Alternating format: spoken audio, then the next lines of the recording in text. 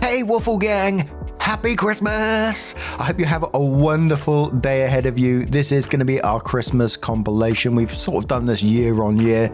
As you're cooking up a storm in that kitchen, having your Christmas lunches, whatever you're up to today, I wish you a wonderful day ahead of you. A huge thank you for sticking with me all year and just being absolutely wonderful to myself, to each other, to the people in the stories. You are absolutely amazing. Please never forget that. Merry Christmas, and let's get into today's stories. Today's first story comes from Appropriate Elk 2603 from the Am I the Arsehole Here subreddit. Does have an update, of course, and says, Am I the Arsehole Here for telling my brother he cannot stay with me over Christmas if he brings his prosthetic leg? My younger brother has a prosthetic leg. I think it's creepy as fuck and I have no idea where he got it from. I'm reasonably certain that it is something I would rather not know. To be clear here, my brother has two perfectly healthy legs still attached to his body. Hey, what now? He just has this thing he takes with him everywhere. I don't know why. I don't want to know. Before you ask, yeah, it's probably a mental health thing. He wanted to stay with me rather than our parents while he is home for the holidays. I said he was welcome to stay as long as he doesn't bring that thing into my house. He said it wasn't a big deal and that he would leave it in his luggage.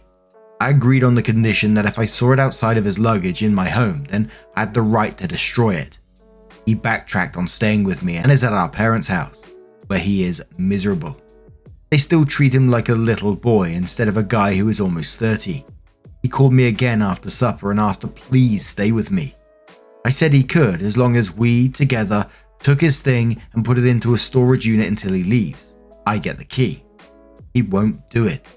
He says that I'm being a bitch for not letting him stay with me. I think he needs to get therapy or medication or both, or a girlfriend, boyfriend, dog, cat, hamster, something. Just not a GD prosthetic leg. Now, I think the top comment on this one's going to sum up a lot of people's thoughts. It certainly summed up mine. This was from Bodybuilder Kitchen 45, by the way. Progression of my reactions. Title, oh yeah, you fucking suck. Of course, we're all going to think that, right? First paragraph, what do you mean? Second paragraph, huh? Third paragraph to the end, the fuck? Captain Shan says, I know, right? I was like, that's really mean. Oh, he has two whole legs. Chris 1986 says, I know this is extremely distressing for you, but I'm laughing so hard. At first I was like, is this arsehole serious? She won't let her brother bring his leg. Like his whole ass leg he needs to walk on because he's literally lost a leg in some horrible accident. But then you clarified both he has healthy legs and are still attached, and I lost it. Not the arsehole, but you and I are not the same. I would need to know. All of it. Where did you get it? Why do you have it? What do you do with it? Did you steal it off a bum or something? Then I would stare at him uncomfortably until he broke and told it all to me.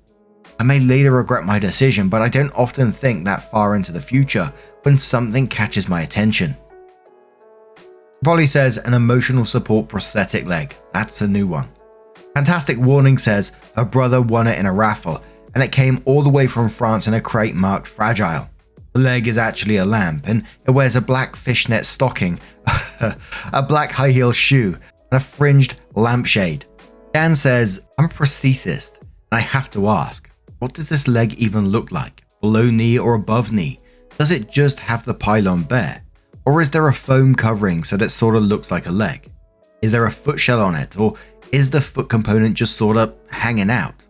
The reason I'm asking is because A, prosthetic anything is mind-bogglingly expensive, and B, you can't just have a prosthetic leg if you have two perfectly healthy legs. You literally need a stump to make one that's specifically yours.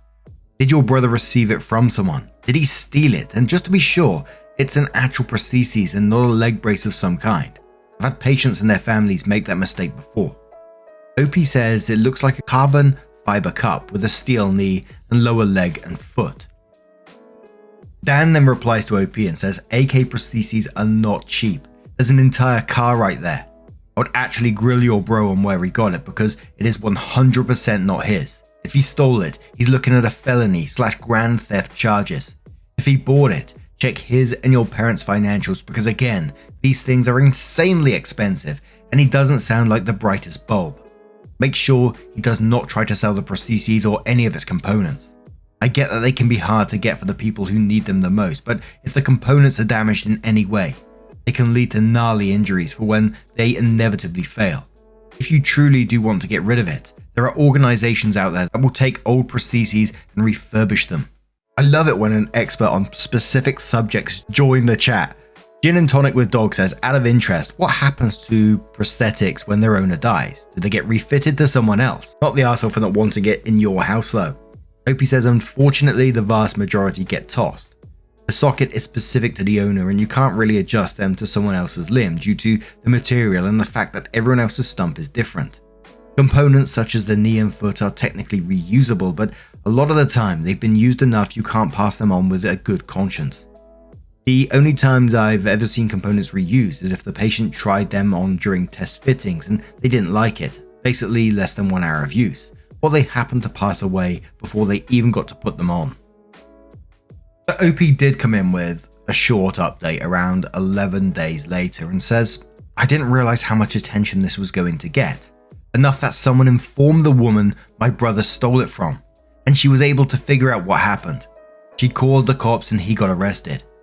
I guess he was sort of trying to do the thing where he could be the hero that tracked down her leg. Please don't ask me what the fuck was going through his head. The leg was expensive enough that he is facing real criminal charges. That's all. Sorry there's not more to tell. A couple of comments on the back of that gold Magikarp says, I remember reading this originally and wondering why the hell he needed to take that leg around everywhere with him. I feel like he would have returned it way sooner if he wanted to play the hero. Potential Speech says, that's wild. I wonder why he wanted to bring it with him though. Is he obsessed with the woman he has to carry the leg with him all the time? I mean, stealing it is one thing, but carrying it around all the time. If he tried to be the hero, he could have hid it. Sounds more like a weird obsession. I don't think he wanted to give it back to be the hero. I have so many questions, but I'm glad the woman will get her leg back. This is something I never thought I would ever say. I think I'm with those comments there. It doesn't feel like he was trying to play the hero at all. I mean, why did he have to take it around everywhere with him? What was the end game in this? So many questions, but I think we still got enough info in that particular update. Holy moly. My thoughts also go to the lady that owned the leg as well. How terrifying must that have been for her? That you rely on like that just be stolen. It must be absolutely terrifying for that person. And how long has he had that leg for? It sounds like because, OP was like, you can't bring that thing with you. Like he's been carrying it around for quite a while, it felt like. And did the parents know about this leg? Why is everyone cool with this guy just carrying a leg around? But now I'm going to turn this one to you guys. I'm asking you, what do you think about this situation? I imagine you're just like I am right now. I'm like, what the fuck? Let us know your thoughts down in the comments below. And let's move on to another story. Now, over on Twitter this morning, I had a little notification from Karen, who shared a story with us, which is titled, My Mother Has Sticky Fingers. It does have an update as well from Competitive Oil 5227 from the r/hotels subreddit. Ooh, I like a different subreddit, I'm excited. So, my mother has sticky fingers. Today, I got a package in the post from my mother, which was odd, as she just came to visit me in Chicago over Christmas. I open it and there's a 2-foot tall, excuse the pronunciation here, Baccarat crystal vase and a post-it note that says, please call me Love Mum, stuck to it. I'm perplexed as I'm not a fancy crystal vase kind of guy. Well, turns out that she was staying in a fancy suite at a hotel over Christmas that had this object displayed and she took a liking to it. So much so that she took it with her. As I looked at it, I could see chunks of that white putty that people use to stick things down with, so she literally must have pried it off. And the hotel noticed, as they added a $1,200 line item to the bill that arrived. My mother apparently does not like it that much. She also removed a robe, but I guess she is okay with paying $125 for that item as it was not included in her package. So it's now my job to take this back to the hotel and explain to some poor desk person that my mother took it in error and could you please remove it from the bill. Please tell me that they will do this. If they don't, I will feel the full wrath of an old lady, as anything less than a refund will be seen as a failure on my part. So some of the comments on this one, Objective Welcome 73 says, call hotel, explain mum has a mental challenge and offer to bring it in. Apologize and throw your mum under the bus and hope they pity her, or pity you. Lingonberry Pryor 6896 says, let them know she's being evaluated for dementia. Of course, she can't stay there again. Amanda Maelstrom says, if you call, explain and apologize up and down. Hotel management might let it go. I tend to be a lot more sympathetic to the long-suffering family members of my problem guest than said guest themselves. Just make it clear that you are mortified by your mother's behavior. But on a ranty tangent, why can't people stop stealing our decorations? We try so damn hard to make our hotels pretty and welcoming, and guests just keep ruining it. They stole my cute little bobble-headed leprechauns on St. Patrick's Day. They unscrewed the pineapples atop the luggage carts. They somehow carried off gorgeous antique model ship that was nailed to the fireplace mantle. They tried to steal a whole sofa from the conference center. I think the worst was a few weeks ago when a guest stole all of the shower curtain rings. Just the rings. They folded up the shower curtain. I'm just saying, if anyone thinks that modern hotels lack charm, there's a damn good reason why. All of our charm got freaking stolen. Oh man, people who work in hotels must have stories. You know, if you ever on my Twitter, you see that sometimes I go out into London and visit some sites there pretty much on a yearly basis now. I always stay in like a decent-ish hotel because it's always nice to just chill and relax in these places. But they've always got like beautiful decorations. And OP talking about the long boat, the boat being nailed down on the mantelpiece. The hotel I just stayed in just before Christmas had a massive boat there, and I thought, wow, it's like a ship in a bottle kind of thing, and I thought I'd love that decoration. Obviously I wasn't going to steal it, but I thought that's a really cool decoration, and it just had me thinking when OP was talking there, that must be a daily occurrence about people just like taking shit from hotels. I wonder how often these people get away with it as well. Core hotel stories, exciting. But OP came into the post one day later and said, to recap, my mum stole a very large and very expensive vase from a hotel suite. The hotel added it to her bill and sent it back to me to return. I took all your advice and walked into the hotel with the full intention of claiming my mum has dementia and didn't know what she was doing. And honestly, with the size of the vase, it seemed very plausible. I also knew to ask for the shift manager and had worried I was about to go down to felony theft. I put a paper check in my wallet just in case I ended up having to pay for something and put on my nice overcoat. The entire drive downtown I was cursing my mother. But anyone on here with an 83-year-old stereotypical Jewish mum will know that sometimes you just have to do things as the fallout from her would be worse than anything a hotel could dish out. The front desk fellow couldn't have been nicer. When I gestured to the box, he didn't even ask why I needed to see the shift manager. He just asked me to wait while he was paged. The shift manager arrives. I open the box and display the vase inside. It still had a post-it that said, please call me, love mum on it. Before I even got half my story out, he excuses himself and disappears. The desk fellow walks over and asks if I'd like to sit down and takes me to this little area with a desk and offers me a coffee. I'm now imagining that the police have been called and I'm triple cursing my mum. In walks a fellow who is the hotel general manager. I hear that Mrs. X has sent the case back. Is everything okay? I start in on the dementia story. He stops me. I first met your mother in 1982 when I started working here. There was a young boy who had climbed into the lobby fountain and was about to urinate on the statue, and your mother asked me to fish him out as she was wearing difficult shoes. I'm guessing that was you. I'm confused, but tell the fellow that was my brother and the story had become a family legend. The guy continues. She has a hobby of removing things during her stay, and we have historically just added them to her bill. Am I to take it she does not want to keep this? I'm thinking, how much money has she spent on stolen towels and other hotel crap? And all I can do is thank the fellow for looking out for her.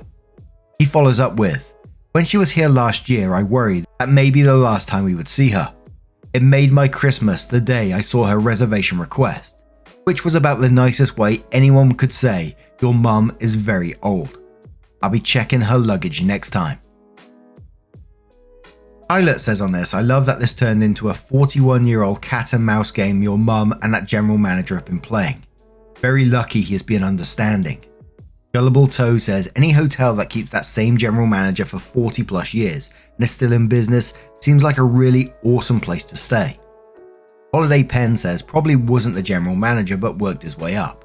Like first job as a bellhop in 82 at 18, is now the general manager and has been for 15 years.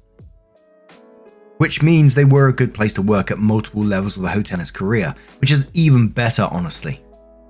OP replies to that and says, I left out a few of the less attractive parts of the story, like the fact that she had mailed the thing back to me in a 1990s box that once held a Sears vacuum cleaner, which had people glaring at me, and the fact that the valet guy charged me $45 to hold my car for 20 minutes to make it a little more appealing. The entire phone call I had with her when this project got dumped on me was, well, acerbic. Textile Factory says, I take it she's a well-off klepto. Money excuses a lot in this world. OP says, the crap that my mum always routinely gotten away with is astonishingly simply because she looks very well heeled. I used to dread school events when I was a kid because of how weird she treated people. Like she wouldn't even take the time to be demeaning to people. She just honestly didn't notice most people that were around her. Now that she is old, she totally abuses that as well. People end up doing things for her, simply because she makes it obvious she expects them to, and you can't say no to old ladies. Sploot Fluff says, this makes the story even better. How many family heirlooms are from the hotel? Opie says it makes me think that a large collection of decanters at her house might have a dodgy backstory. I can remember asking her once why one of them was monogrammed QE2 and her telling me that it was a gift from a ship captain. That may have been the origin, but it probably wasn't a gift the ship was aware of making. Off My Rocker says, but wait, did he take the vase back? Did your mum have to pay for it after all? Inquiring minds want to know. Opie says, I think they took it back. I definitely left it sitting on the table I was at. If that actually becomes a refund to her credit card is the question. Never Done, Never Ready says, this reminds me of the book Montana, 1948. A lady keeps shoplifting and the husband goes to all the stores and pays for what she steals. I hope your story is true.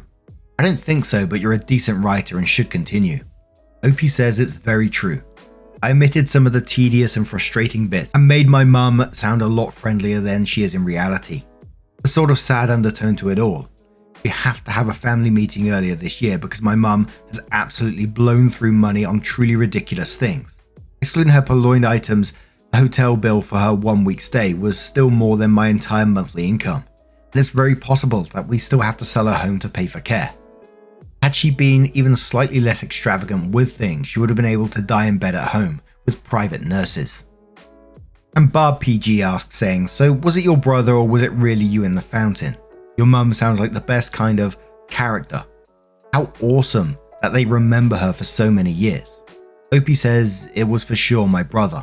In my father's version of the story, my mum was pregnant with me at the time with swollen feet and refused to wear tennis shoes, and he had to help wedge her feet into heels. In my godmother's version, who lived in a condo above the hotel, my mum's doctor had said it was okay for her to resume drinking at the 8-month mark, though her feet were both swollen and she was not quite sober. And I think it's fair to say there was a mix of comments on this particular story. Some people saying they absolutely love the update to this people. Other people saying that, you know, she's gotten away her whole life without consequences here. But now I'm going to turn this one to you guys. What do you guys make of this situation? Let us know your thoughts down in the comments below. Let's have one more story. Now, our next story comes from the Am I the Arsehole subreddit. Doesn't have an update as yet, from Mysterious Macaroon, who says, am I the arsehole for ordering food to go when my friend group wanted to split the check evenly? This has been an ongoing issue. I have a friends group that likes to eat nicer food. Personally for me, I am fine getting something cheap on the menu. The issue is always they want to split the check. I've had the conversation so many times that I want to pay for what I ordered. It results in an argument where I have to bend or everyone is mad at me.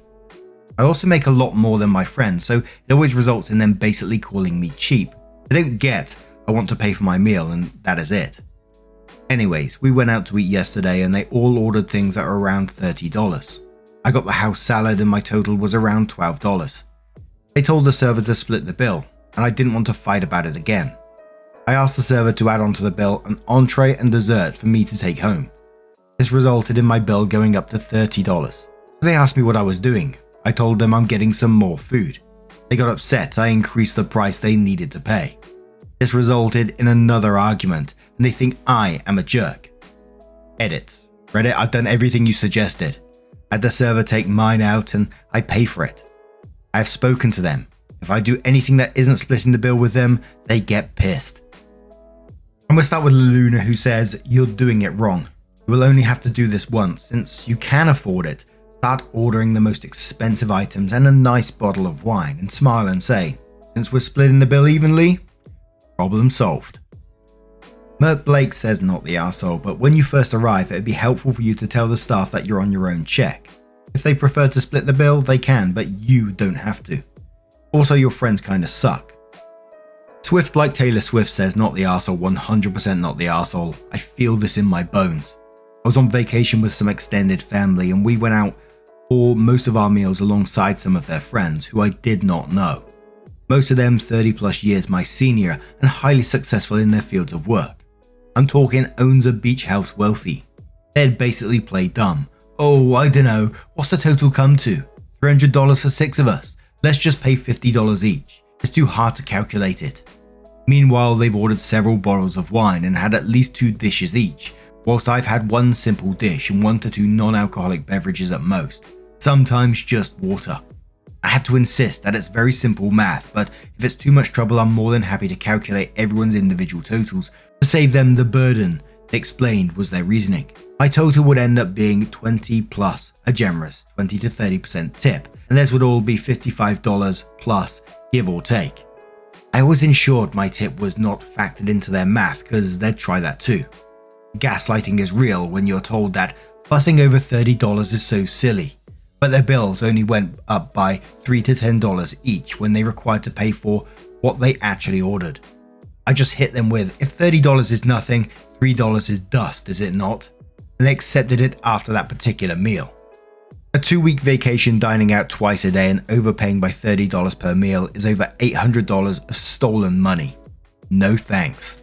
I always find it really shitty that friends as well, like if a friend said to me that I don't want to like combine bills or whatever, I want to split the bill, I'd be like, yeah, absolutely, of course. But how would you deal with this particular situation? Let us know your thoughts down in the comments below. Now, our next story comes from Sports Obsessed BF, who says, "My 24 female boyfriend, 24 male, is obsessed and superstitious with sports to the point where it interferes with his life severely. I'm also a sports fan, but I think he is out of control. My relationships, I realize that this problem may seem minor and insignificant, but it's really affected my relationship with my boyfriend. I'm posting this with a throwaway because people I know in real life know my Reddit handle. Excuse any typos please, on mobile. I, 24 female, have been dating my boyfriend, 24 male, for 17 months, and we've lived together for 5 months. He's a wonderful guy and he treats me great and doesn't have a mean bone in his body. We get along with each other's friends and families, and we have the same sense of humor and common goals and beliefs. I know we are young and I don't want to rush, but I love him and can really see a future with him. There is just one problem that I feel is getting in the way. It may seem like such a stupid and insignificant problem because he doesn't hit me or cheat on me or use drugs or alcohol to excess, but it's really affecting our relationship. My boyfriend is obsessed with sports and is really superstitious when it comes to his teams. We live in Massachusetts and he is obsessed with the Red Sox, the Bruins and the Celtics, the Patriots and the Revolution. I like sports as well, but he takes it to a whole different level. He gets superstitious and has routines and things he does because he believes it will help his team win. Some examples. Earlier this season, the Red Sox went on a winning streak. The day they won their first game, he had a day off work and he'd fallen asleep on the couch the night before, still wearing his socks. So for the entire winning streak, he refused to take off or change his socks. He was washing his hair and body in the bathroom sink and wearing clean clothes, but he wouldn't change his socks or wash his feet. This went on for days and it was gross and his feet smelled so bad, and he admitted he could smell them too, but he didn't care because he said it helped the team win. When the NFL season started this year, my boyfriend's car was in the shop, so When he went to work the day before opening day, he walked to work and then took the bus home at the end of the day. This happened for the first 2 games of the season, and the Patriots won every game, and he was convinced that this ritual was helping the team. He kept this up for the first 10 games of the season, even after he got his car back. He didn't care what the weather was and even made the trip on days he wasn't working, even though it was 30 to 4 minutes each way without a car. 2 mutual friends of ours got married on November 28th of last year, and he couldn't make the trip because we had to go out of town for the wedding. He was actually thinking of skipping the wedding, but because I talked sense into him, he went, although he was tense the whole time. The next day, the Patriots lost their first game of the season after winning 10 games in a row. He was pissed off and still blames me for it, and by blame me, he just says it's my fault. He doesn't do stuff like yell at me or refuse to spend time with me, just for clarity. He is not abusive. He has certain rituals for game days. He will only eat certain foods or drink his coffee a certain way or go to a certain coffee shop or gas station. For the last Bruins season, he went and got coffee every morning, even if he didn't want coffee. He has certain brands of shampoo depending on what sports season or playoff it is. He will change his hairstyle or not shave it if it is the playoffs, or he will only sit in a certain seat in the living room during the game. When we moved in together, I moved in with him because my lease was up, but he still had 6 months left on his. The plan was that after 6 months, we could find a bigger place. I have almost a new living room set with a couch, love seat and 2 recliners. His living room furniture is ripped and on the verge of breaking.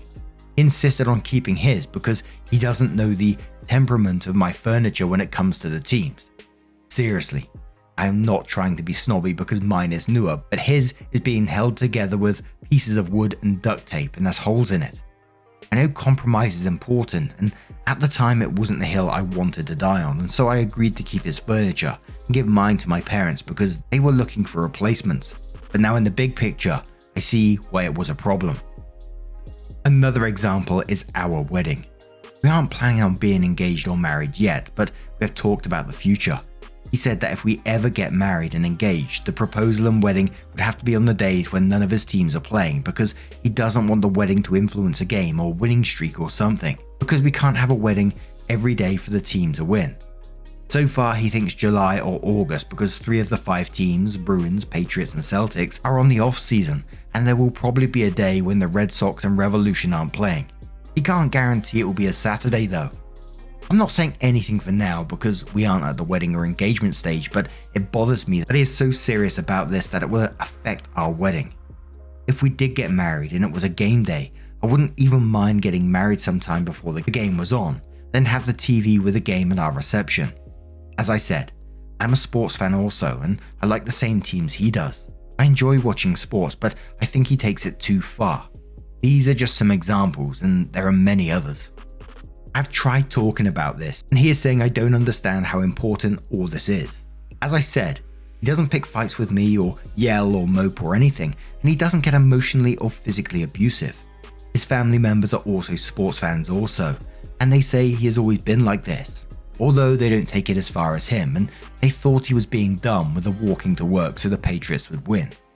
I convinced him to talk to a therapist about these compulsions, and that included couples therapy where we could talk. And he agreed to go, but the therapist said he didn't have a problem and was normal.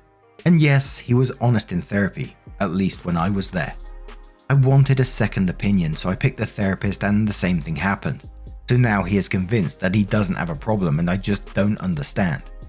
Like I said, he's wonderful in every other way. He's a good person, he isn't a snob to anyone, and he treats me well and doesn't cheat or be abusive. He spends time with me and is attentive. And even when we debate about his sports obsession, he doesn't yell or get mean. I love him very much and I can see a future for us.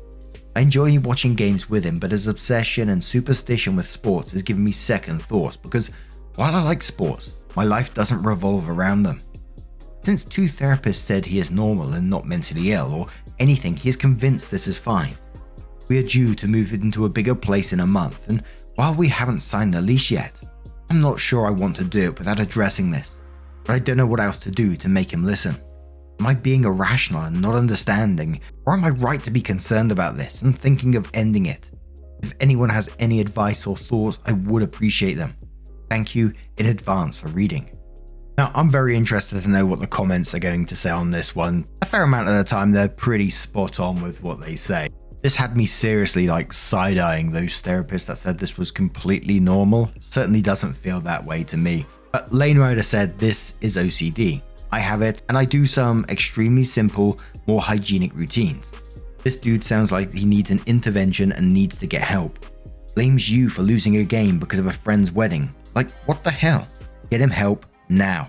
Another commenter says, I don't understand how 2 therapists cleared this. It's some hallmark OCD.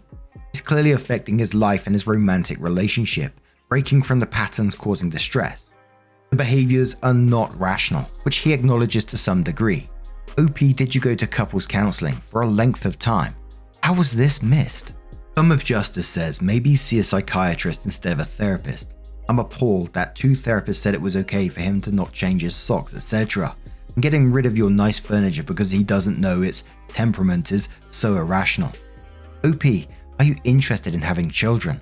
I can only imagine what being pregnant with this guy would look like. God forbid you go into labor on any game day. What will a child's sports temperament be? I don't know how you can handle this. It will be a deal breaker for me. Seriously, the socks would have just flat out killed the relationship off. And one more comment which says, I came into this post thinking he probably just watches too many sports and it's interfering with their relationship. Well, I was super wrong about that one. Like other posters, I agree that this is OCD. I mean, it's one thing to wear a jersey when the Penguins are playing. It's another entirely to plan your wedding around sports seasons and wear the same socks for weeks. The bottom line here is that we on Reddit can't help him and that you can't help him. He needs medication and cognitive behavior therapy to get this shit under control. Start by seeing a psychiatrist. These people can prescribe medication, which psychologists can't. So OP comes back into the post a year later and says, my first post can be found here, and shared the link and says, firstly, I would like to thank everyone who posted supportive and kind comments. I'm sorry I didn't answer them all. I'd posted with a throwaway and some stuff had happened. I'll explain below, and I'd forgotten I posted for a while. Now things have kind of evened out, I wanted to give an update for everyone who was supportive. He is my ex-boyfriend. I read all of the posts and a few days later I decided to talk to him again. It didn't go well at first and that should have been a sign.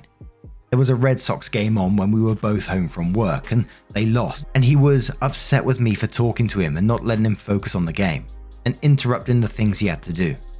He was convinced they lost because of that and we had a huge fight. I should have ended it there, but I didn't.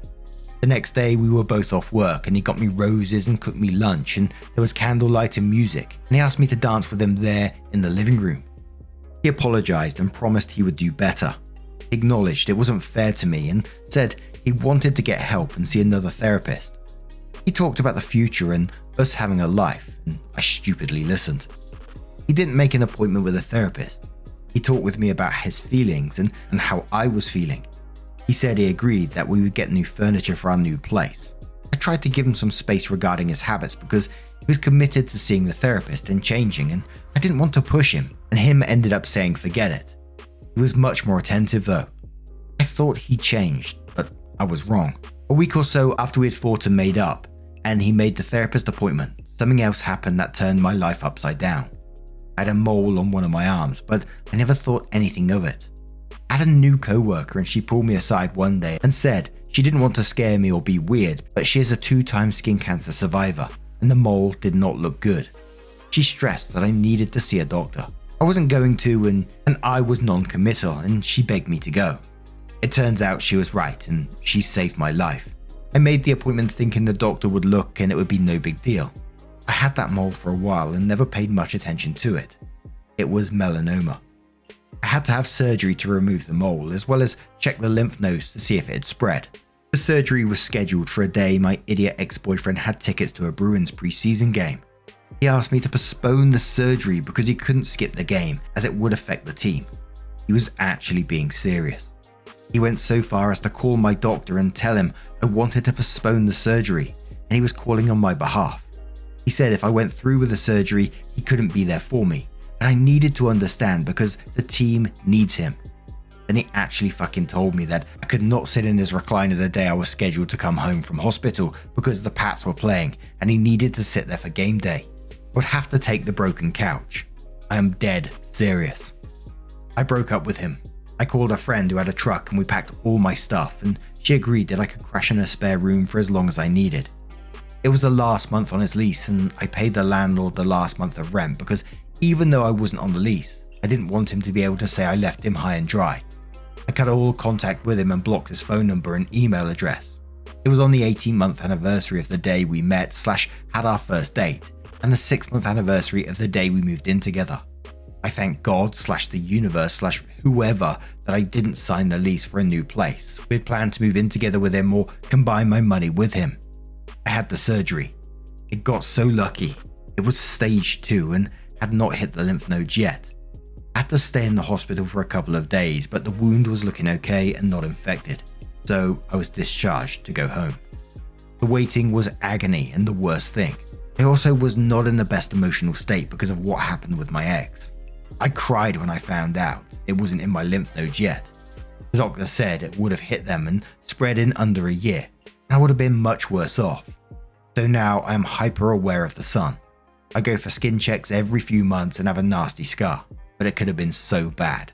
That co-worker saved my life and we are friends now. Yesterday was the 1-year anniversary of my surgery. I had so much support from my friends, family and co-workers. I will never forget it. Once I recovered and went back to work, I got a small promotion. I started night school for college last month, while I work full-time during the day. I've taken up rock climbing and last month I started night school. It will really help my career and I'm excited about it.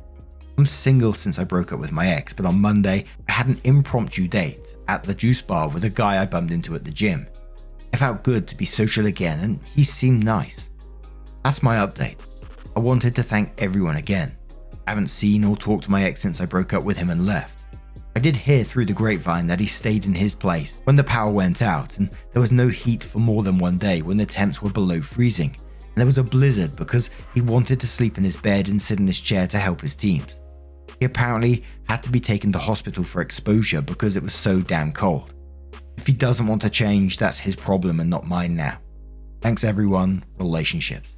And I can't blame OP for checking out of that situation. I think OP is right that if he doesn't want to change, then it is going to be his problem and not OP's. And him calling the doctor to cancel her appointment was just, that's awful. But regardless of the behavior, as I said, I'm glad that OP's out of that situation. I hope that one day he does find some help because that does sound really extremely unhealthy and sounds like it could escalate even further. But now I'm going to turn this one to you guys. What do you guys make of this situation? Let me know your thoughts down in the comments below, and let's move on to another story. And our next story is from the Am I the Arsehole subreddit. It doesn't have an update as yet, but it's from Beginning Jaguar 9693 and says, Am I the arsehole for refusing to share my huge inheritance with my step siblings? So I, 17 male, found out only a few weeks ago that my dad left me a lot of money in a trust. Like it's such a crazy amount that I didn't really believe it at first, but it's true. The reason is my dad had inherited from both his parents already. He also inherited from the only 2 uncles he had as well, and one of them was very successful and had a business. This was all explained in a letter my dad wrote to me. He had the trust set up before he came into most of the money, but when he found out his cancer was incurable, he decided to put it all aside for me once all his medical bills were paid off for him. My parents were separated but not legally divorced when my dad was sick/died, but they weren't living together for a couple of years. This was 10 years ago. My mum found out about the money because she read the letter he sent me about the issue. Then she insisted she was joining me to meet with a lawyer to discuss this. When my mum learned about the money, she told her husband and suddenly the money became a very touchy subject. I can't touch it until I'm 19 with the way my dad set it up. I have some time to deal with this, but my mum and her husband want me to share the money with my step siblings, 14, 8 and 7. The money is enough where even if I pay for college and buy a house, I would have money left. The way the trust works, I was told it's also getting interest, which my dad had intentionally set up. My mum and her husband have struggled financially for years. They started dating when his youngest kid was 1. His wife had died. He was going through a legal battle with the mother of his oldest, and his oldest is in therapy for trauma caused by their mum. Also, his youngest was born with some medical issues and has a lot of doctor appointments. Between everything, money was tight. We lived paycheck to paycheck and I worked to make my own life a little more comfortable. But we had no college savings or anything before this. My mum and her husband drained their own bank account to keep a roof over our heads. This has all been brought up to me as a good reason why I should do this. My mum told me it was selfish for Dad to put it all away solely for my future, and he should have been thinking about raising me as well. She told me I might not call her husband Dad or his kids my siblings, but we are a family, and that this family has been through so much together, and we struggled for so long, that it would be so good and generous for me to do this. I told her it's not like I can access the money now. She said no, but when I do, I should set up accounts for my 3 step siblings so they have a better chance at college, and if not college, the chance to have a help start in life. Despite all their trying to talk me into it, I said no. I told them that I wasn't going to share the money. My mum was so mad, but it was nothing compared to how mad her husband was. They told me to quit being selfish and start acting with compassion. Am I the arsehole? And we'll start with Cronkless Order, who says not the arsehole, but get the hell out of that house. Is there a sibling of your dad's you can move in with? Invest every cent of that money though. Talk to a financial advisor. Also make sure to keep your birth certificate, driver's license and any other IDs and documents where they can't hold them over your head. Opie says no. My dad was an only child and I'm the last person in that family. At least that I know of. No other family he had. Iron Beagle says not the arsehole. So your mum's new husband is mad you aren't giving money to his children with your mother. This money came from your father. That was not their father's, it was yours. This is whom your father wanted the money to go to. Explain to your mother that if they're going to punish you for doing exactly what your dead father wanted, they can go fly a kite. Mum should also ask a new husband to stay out of it. He isn't your father. Opie says his children with his late wife and his ex-wife. None of his kids are my mum's kids. And one more comment from Gypsy Bug who says what they're asking isn't compassion. It's displacing the financial burden of raising his children onto you. If you have no emotional drive to share, then please do not do it. Your mother is responsible for the costs of raising you, full stop. You don't owe her for a choice to have and raise a child. She has made decisions that got her and her husband where she is. It is not your job to mitigate her life. Your dad was smart. He made sure your mother could not ruin your future. He guaranteed safety for you. Now take advantage of his forethought and thrive, not the arsehole. But now I'm going to turn this one to you guys. What do you guys make of this situation? What would you do if you was OP? Let us know your thoughts down in the comments below. Now, our next story comes from Would I Be the Arsehole Make Mum Homeless, who says, would I be the arsehole for making my mum homeless after what she did to my wife? My mum, Cara, 50s, doesn't hold down jobs. I think she's above working a regular 9 to 5 and is a moocher. She's essentially just lives wherever she can find people willing to let her live for free and spends the little she has from doing odd jobs on booze and drugs. My dad, they divorced over a decade ago. John finances a lot of her lifestyle. Cara will beg him for money since he's pretty well off and for some reason he usually gives it to her. Recently, John bought her an old RV and she planned to move into it in her parents' backyard and get paid from the state to take care of them as they aren't well. My wife, Diane, 29 female, and I, 35 male, live right next door to Cara's parents, my grandparents. When Cara decided to move down here, we made it clear that we won't be taking care of her financially and she can't mooch off of us. I explicitly told her she isn't using our laundry or shower or bathroom, electric, a dress for mail, etc. I told her if she's moving to her parents, they are solely responsible for her. I said that as she tends to try and guilt me into helping her and is very manipulative. Cara decided to put the RV in between my shop and her dad's shop. I did make it clear that she can't plug into our shop as we aren't paying her electric and we need a main panel upgrade and don't have the power to run her RV. She was fine with that. Also to note, her parents have a room in their house, but some repairs and things need moved, but Cara refuses to do that for free, even if it would get her a place to live. And recently the application for her to get paid to be their caretaker got rejected as she failed the background check. She's slowly running out of money and has tried to mooch off of Diane and I, but we are sticking to our guns saying no. She has heat. There are multiple food banks around. She has a car and is capable of getting a job, just chooses not to. Diane and I also have a 7-month-old son.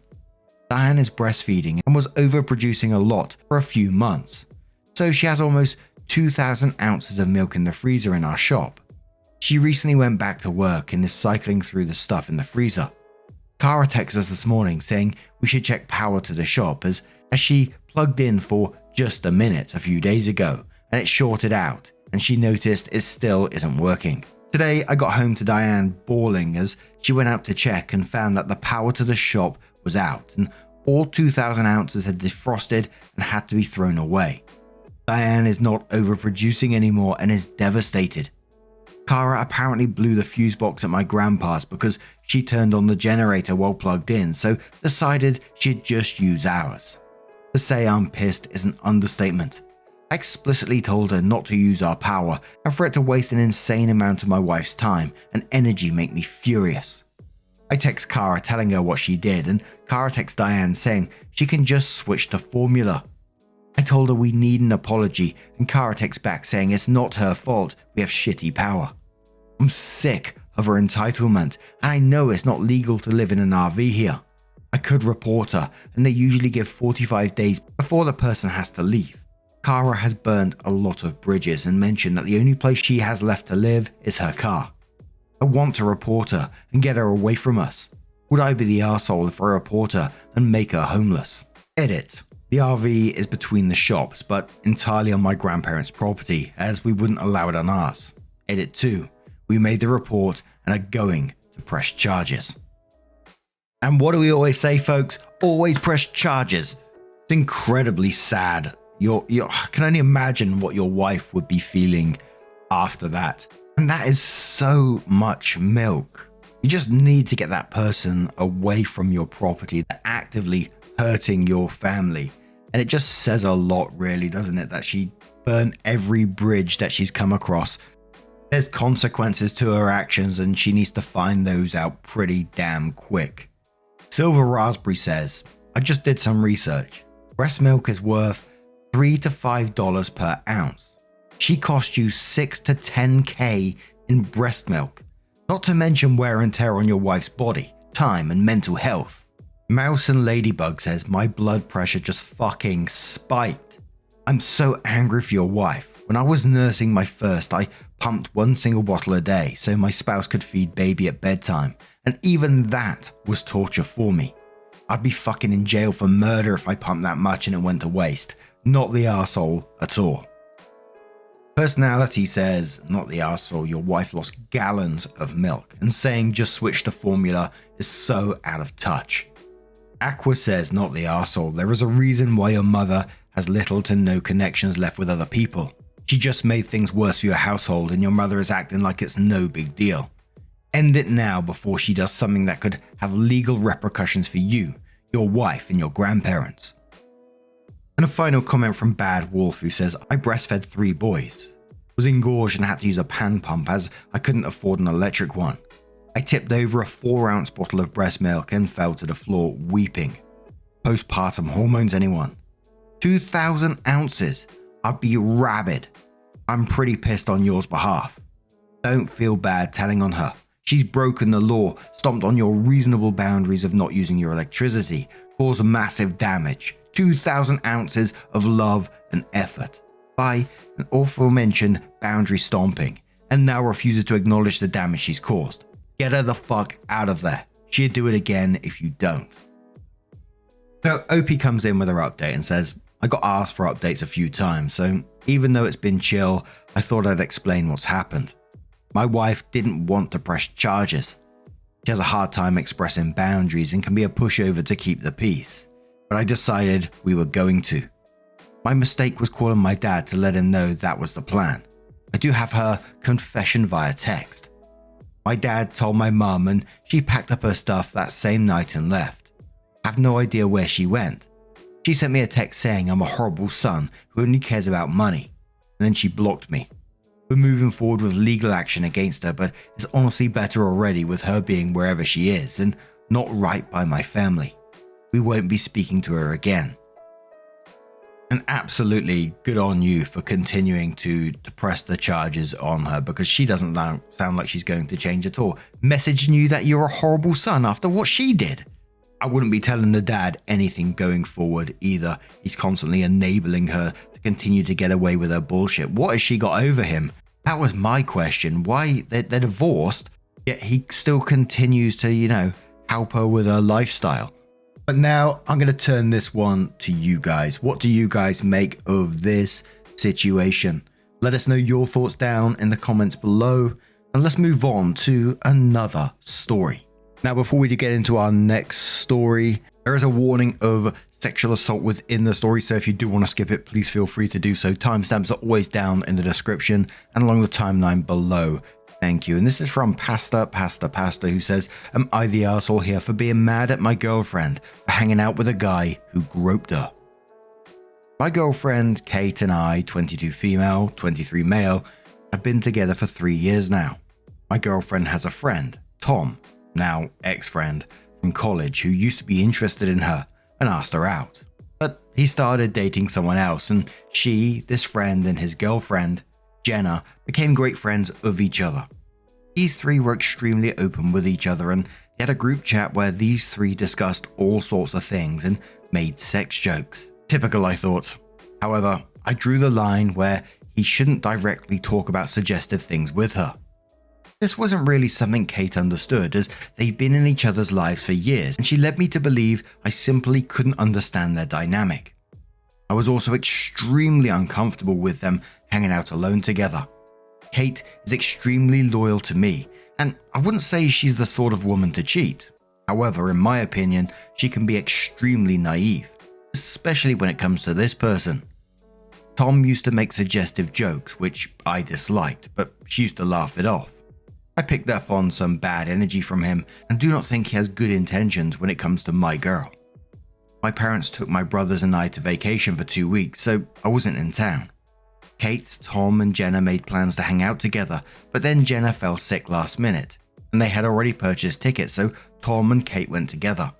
I raised objections to it and told her not to get drunk around him, but she dismissed me and got angry that I was trying to control her. I was supposed to arrive 4 days after her plans, and Kate didn't message me for the entire 3 days. We both were angry at each other, I assumed. However, when I came back, she invited me to her place and broke down and started apologizing. She confessed that she was so mad at me that she had like 5 shots that night, and she didn't realize when Tom groped her. She slapped him hard in the bar and took an Uber and came home. She said she was ashamed of telling me earlier and that I was right about him. I was trying to really hold myself together and didn't lash out at her or anything. I said that we need to immediately report him to the university authority about what he did, and I will support her. However, I wasn't very open or affectionate with her. She did cut him off and Jenna broke up with Tom. However, I'm extremely furious at Kate for completely dismissing and disregarding my feelings around Tom and getting drunk when I expressed it makes me uncomfortable, on top of them hanging out alone.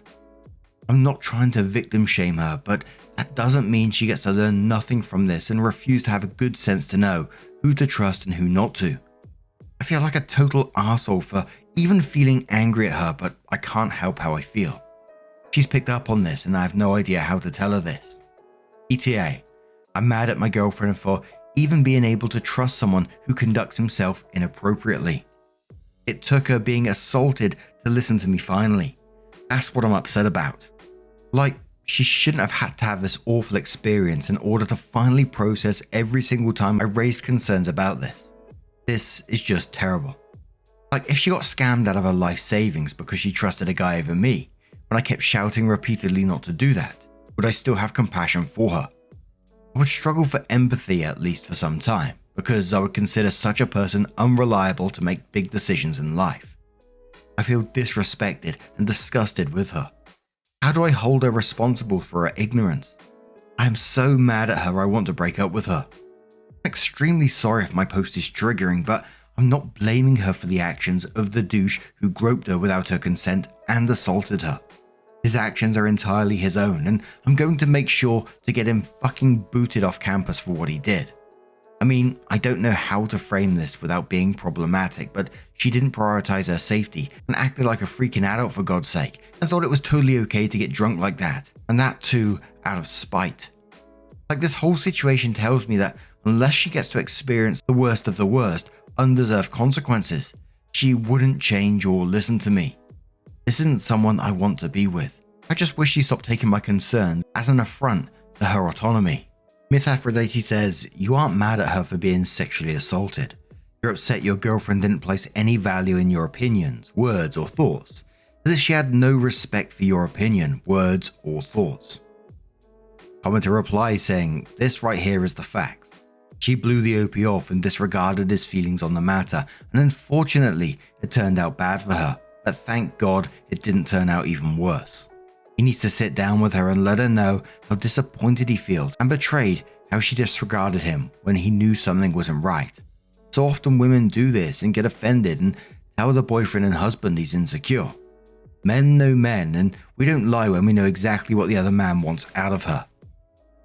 Will's Irish says, not the arsehole, she was drinking and hanging out with a guy that's asked her out and expressed interest in her. Maybe you trust her, but that's inherently untrustworthy behavior. The good news is that this is largely a young person's problem.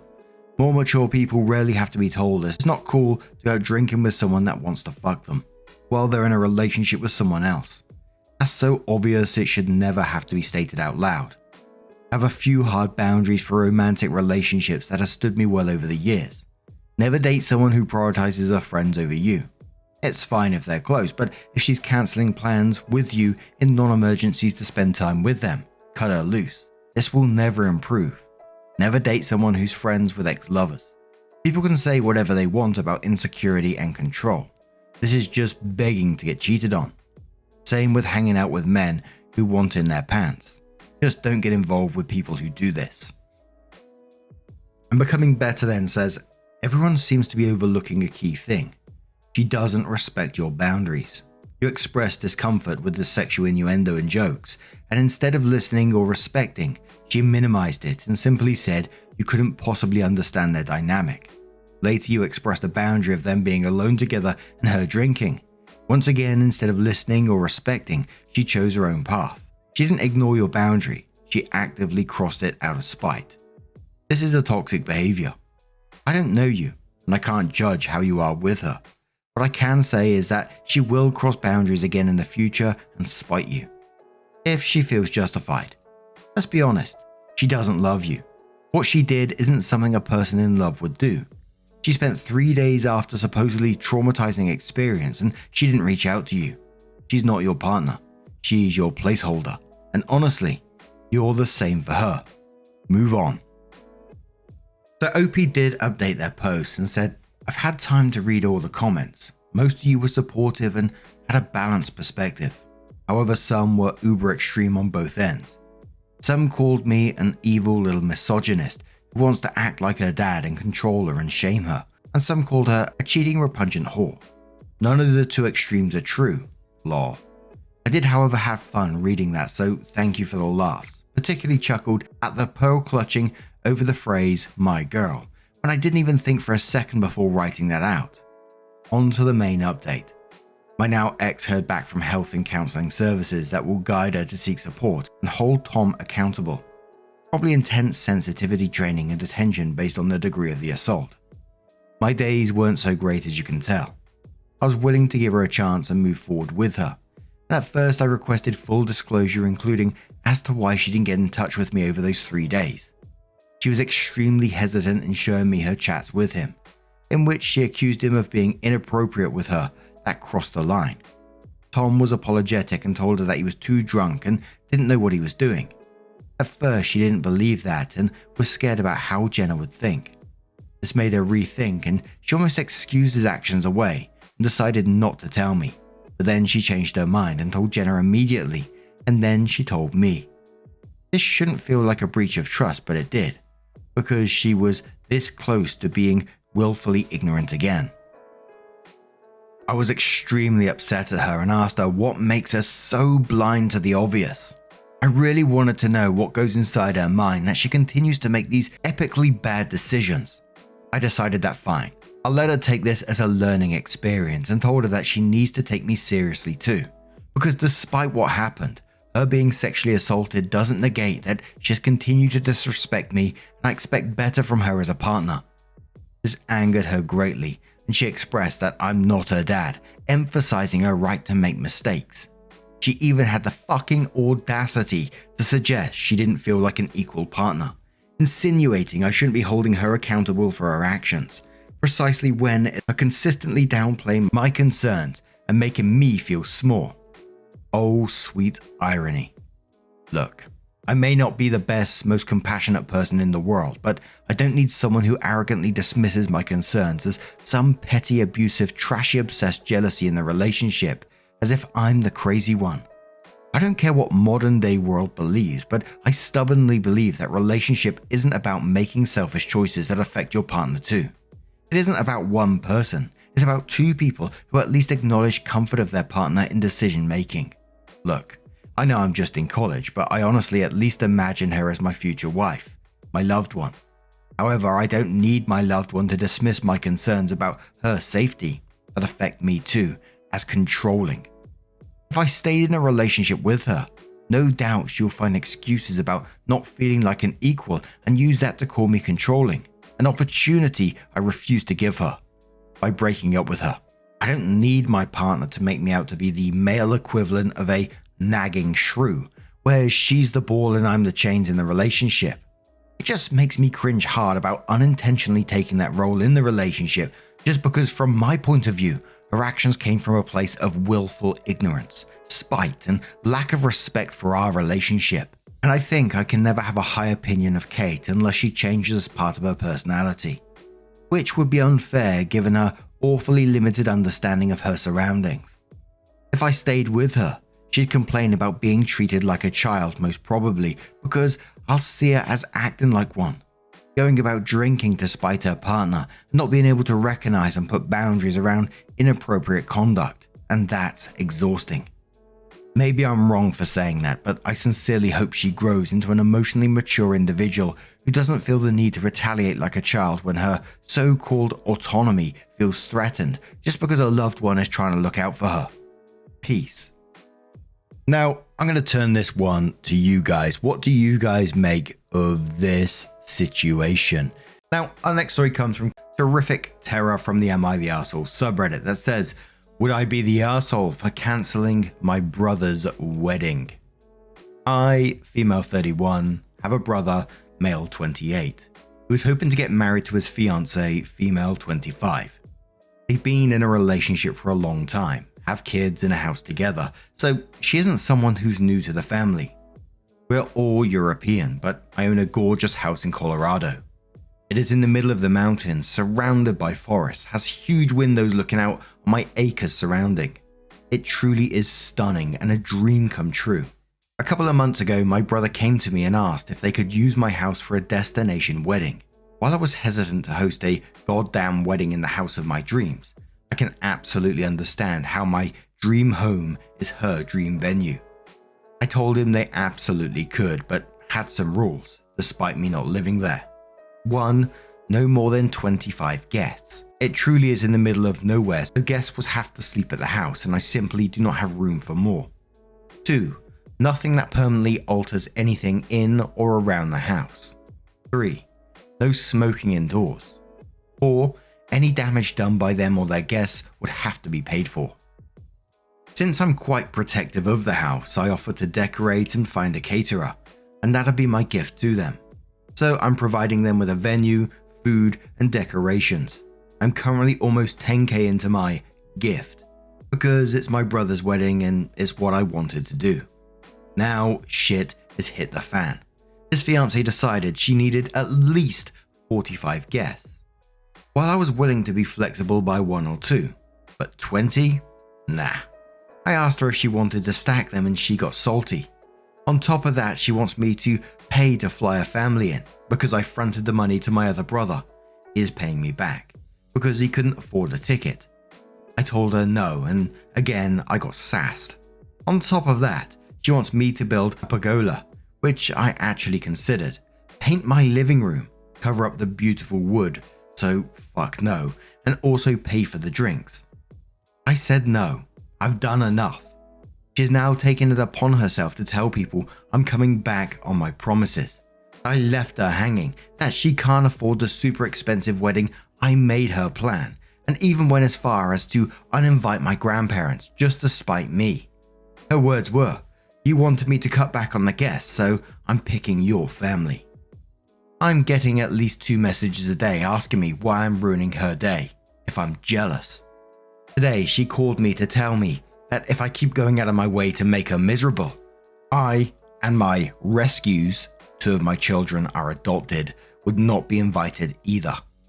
While I find it absurd that she thinks that she can uninvite me from my own house, the fact that she referred to my kids as rescues has me absolutely fuming. I'm considering cancelling the whole thing, but be royally fucking over my brother in the process, who has done nothing wrong. So, is her shit show overshadowing my need to protect my brother from a giant financial hole? I don't know. Edit to add, I don't live in Colorado. We live in our home country in Europe. Imagine someone offering you all this for your wedding, to host it at their house, to offer caterers, to have the place decorated. OP said up to 10k in their expenses towards your wedding, and then you're like this.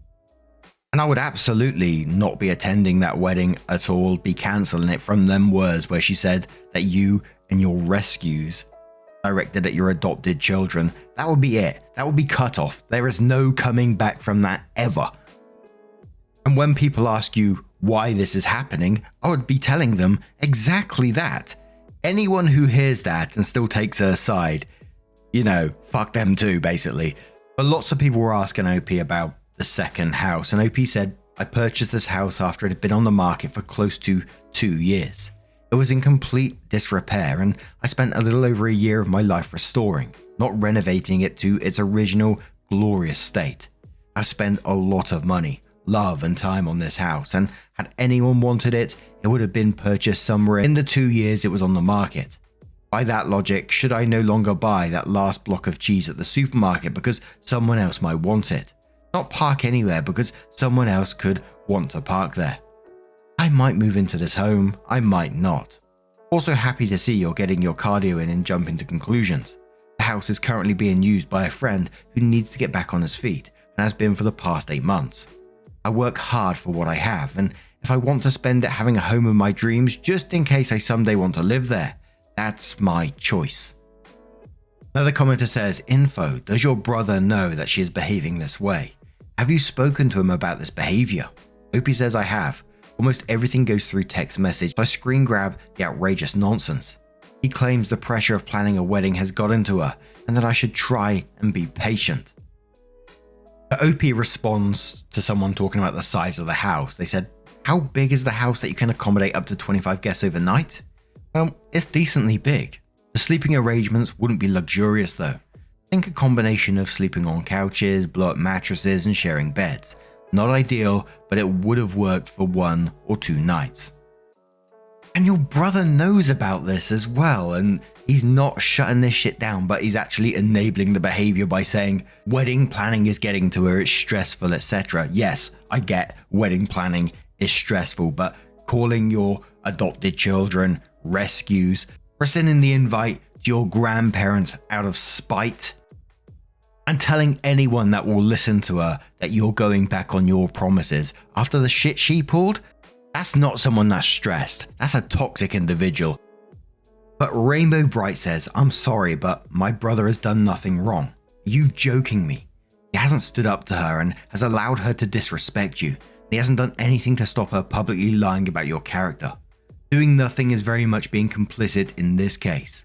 But you need to put yourself and your children first here. Your brother is putting his fiancée first, so you need to show the same respect to your children and cancel this shit show. You'll be doing your brother a favor.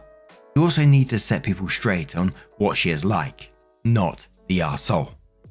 Blue-furred Unicorn replies to that saying their brother has done quite a lot wrong, including planning a destination wedding he can't afford in the slightest, a 10k present from the sibling when the groom can't even afford his own plane ticket. He'll pay it back.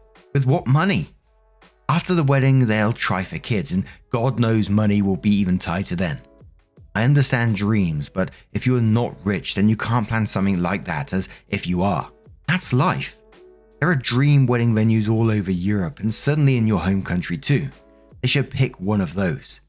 As a working class person, I've never understood destination weddings. It seems so selfish for me to expect so much from your wedding guests. Spend all the money plus the vacation days, etc. Not the arsehole, of course. Be even more protective of that house. You have every right to. And a final comment from Squiggles, who says, obviously you should cancel. The bride has shown huge disrespect and you should protect the family she calls rescues in your property. Not the arsehole. If someone disrespected my kids like that, I would not be speaking to them, let alone paying to host their wedding that has already crossed many of my boundaries. Maybe you cancelling the wedding will wake your brother up from his stupor.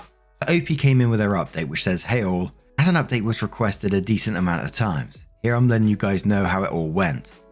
First, I want to address one thing. For those claiming I'm an arsehole because I'm contributing to the housing crisis by owning a house I don't live in, I am not. This is a house so deep in the mountains I need to drive 15 minutes to go do groceries. The internet is so crappy I am waiting for even Starlink to start covering the area. And when it snows, you sure as shit aren't going anywhere. This is not a house built for living in full time. On top of that, it was on the market for close to 2 years and in complete disrepair. I did not steal some family's home. No one wanted it. The fact that it is a dream home is because I spent a year of my life restoring the whole thing myself. Now, onto the update. I heard they were visiting my parents and I drove down as well. Mostly because I wanted people present to witness the conversation. I told her and my brother that since my home did not suit her needs and it was stressing her out to the point that she was calling my children names, I no longer felt like I was giving them the appropriate gift by supplying a venue, caterer and decorations. I said that I felt like in my efforts to protect my home, I was limiting their options too much, standing in the way of their dream wedding and as a result would no longer be hosting. My brother seemed relieved. Admitted to not quite wanting a destination wedding and that things got a little out of hand during the planning phase, thanked me for my willingness to help and offered to pay me back for the deposits I'm losing, which I appreciated but declined. His SO, however, accused me of being petty and jealous because I'm single and no one wants me, and going out of my way to cause her stress and ruin her day. She pointed at my 2 youngest children and said, "You're doing more for strangers than you are your own family."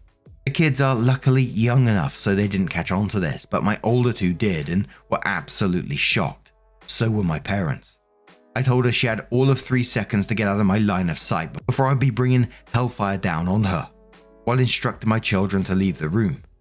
My father stepped in, said it would indeed be better for her to leave and told my brother that he was sorry but that this is unacceptable. My brother agreed, took his family home and has since called me to apologize and say that the wedding planning has been put on hold until she comes to her senses. Thanks for all the input and help all. I'm happy it didn't end up all too dramatic. I'm surprised that it's only the wedding that's been put on hold and not the whole relationship. Imagine being in that room and watching her say that. Someone talking about your children like that. My word. But now I'm going to turn this one to you guys. What do you guys make of this situation? Let me know your thoughts down in the comments below. Let's move on to another story. And our next story is titled, "Am I the arsehole here for telling my mum she is dead to me if she mentors my bully?" So my 16 male mum, 40s, is a teacher at my school. Our school has a special elective you can take, which is being a teacher's aide during your elective period. It's mostly stuff like grading papers for them, making copies, mentoring, etc. It's pretty much always just teacher's favorite student at the time. I found out at the beginning of the semester that my mum chose Dave, 17 male, to be her TA. Dave has made my life a living nightmare since middle school. He has bullied me mercilessly, both physically and emotionally, since 6th grade. I don't want to get into everything he's done to me, but everyone is fully aware of it, including the school and my parents. There have been countless meetings with school administration and suspensions on his end, but it has never stopped him. Since we've been in high school, I haven't had to see him as much, which is a relief. But the times that I do are always terrible. When I found out that he was a new TA, I was obviously very hurt and confused. I asked her why she would want to spend extra time with someone who made my life so terrible. She said that she had him in one of her classes and that he really isn't such a bad kid. but he has a really terrible home life that she can't tell me about that makes him act out. For the record, my mum has always had a soft spot for kids who come from bad homes. I reminded her of all the things he had done to me, and she said she understands, but he really needs help right now. I told her that I get that, but why does it have to be you? We have a huge school full of teachers and staff who can mentor him. Why does it have to be you? She told me to stop being selfish, and some kids have it harder than I can imagine, and she's just trying to help. I was honest with her and told her that if she continued to have him as her aide, she was dead to me. She was choosing him over me, and she would no longer be my mother. I would no longer talk to her, and the minute I turned 18, I was moving out, and she would never hear from me again. She rolled her eyes and said I was being dramatic, but after a couple of days of ignoring her, I was grounded. It didn't change my mind, and my dad tried to force me to talk to her. I still refused, so they pretty much took everything away from me one by one for the past few weeks. I no longer have my car, computer, guitar, and most recently my art supplies, and I have to come home from school and go straight to my room, and I'm not allowed out except dinner until I start talking to her again. I don't realize this is just strengthening my resolve. I'm going to sit in this empty room every day silently until I'm 18, and they'll never see me again. My mum keeps coming in crying and begging me to talk to her, which makes me feel kind of bad, but she still won't remove Dave as her aide. Am I taking this too far?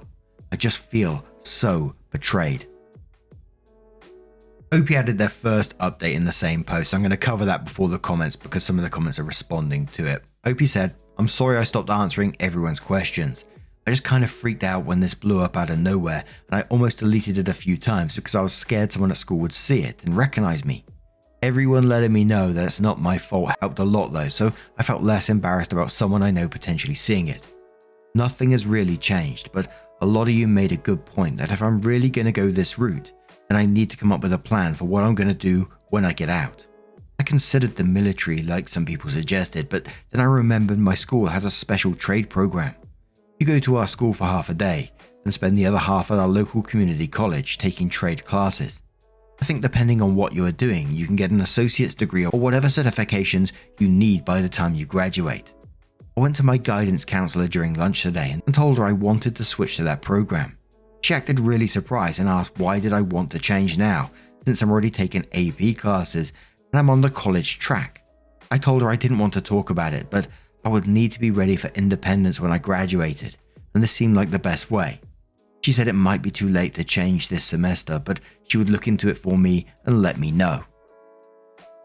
And this absolutely breaks my heart, and I really don't understand your mother's logic in this. Let me just first say, as always, and many people probably know this, but if you're new to the channel, you know, I was bullied in my last year and a half of school pretty badly, hit, verbally abused, to the point I had some pretty dark thoughts. So I always like to say that I'm pretty biased towards these type of stories and in the way I feel. So, you know, take what I say with a little grain of salt if you like. But I do not understand your mum's logic in this situation. If I had a hypothetical child and had found out they was being bullied, there's no way I'd be assisting that bully any way, shape or form. Yes, they may have a shitty home life and I really do think that is sad. But to disregard your own child's feelings, thoughts, and what they are going through is just fucking heartbreaking, man. And mum knows about what you're going through as well, which makes it even worse for me. When I was going through it, I can't tell you the feelings that I felt, and I imagine it's for many people. I'm not going to say everyone because I don't know, but it's for many people that the thoughts and feelings that you have when that's happening, you sort of just feel like enclosed in your own little world. You know, it's hard to think logically. Yes, I thought about telling adults around me, but then I was worried about the repercussions from that. If I tell, are they going to then get me after school? Are they going to just find sneakier ways to catch me out? If I told my brothers, what would they do? Well, I pretty much known what they would have done, and they would have ended up in jail, which again was my thoughts. I was like, I don't want my brothers ended up like getting in trouble with the police because of this guy. And so when eventually, a friend told his mum about what was going on at school, the mum actually contacted my head of year at the time, and I got called into a meeting and I had to explain what was going on. And I was told that they'll look into this and the teachers that I'm in the class with will look into it. It didn't happen. And I appreciated what my friend's mum did, but I felt failed by the adults that were meant to be acting on it at the time, those teachers, especially that head of year. So I can totally understand OP's feeling of betrayal in this situation.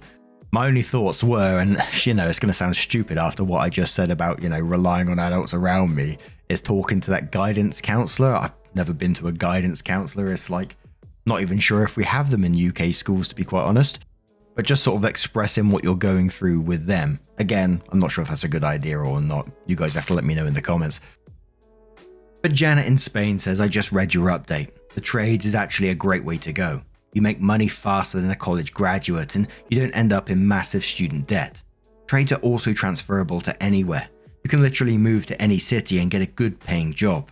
You could even go to another country. It would open up a whole different world for you. Sounds like a smart plan. Have you chosen a particular trade? HVAC, plumbing, or electrician would be smart choices. Opie says thank you. From what she said, the first semester, you do a little of everything and decide what you like, then choose from there. Honestly, I'm not sure what they even offer yet, but I could see myself doing something like electrical. Shin says, not the arsehole. If my mother would have done that to me or one of my brothers, we would have treated her like a traitor. She puts a savior complex or whatever this is over your mental health. She is in addition to that, disloyal to your family, you. Just ignore her and organize your life. Do good in school and leave her behind when you are old enough and independent. I cannot even compute how people do this to their own blood. But here we are. I wish you the best. Prickly Peaches says, not the arsehole. I'm sure Dave has a rough life, but it doesn't excuse his cruelty towards you. I'd be extremely hurt if my mum sided with my bully. Your mum should ask one of her colleagues to take him on as an aide and then tell Dave that, given his prior history with you, it is no longer appropriate for him to be her aide. And this report replies that saying, unfortunately, she's obviously not going to do that since she herself has resorted to bullying her own child for not just getting over it. The fact that they are punishing OP over this is wildly devastating. An ongoing conversation would have been one thing, but to see your child so upset and hurt and punish them for it. Mum is fucking depraved. The OP comes in with her update and says, to everyone who said my mum was sleeping with Dave, you were right. Just kidding, you're all weirdos and watch too much porn. A lot has actually happened since last week, and while nothing is really fixed, I think things are going in the right direction. On Friday, I got called out of class to the guidance counsellor. When I got there, my mum and the assistant principal were there as well. The counsellor asked me to sit down and said that me changing tracks from college to trade, like I mentioned in my last post, was a big decision, and she wanted to sit down with my mum and me to figure out if this really was the best for my future. She first asked me if I would fully explain why I wanted to switch. I explained the whole situation from my perspective and about how I was being punished. I said that if this is how I was going to be treated from now on, I wanted to become independent as soon as possible, and going to college would have me relying on my parents for longer than I would like. She then asked my mum if she had anything she would like to add. My mum tried to downplay the whole situation at first and make it look like I was just being stubborn and disrespectful. But as the counsellor asked her more questions, it became pretty clear that my side was the truth. After this, the assistant principal stepped in and said that the teacher's aide was not worth all of this turmoil and that Dave would be switched with another teacher. The counsellor then asked me if this would help me to start working things out with my mum. I said not really, because it wasn't even her choice and she hasn't even admitted she's done anything wrong. She then asked my mum if she was willing to apologise for anything that had happened. My mum gave a half-hearted apology where she said things had gone overboard and she never meant to hurt me so much. The counsellor asked if I would like to apologise for anything as well, and I said not really, but nobody pressed me on it. The counsellor then said about my transfer. It was too late for this semester. What she suggested is that my mum and I, and possibly my dad, should go to a family counsellor for the rest of the semester. I would stay in my current classes. My parents would give me all my stuff back, and we could see if we can come to some kind of peace before next semester. She then asked my mum that if after that I still had not changed my mind, would she still accept the class changes? My mum said no at first because she wanted me to go to college, but I told her that she had already failed me as a mother once. Please don't do it again. She got really quiet and said she would agree to it if that was what I really wanted. When I got home, all my stuff was returned to me. I also started talking to my mum again. I just kind of felt like there wasn't a point to ignoring her anymore. I don't treat her like a mother or anything anymore, but I'll answer her if she asks me a question.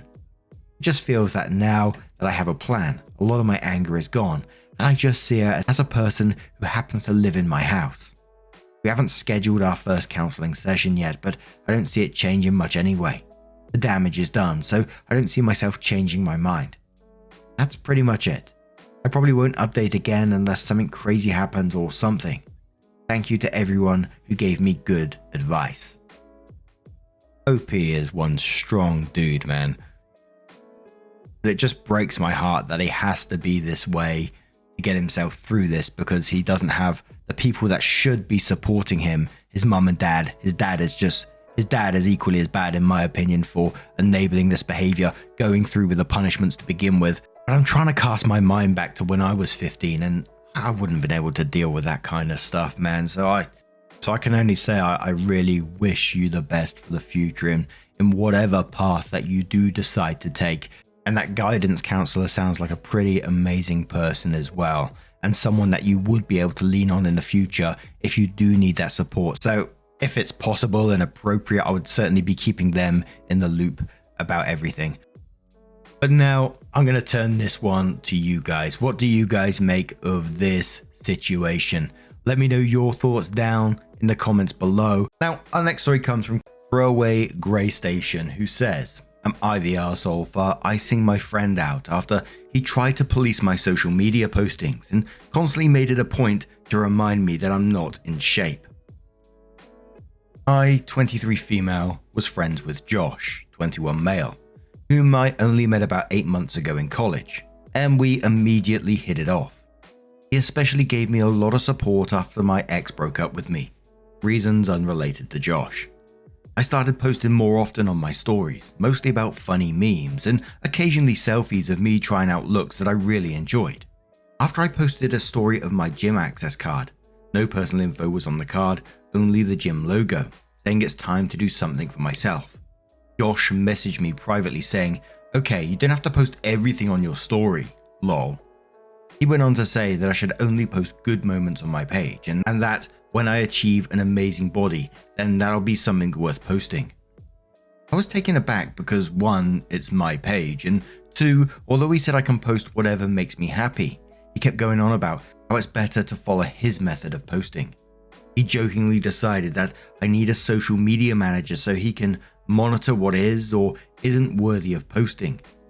Basically went through my entire Instagram page and even asked why I still have my post about my UMAT preparation. To give more context, Josh is a Christian and doesn't really post on his social media. He's also commented on my body on how I haven't reached my full potential multiple times. At its worst, he would mention it at least once a day. I've set boundaries with him since that although I understand where he's coming from and that I agree that I'm not in the best shape that I can be, I don't appreciate him constantly mentioning it in every conversation. He knew I battled an eating disorder for years during my teens. He had apologized and backed off from it mostly until this happened. I almost immediately distanced myself, and we went from talking almost every day to almost no contact. Josh pointed out that he noticed a significant drop in conversation, but I brushed it off. He texted me a couple of times asking when I'm free, but I always find a reason to end the conversation ASAP. I understand to an extent on where he's coming from, as I get he's trying to tell me things from a different perspective and how what I post could seem desperate to my ex. My ex and I never unfollowed each other. However, him telling me what he thinks about what I post in addition to the body comments makes me feel very uncomfortable. I felt that he cared more about getting his point across over respecting the boundaries I've set. I would perfectly understand if he started this conversation if I was consistently posting about the breakup or sad things, but this was not the case. I've since removed him as a follower. So, am I the arsehole for pulling away? And we do have a couple of updates to this post as well, which OP kindly gave us. As I was reading this and, he's trying to get you to like seek his approval, I can't remember the exact word that it is, a form of like manipulation where they try to get you to seek their approval. I'll Google it after this. But to me, it just sounds like you've come out of a breakup and you've started to move on, do stuff for yourself and sort of empower yourself in some ways, going back to the gym, doing what you want to do for yourself, which, more power to you, I think. And I would like to think, as a friend, if I was your friend in this situation, I'd be bigging you up. I'd be like, yeah, you know what? Fair play to you. I know that you've just gone through this breakup, so you do you. You post as much as you want on your social media. It's none of his bloody business, to be quite honest. You said that you understand to an extent where he's coming from. Well, to be quite frank, you shouldn't. You said it's a different perspective. It's a wrong perspective. And the worst thing, which absolutely infuriated me, I know people with eating disorders, and to say that to someone who's gone through an eating disorder in the past is absolutely disgusting. That can be so damaging, and it could potentially set someone back to square one. So absolutely, you are not the arsehole for pulling away in this situation. But Genevieve says, not the arsehole. Tell him he still hasn't reached his full friend potential, and you don't want him until he does, because you only engage with people worth engaging with. Miss Murderpants says, not the arsehole. People like that seem to be energy vampires. Anacolade says, not the arsehole. Shut up, Josh. If I wanted to hear an arsehole talk, I'd fart. Oh, amazing. I'm such a child. It's all you ever need to say. Post what makes you happy, not what some tactless moron tells you should post. If he has nothing actually constructive to say, he just needs to be quiet. A silent fool is always better received than a loud one. Opie says, oh man, I wish I was clever enough to say that to him at the time, lol. I'll be posting an update maybe in the next day, and once I get the final verdict. I'm posting part 1 first, so people can get the full context. Exquisite Gerbil says, not the arsehole. He's not trying to show you a different perspective. He expects you to see the light and accept that his opinion is the one and only irrefutable truth. He is rude, treating you as lesser with the I know best attitude, and you're being way too understanding. The comments about your body are far over the line. He does not have a point. It doesn't matter if the comments are technically correct. They are incredibly rude and damaging. Sounds like he's trying to chip away your self-confidence with little digs disguised as advice.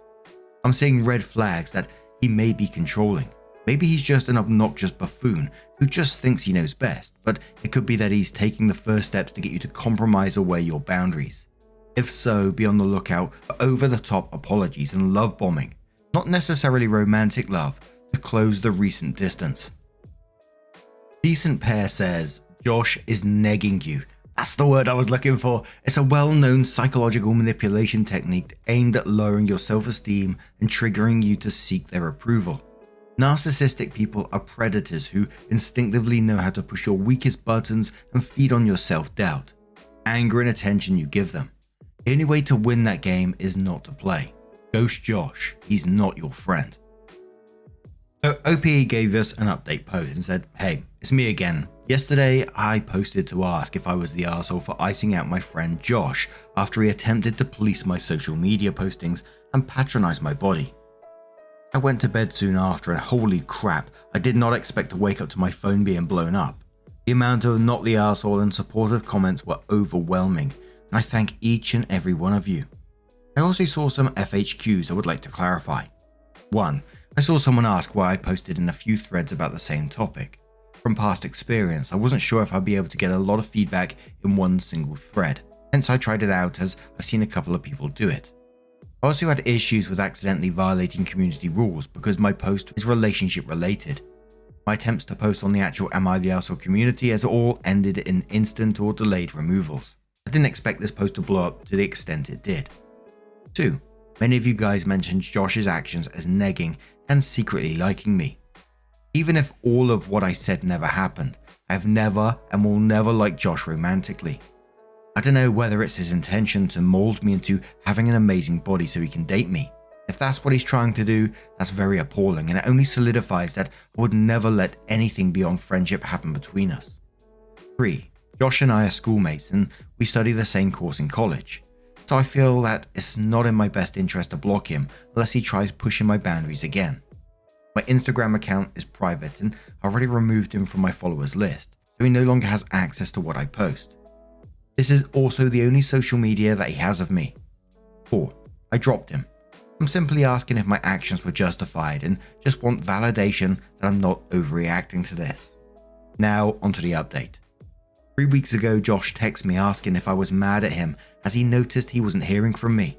I initially left him on red, but eventually decided that it was time to lay everything out. I typed up a few long texts on how the past conversations really annoyed me and made me very uncomfortable. Whether he sees it or not, he completely overstepped his place as a friend with the comments on my body. I told him that he crossed the line multiple times even after I stated that I want him to stop. And regarding his social media comments, if no one asked for his opinion, he should keep his thoughts to himself. I also stated the fact that the number of times he commented on my body in a month far exceeded how many times my dad would mention it in an entire year. He apologized for making me feel that way, explaining that he got too comfortable and recognized he hurt me with his comments. He explained himself as only trying to encourage me, especially seeing how hurt I was from the breakup. From how he worded his apology, I think he still doesn't realize that the real reason the friendship ended was because he disrespected my boundaries and not just because of his comments.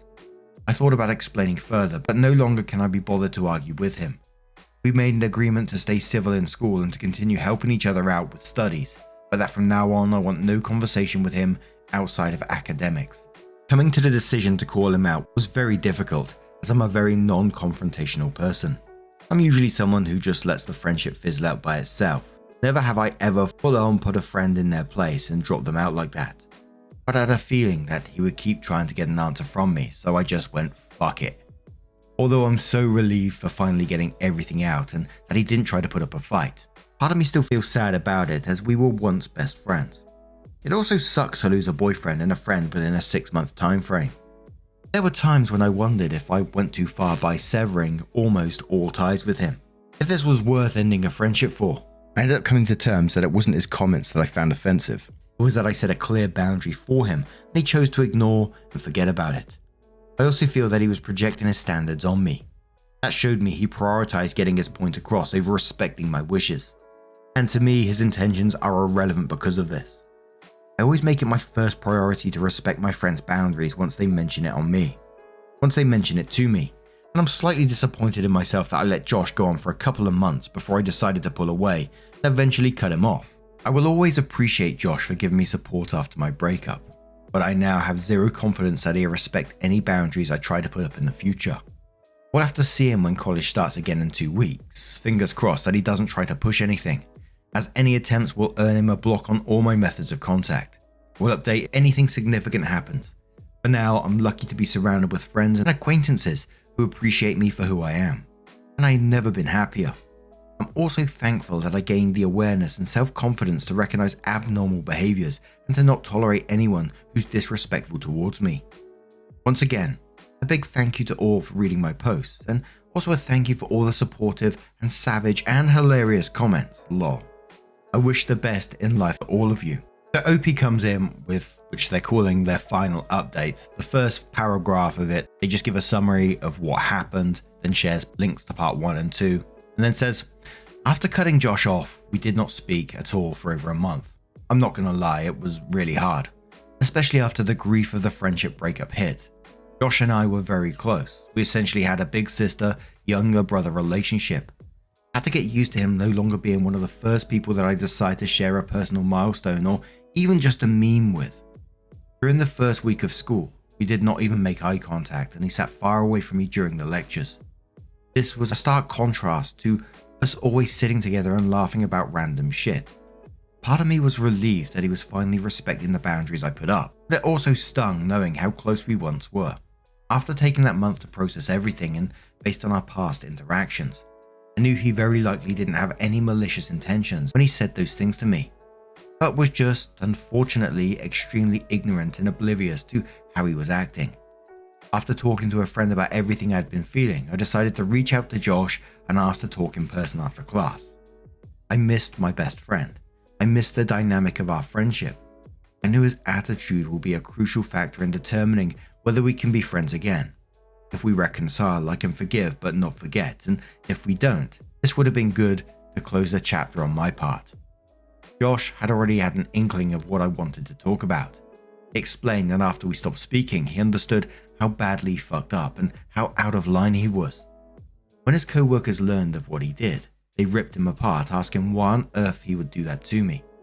That made me smile because I'm glad his co-workers actually think with their heads instead of their asses. I told him while I'm hurt by what he did to me, our friendship meant a lot to me, and after seeing that he's genuinely remorseful, I think we can move past this. I also acknowledged that I could have handled the situation better by immediately confronting him instead of giving him the cold shoulder for 2 months before saying anything. We agreed that hard boundaries need to be set, and if he criticizes my body again or breaks any more boundaries, the friendship will immediately be terminated. I told him that it will take time for me to trust him again and for the friendship to return back to the way it was, or if ever. He understood and was glad that I was willing to talk to him again. As I said before, I'm usually someone who never looks back once I cut the cord. However, I made my first exception considering Josh and I had such strong sibling-like bond, and seeing him take accountability for his actions. We're nowhere near back to normal yet, but at least we can get along well and not have things be awkward in school again. For now, I will remain cautiously optimistic. For those who followed my story from part 1, I thank you all for your support. So far, Josh has been very respectful of my boundaries, and we promise to immediately communicate if we accidentally overstep any unspoken boundaries. Hopefully I won't have to make a part 4, so this will be it. Signing off, and best wishes to all of you. Now, of course, I've read this in the space of a few minutes, so this has all happened very quickly for me. So my first thoughts are, I still don't like Josh. Personally, you mentioned your eating disorder and he talked about your body like that. I've seen the damage comments like that can cause. And that's just a bridge too far for me, and that's not forgivable. But, you know, this is your life and you need to lead it and you need to deal with it in the best way possible. You're putting up boundaries again. Another thing that rubbed me the wrong way in this is that, you know, when his co-workers learned of what he did, they ripped him apart and asked him why on earth he would do that to me. Of course, why wouldn't anyone? But it still required you to go up to him to talk this out. Can people change? Will your friendship work? Potentially. Who knows? And I truly hope that he does learn his lesson. He is remorseful for this, because the alternative is he gets comfortable again and does it again, which I really hope it doesn't go down that path for you, OP. But a couple of the top comments after this one. Firefly says, I hope this all works out for you. I know you said Josh has taken accountability for his actions, but this doesn't really come across in any of the 3 posts. In quotes, he explained that after we stopped speaking, he understood how badly fucked up and how out of line he was. When his co-workers learned of what he did, they ripped him apart, asking why on earth he would do that to me. Firefly continues, I noticed that he needed other people to point out what he had done. He didn't seem to come to that conclusion himself, even after you explain how he made you feel. Please continue to expand your friend group. Don't just rely on this guy. Opie says thank you for your advice. I think he realized it after I finally told him. His co-workers' reactions were just further confirmation on that. And yes, I do have lots of other friends other than him. I'm optimistic but still cautious as we only talked not so long ago. I will be observing to see if his actions align with his words. Romancer says, there's a song I really like that goes, if it weren't for second chances, we'd all be alone. That being said, it has to be on your terms, not his. I'm glad to hear that he's got an idea of how badly he messed up in this. It's also very good to hear that you're being resolute and strong in your boundaries. A second chance is a gift that we should be careful giving out. Not everyone deserves it. Hope things work out with your friend. But before we move on to another story, I just want to say, OP, thank you for sharing your story on our subreddit. And I truly hope whatever path you take going forward, it works out for you, as you deserve it. But now, I turn this one to you guys. What do you guys make of this situation? Let me know your thoughts down in the comments below. Let's have another story. And our next story comes from the Am I the Arsehole subreddit. It does have like a little update attached to it. It's from NoJob7202, who says, Am I the arsehole for proving to my boyfriend the nerds never cared about the popular kids in high school? My boyfriend and I, both 25, went to the same high school. My boyfriend was talking about our high school days. He thought high school me would have been thrilled to date the popular guy because I was a nerd. Mind you, we're 25 and it's 2024. I played along for a bit until I realized he wasn't joking. He literally thought that. I told him that I didn't know he existed. He was surprised and said he was a popular kid. He played football and was in the popular crowd. He said I must have been lying. I told him the nerds never cared about the popular kids in high school because we were fiercely competing amongst ourselves for college admissions. For a backstory on our town, my boyfriend was born and raised there, but I moved when I was 13, along with a bunch of other high-achieving kids. That's because an engineering company opened up a branch near that town and brought in a ton of engineers and their families. So it was a sleepy town with a big high school that suddenly got a ton of competitive kids, and I mean insanely competitive. Nobody had time to think about popular kids or really anything but college admissions. I was only getting 4 or 5 hours of sleep a night regularly. Sports like football or cheerleading, which required 5 days a week training at school, were out of the question.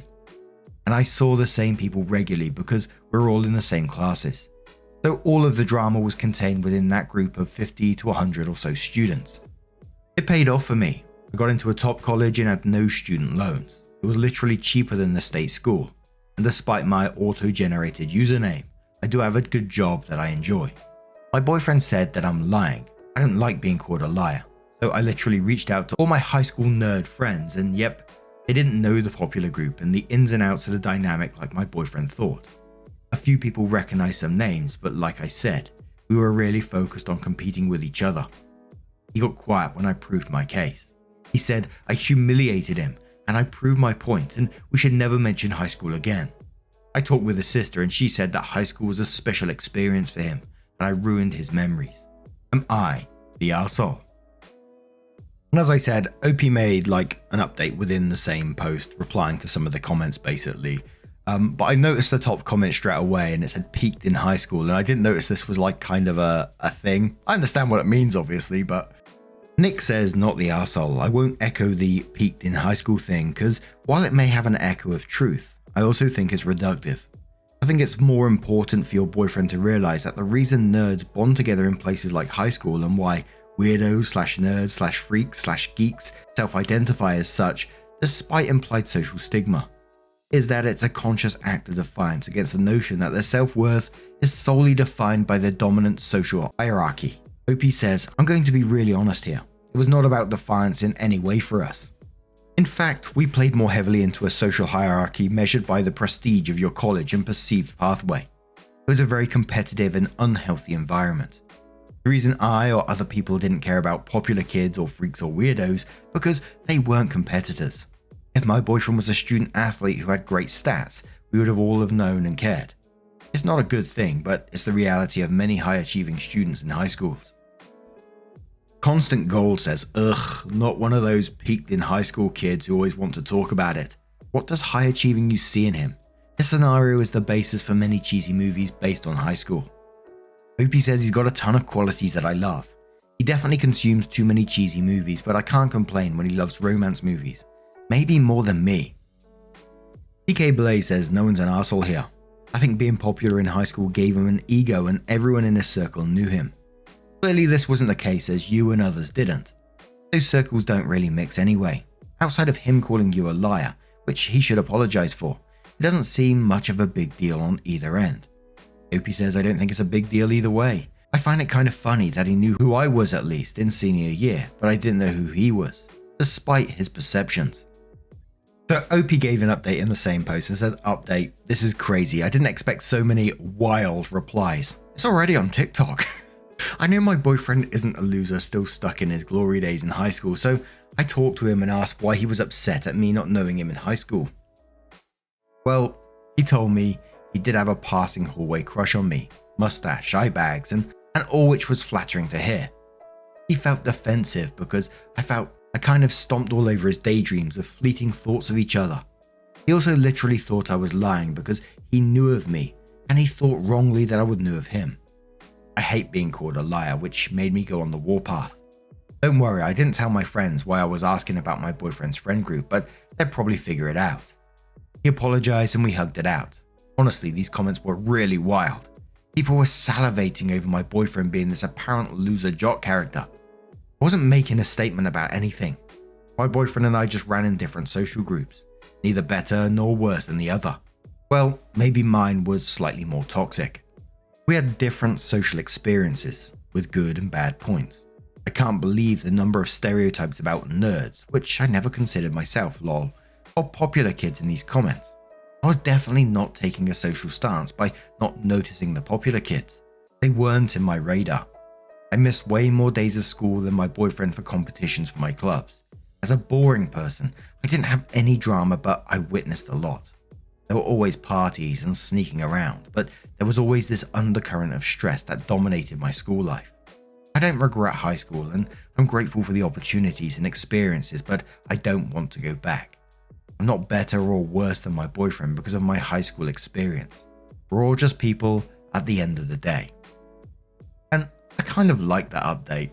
It's not massively dramatic, and OP's just saying, we're all people with our backgrounds, and OP says themselves they're not particularly happy about their past.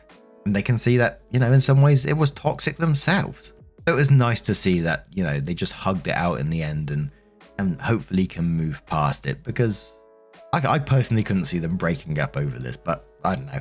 What do you guys make of this situation? Let me know your thoughts down in the comments below. Now, our next story comes from a deleted user. And before we do get into the story, there is talk of fertility within the story, so if you do want to skip it, please feel free to do so. Timestamps are always down in the description and along the timeline below. Thank you. And it's titled, "Am I the arsehole here for divorcing my wife because she lied about her fertility?" I, male 38, have been with my wife, Natalie, female 37, for 8 years, married for 4 years. Natalie has a daughter from a previous relationship, Kaya, female 12. Kaya's dad left when she was a newborn. We have no idea where he is. I love her as if she were mine. She calls me dad and has a great relationship with me. I told Natalie from the very beginning that I would like to have biological children, and she said she is open to having more kids. After we got married, we bought a nice place and started trying for a baby. After a year, we did some testing and all came back normal. My wife said IVF would be too costly and hard on her body. I was secretly devastated, but I decided to come to terms with the fact that I'll never have any biological kids. This was until a few days ago when I found out from Natalie's sister that Natalie lied to me. She and her sister got into a fight in our house and her sister screamed, "At least I don't take pills behind my husband's back and claim I'm infertile. Does he know you had an abortion?" I was floored. My wife kicked her sister out and started crying, saying she really didn't want another kid and didn't want to lose me. I can't believe she lied to me instead of just talking to me. I just left. I've been staying at my parents' house since then. Natalie begs me to come back and she says we can try for a baby. Kaya even messaged me to come back. My parents think I should just move on and give her another chance.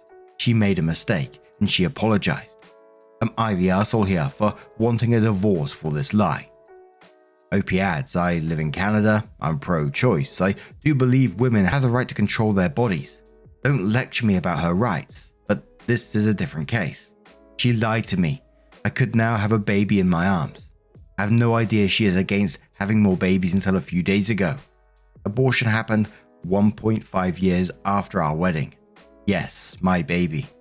Yes, she saw me devastated and upset when she claimed we can't have a baby. I can't believe she lied to my face.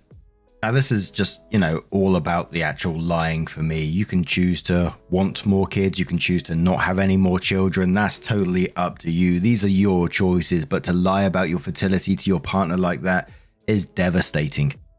I feel like I say it all the time now, but once the trust is gone in the relationship, how do you rebuild from that?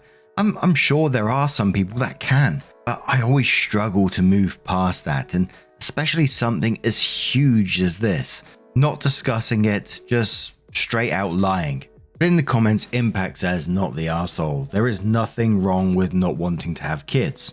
There is nothing wrong with not wanting to have more kids. There is nothing wrong with changing your mind about wanting or not wanting kids. This is not about any of that. This is about the fact that your partner chose over and over again to lie to you, to allow you to dream about a future she knew you won't have with her. She lied, betrayed, and misled you for years, even if she did a 180 and honestly wanted kids now. Is this really someone you'd want to stay with, to co-parent with, to be the mother of your child? And that comment said it better than I could in that situation. Like, how do you move on from something like that? It's just a massive betrayal. Leon says that's not a mistake, that's an 8-year lie. Every single day that prevented you from having a child. The great news is that you can have one with someone else. Not your stranger, says Not the Arsehole. That is not a small lie. I generally support women's rights to choose, but lying is not a right. She aborted your wanted child without discussing it with you. That's a pretty high level of betrayal. She told her sister, but not you. How many people knew? How many people kept the truth from you, and for how long? I'm sorry, OP. And a final comment from Challenge Houdini, who says it's the fact that she now wants you to come home to have a baby with her that disgusts me. So not only has she lied and deceived you for 8 long years about being infertile, taking birth control pills and aborting your baby, which you desperately wanted, without ever letting you know. Now all of a sudden she is truthful and honest and wants to consider your feelings. She is deceitful as they come. She only wanted you to father her daughter from her ex. She never truly cared about you in the relationship. She's scared you won't be around to be a father to her daughter anymore, hence why she's giving you a baby. I would never ever trust her again. Not the arsehole. OP updates the post sometime later and says, "Thank you for all your kind comments and private messages. I did receive a few unkind ones accusing me of trying to control her body or making her feel unsafe, which is why she secretly went through with it. Natalie came over to my parents' house last night after dinner. She dropped off Kaya at her friend's because she said she needed to talk to me. I'm glad I gave her the chance because now I have no doubt she's a pathological liar. She said after her first pregnancy, she had to work so hard to be in shape and she swore she would never do that again. I said, then you lied to me from day one. She said she thought she would change her mind, but she didn't. Then she saw me come to terms with not having a baby, so she decided not to tell me. I said, so you lied more. You got rid of my baby because you wanted to stay fit. You didn't even discuss anything with me. How could you do that to me? I could be holding my baby right now and you stole that from me. She said she is sorry, but the good news is she still can. I said, you are still lying. You still don't want a baby and you're only saying it so I stay. I don't even know what to believe anymore. I can't trust you ever. She started crying, saying Kaya is so sad you left us because I can't give you a baby. I lost it. You lied to her too. Is this why she thinks I left? I told her it's over and to get out of my parents' house. She cried and cried. I'll meet with my lawyer this week to start the separation process. I'll send a text to Kaya and explain that I didn't abandon her and will do anything to be in her life. I never legally adopted her, sadly. I can't believe I blindly trusted her all these years. As for Kaya's dad, I have no idea who he is. She refuses to talk about it. We have another update on this in a second, but the top comments on that one said, the lack of an adoption might not matter. When my stepfather and mother divorced, he was able to get visitation rights, but not custody or decision-making power, as the courts thought it was best for the child, me. If this is a priority for you, make sure your lawyer knows it. OP says I'll discuss this with my lawyers this week. Salt Concept says, in quotes, she said after her first pregnancy she had to work so hard to be in shape and she swore she would never do that again.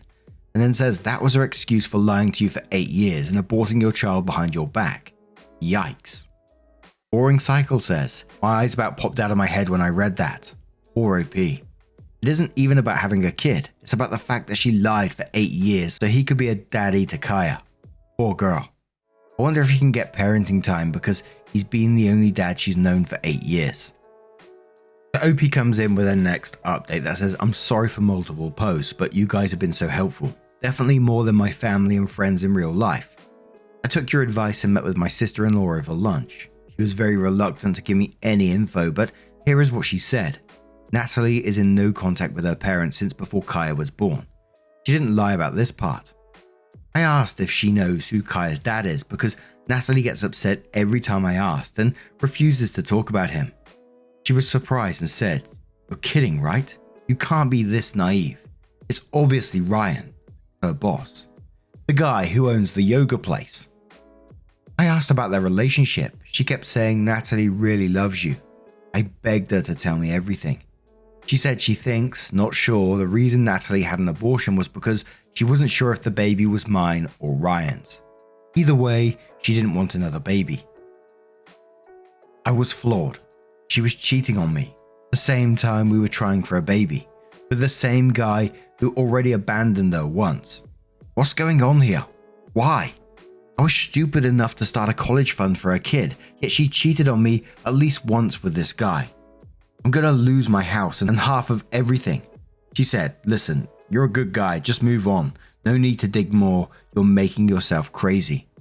I asked if Kaya knows who her dad is. She said absolutely not, because Ryan has zero desire to be in her life.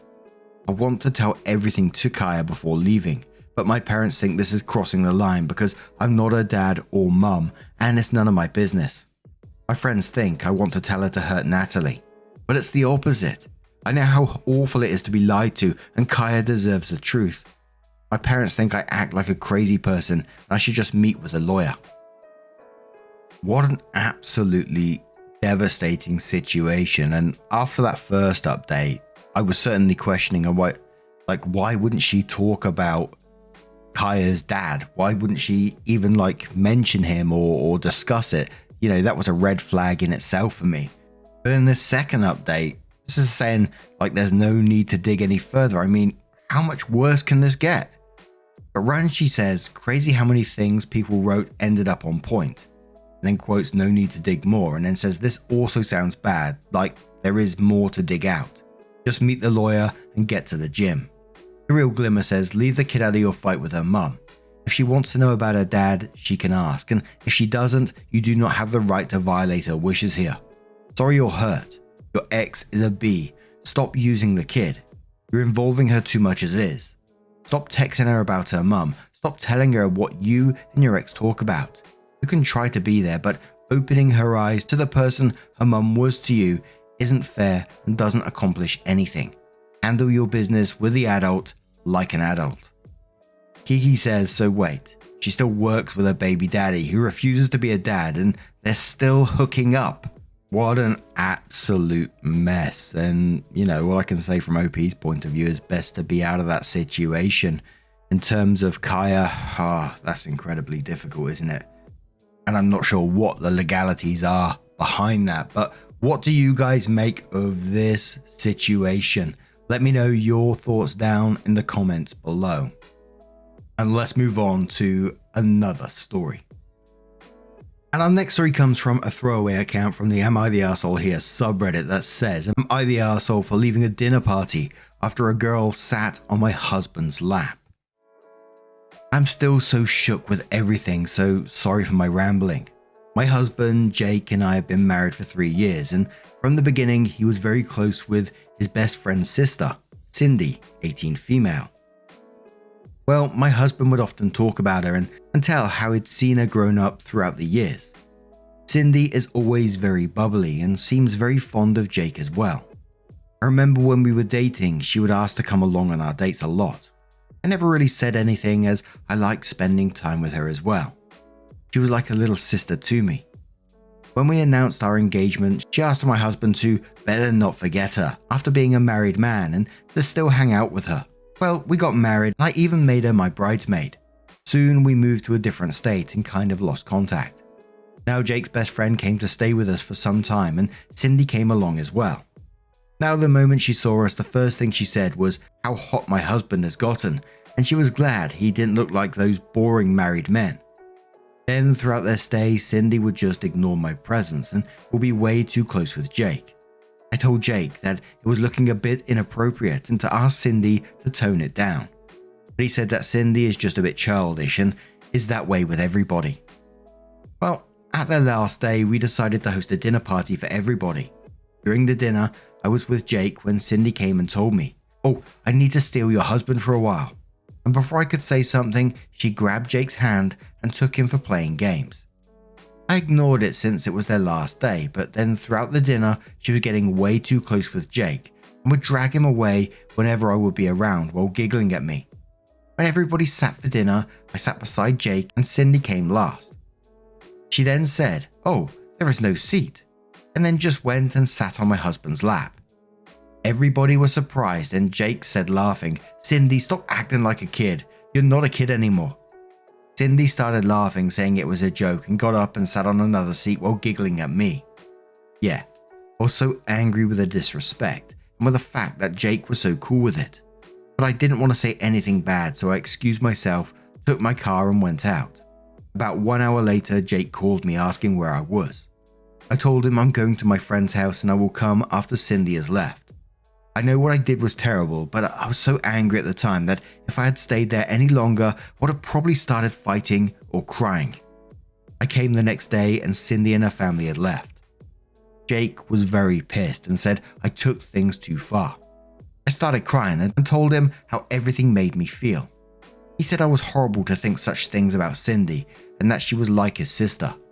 I told him that I was not doubting his intentions, but I was hurt by how disrespectful Cindy's behavior was, and he was enabling her by not saying anything. He started saying that I sound ridiculous and couldn't even take a joke, referring to the sitting on lap incident.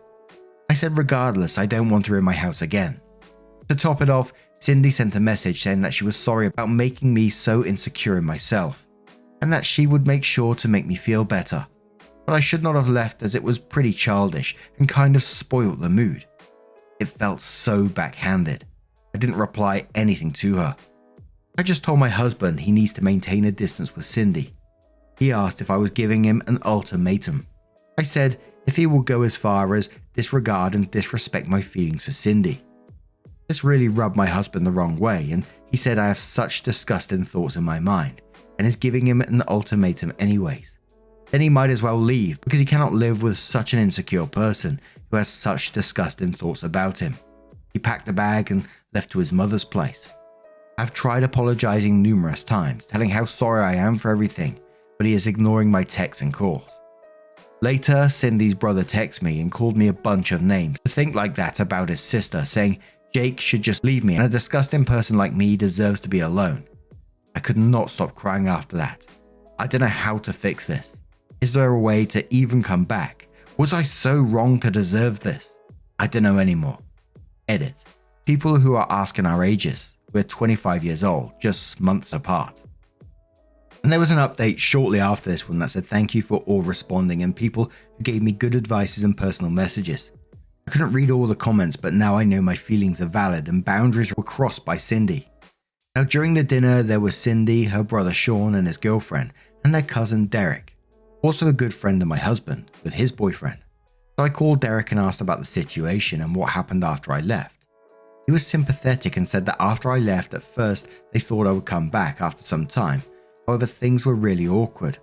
But when I didn't come, Sean's girlfriend told Cindy that she was so disrespectful for doing that. Derek and his boyfriend also said the same thing. For this, Cindy started crying, saying he didn't have to corner her and attack her over a silly joke, that she didn't know it would get so out of hand.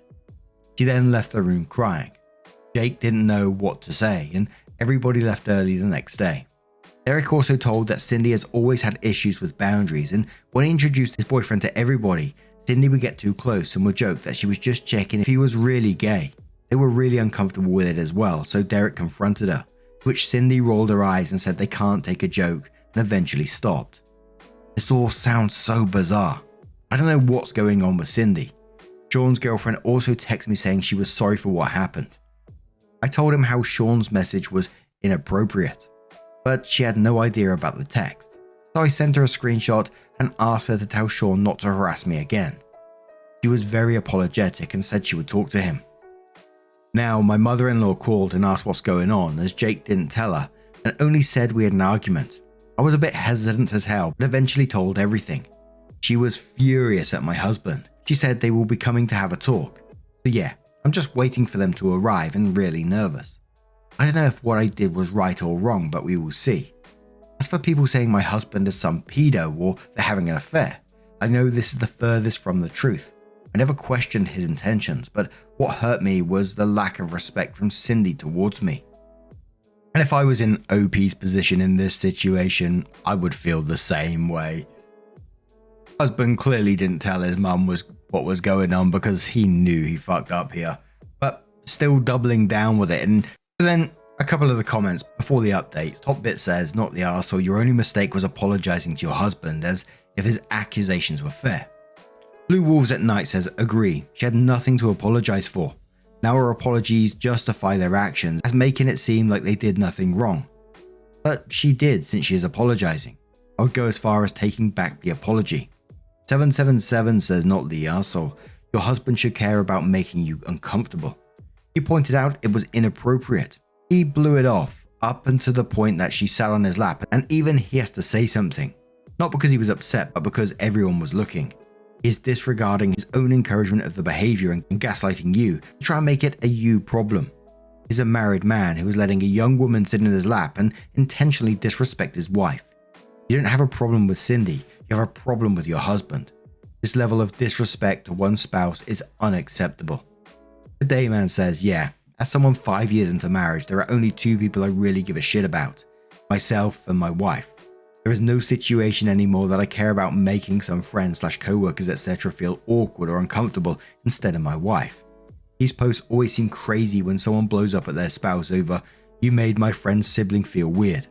Like, how could you possibly care about that over the feelings of the person you spend 99% of your life with? Then OP comes in with her update and says, for people who are still asking about the update in private messages. So my mother-in-law came with my husband and, well, the talk happened. There are a lot of things, but I will try to summarize. Basically, Jake apologized to me first and tried to explain his point of view. He said that he was angry because A, I left without saying anything for the whole night, and he was literally trying to just diffuse the situation and tried to laugh it off because it was so awkward he didn't know what else to do. But instead of communicating, I just left him in that weird situation. He was meeting with his friends after such a long time and just wanted the dinner to be peaceful, and Cindy was going back anyways, and we would most likely never meet her again.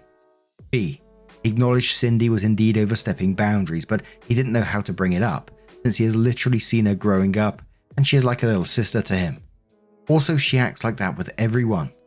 He thought that it was just for a few days and he wanted no drama during their stay, so he would just brush it off. He did acknowledge he was wrong about not saying anything. He was already really worried and sad because how I just felt with no explanations. Even after I came, not once I asked how he felt. He was also very overwhelmed with everything and felt I was accusing him for not doing anything when he literally pushed her off as politely as possible when she tried to sit. He felt I was attacking his character and even gave the ultimatum, which made him so sad as he felt as if I thought less of him. It wasn't about Cindy, but about how easy it was for me to question his sincerity. He said that after dinner, he was going to go extremely low contact with her anyways. B, he apologized for not speaking up about the disrespect Cindy was showing towards me and for also leaving like that. And after Jake said everything, mother-in-law explained Jake about the situation from her perspective. She scolded him a lot as well. In short, she told him that as a husband it was his responsibility to make me feel like I am his priority, and that he disappointed me the moment I had to come to him to ask for establishing boundaries. As a husband, it was his duty that I never would have to come to him about this in the first place. She also asked him how he would have felt had it been a guy on my lap, and he had no answer to it. She told him how what I did was an eruption of suppressed feelings, and as a husband, it was his duty to go after me and never let me leave in the first place. There were a lot of things said by her, and Jake seemed to realize and sincerely apologize for his actions. She told him if he ever pulled such a stunt ever again, then not to expect her to take him in. Later, she took me for a walk. It was just the two of us, and there she explained some things to me as well. She said that she is sorry for everything, but told that even at her house, Jake was distraught. He didn't tell her because most likely he knew he was wrong too, but was overwhelmed about everything as well. She said in no way is she excusing her son's behavior, but would hope that I would forgive him. She also said that in no circumstances I need to leave my house, as it was my house and my family. She said I shouldn't be afraid in speaking my mind if anything makes me uncomfortable, and to talk to her if Jake does something stupid again, and she will set him straight. She hoped we work it out, since she has seen our love for each other, and it would be sad to see us split up due to some disrespectful brat. Her words. She said she cannot have a say in our issues, but suggested that we get counseling to understand each other better. She even bought ice cream for me. I know it's a bit childish, but she said sweet things work as a charm when people are upset, and well, she was right. Well, it was awkward at night. Jake came to our room and we didn't know what to say. After a while, we talked and both apologized to each other. However, I did tell her that I was angry at him to tell everything to Sean and was deeply hurt by the text he sent me. He said he didn't know what I was talking about and I showed him the text. He said he didn't tell Sean about our fight and only told him that he was at Mum's place. He called Sean, and well, it turns out Sean told Cindy how she went too far at the party. Then Cindy made a huge sob story about how I was passive aggressive with her the whole time. I would always try to question her character and act insecure and jealous. She even went on to say that I was always like that with her, even when she was a kid, and that I never liked her and always tried to manipulate people into thinking I was an angel while she was a slur. Well, that made him angry to think how I've been treating Cindy, and he sent those texts. Jake and I was baffled by such accusations, and he tried to explain how it wasn't true. Then Jake just let it be and decided to go no contact with Cindy and extremely low contact with Sean.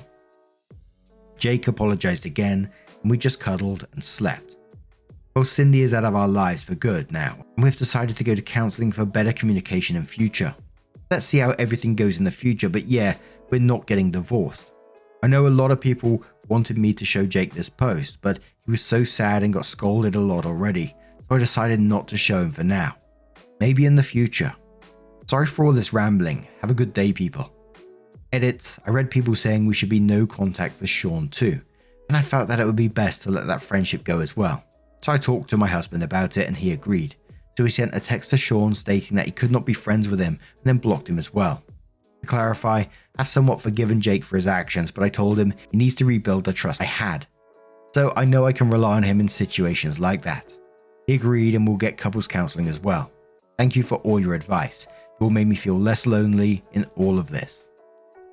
Now, part of me wants to praise the mother-in-law in this situation because she sounds like someone to have in your corner, right?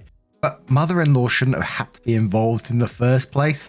It just sort of gave me an image, and I know it's probably not the way it happened, but like mother-in-law sort of like grabbing him, this 25-year-old by his ear and dragging him round to his house and then sitting down and telling him to apologize like some naughty 5-year-old. I mean, why did it take mother-in-law to come round with him to do this in the first place? He should have done this. Or he should have at least been round there discussing the situation like an adult with OP. So that kind of stuff rubbed me the wrong way, and I'm not sure what the future looks like for them, but all I can do is wish them all the best for trying in their relationship. I'm sure there was a lot of comments calling out, you know, the disrespect is too much, etc., etc. But what do you guys make of this situation?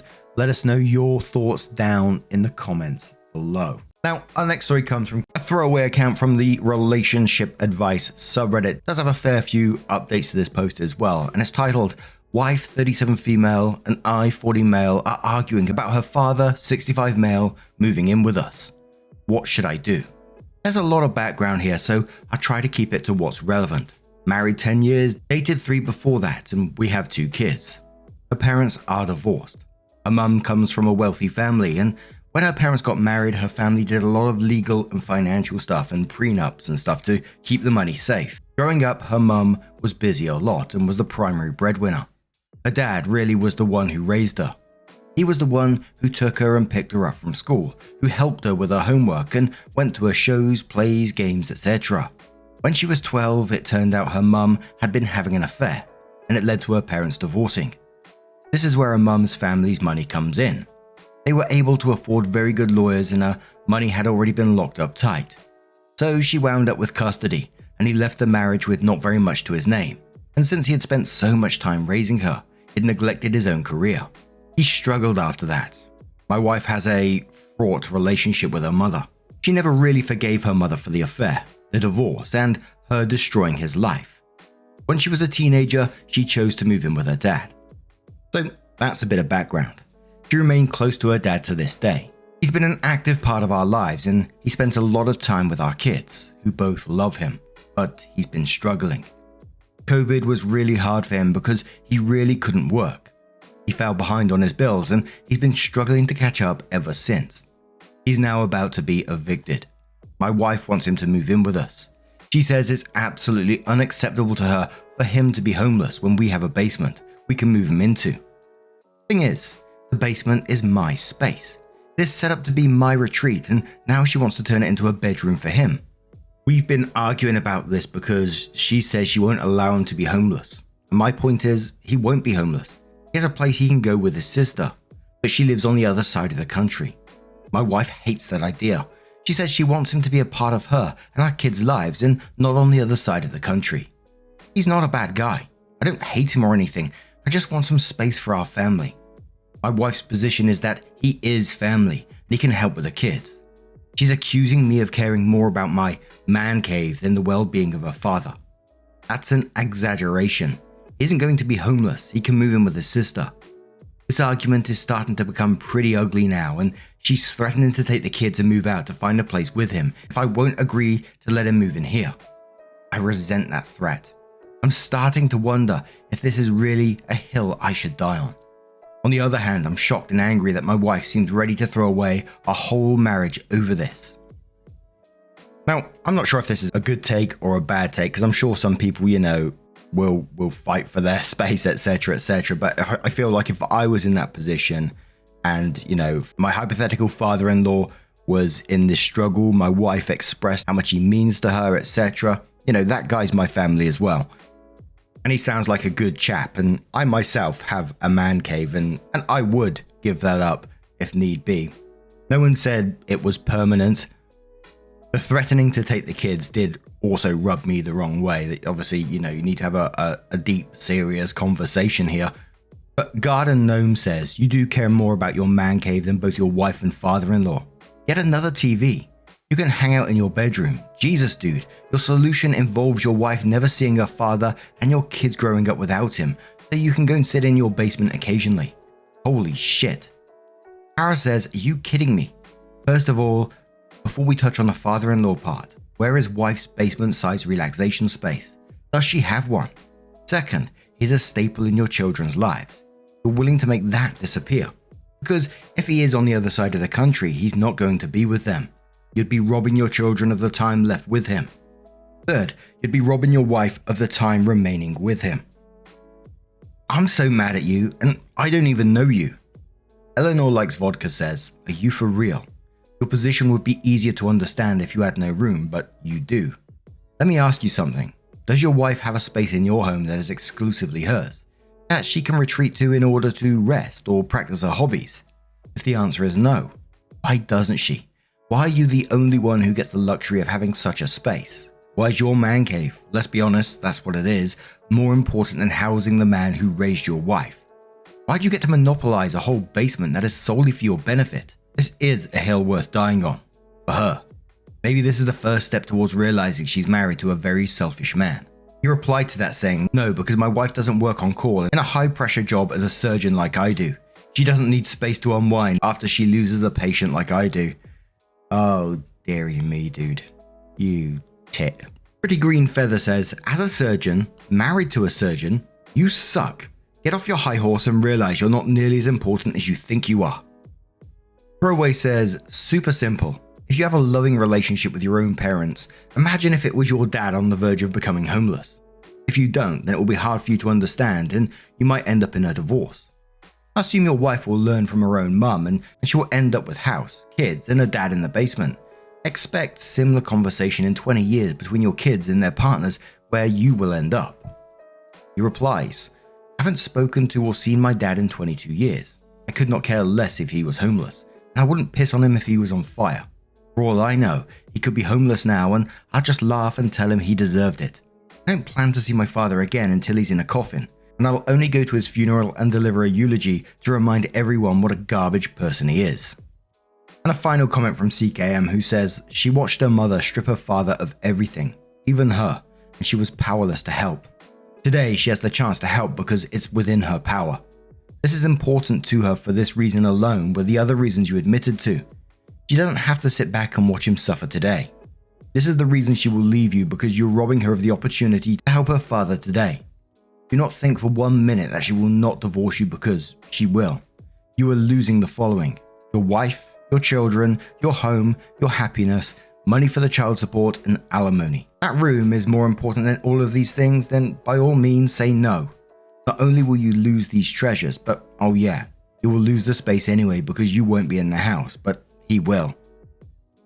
So OP leaves like a mini update on that post and says, I'm going to talk to my wife about getting him an in-law suite in our yard that he can stay in permanently and give up the basement until we can build it. The comments have helped me play out how the most likely scenarios will go. Just so everyone knows whose side you're all taking here.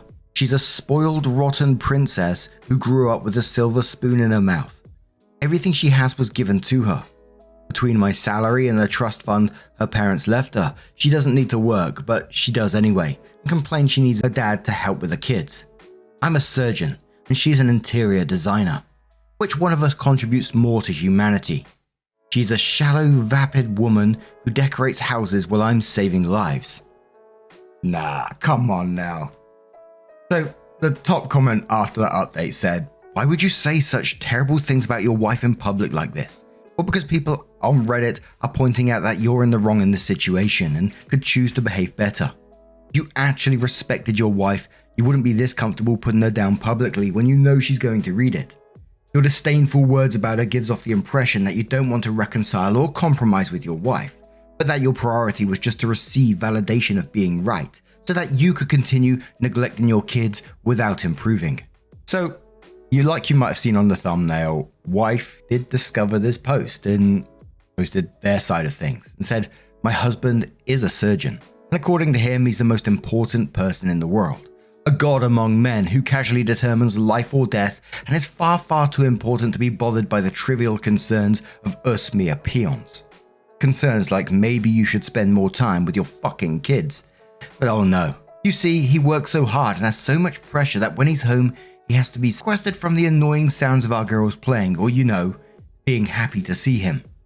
My dad has picked up the slack. He's been the one that's changed their diapers. I drop them off at school and go to work. Dad picks them up and stays with them till I get home. My dad was the one who taught them to ride a bike. My dad is the one who shows up to the plays and dance recitals. He's the one that helps with the homework. My dad is the one who dresses as Santa. My dad is the one who does the Easter egg hunts and the tea parties. My husband is far too important for any of that. And despite the fact that my husband has absolutely no interest in our kids, he's still pissed that the kids are closer to my dad than him. So my dad is now struggling financially. We have the means to help him, but my husband doesn't want to. He'd rather see my dad moved to the other side of the country and removed from our kids' lives. I put my foot down, and he goes onto Reddit to whine about it. Well, now I'm here too, dear. You want to whine about our marriage on Reddit? I can do it too. And there was some comments to the wife's side of things. We're skeptical on the whole post now because whenever you see two sides of things, people are always like, oh, is this real? Is this real? Whereas I like to live in my own little world. So some of the top comments with replies from the wife says, so Blades of Grass Dewdrop says, your dad's a great dad and grandpa. Your kids will know that. Wife says, the kids love him. He's been a daily fixture in their lives since they were born. They know him better than they know their father.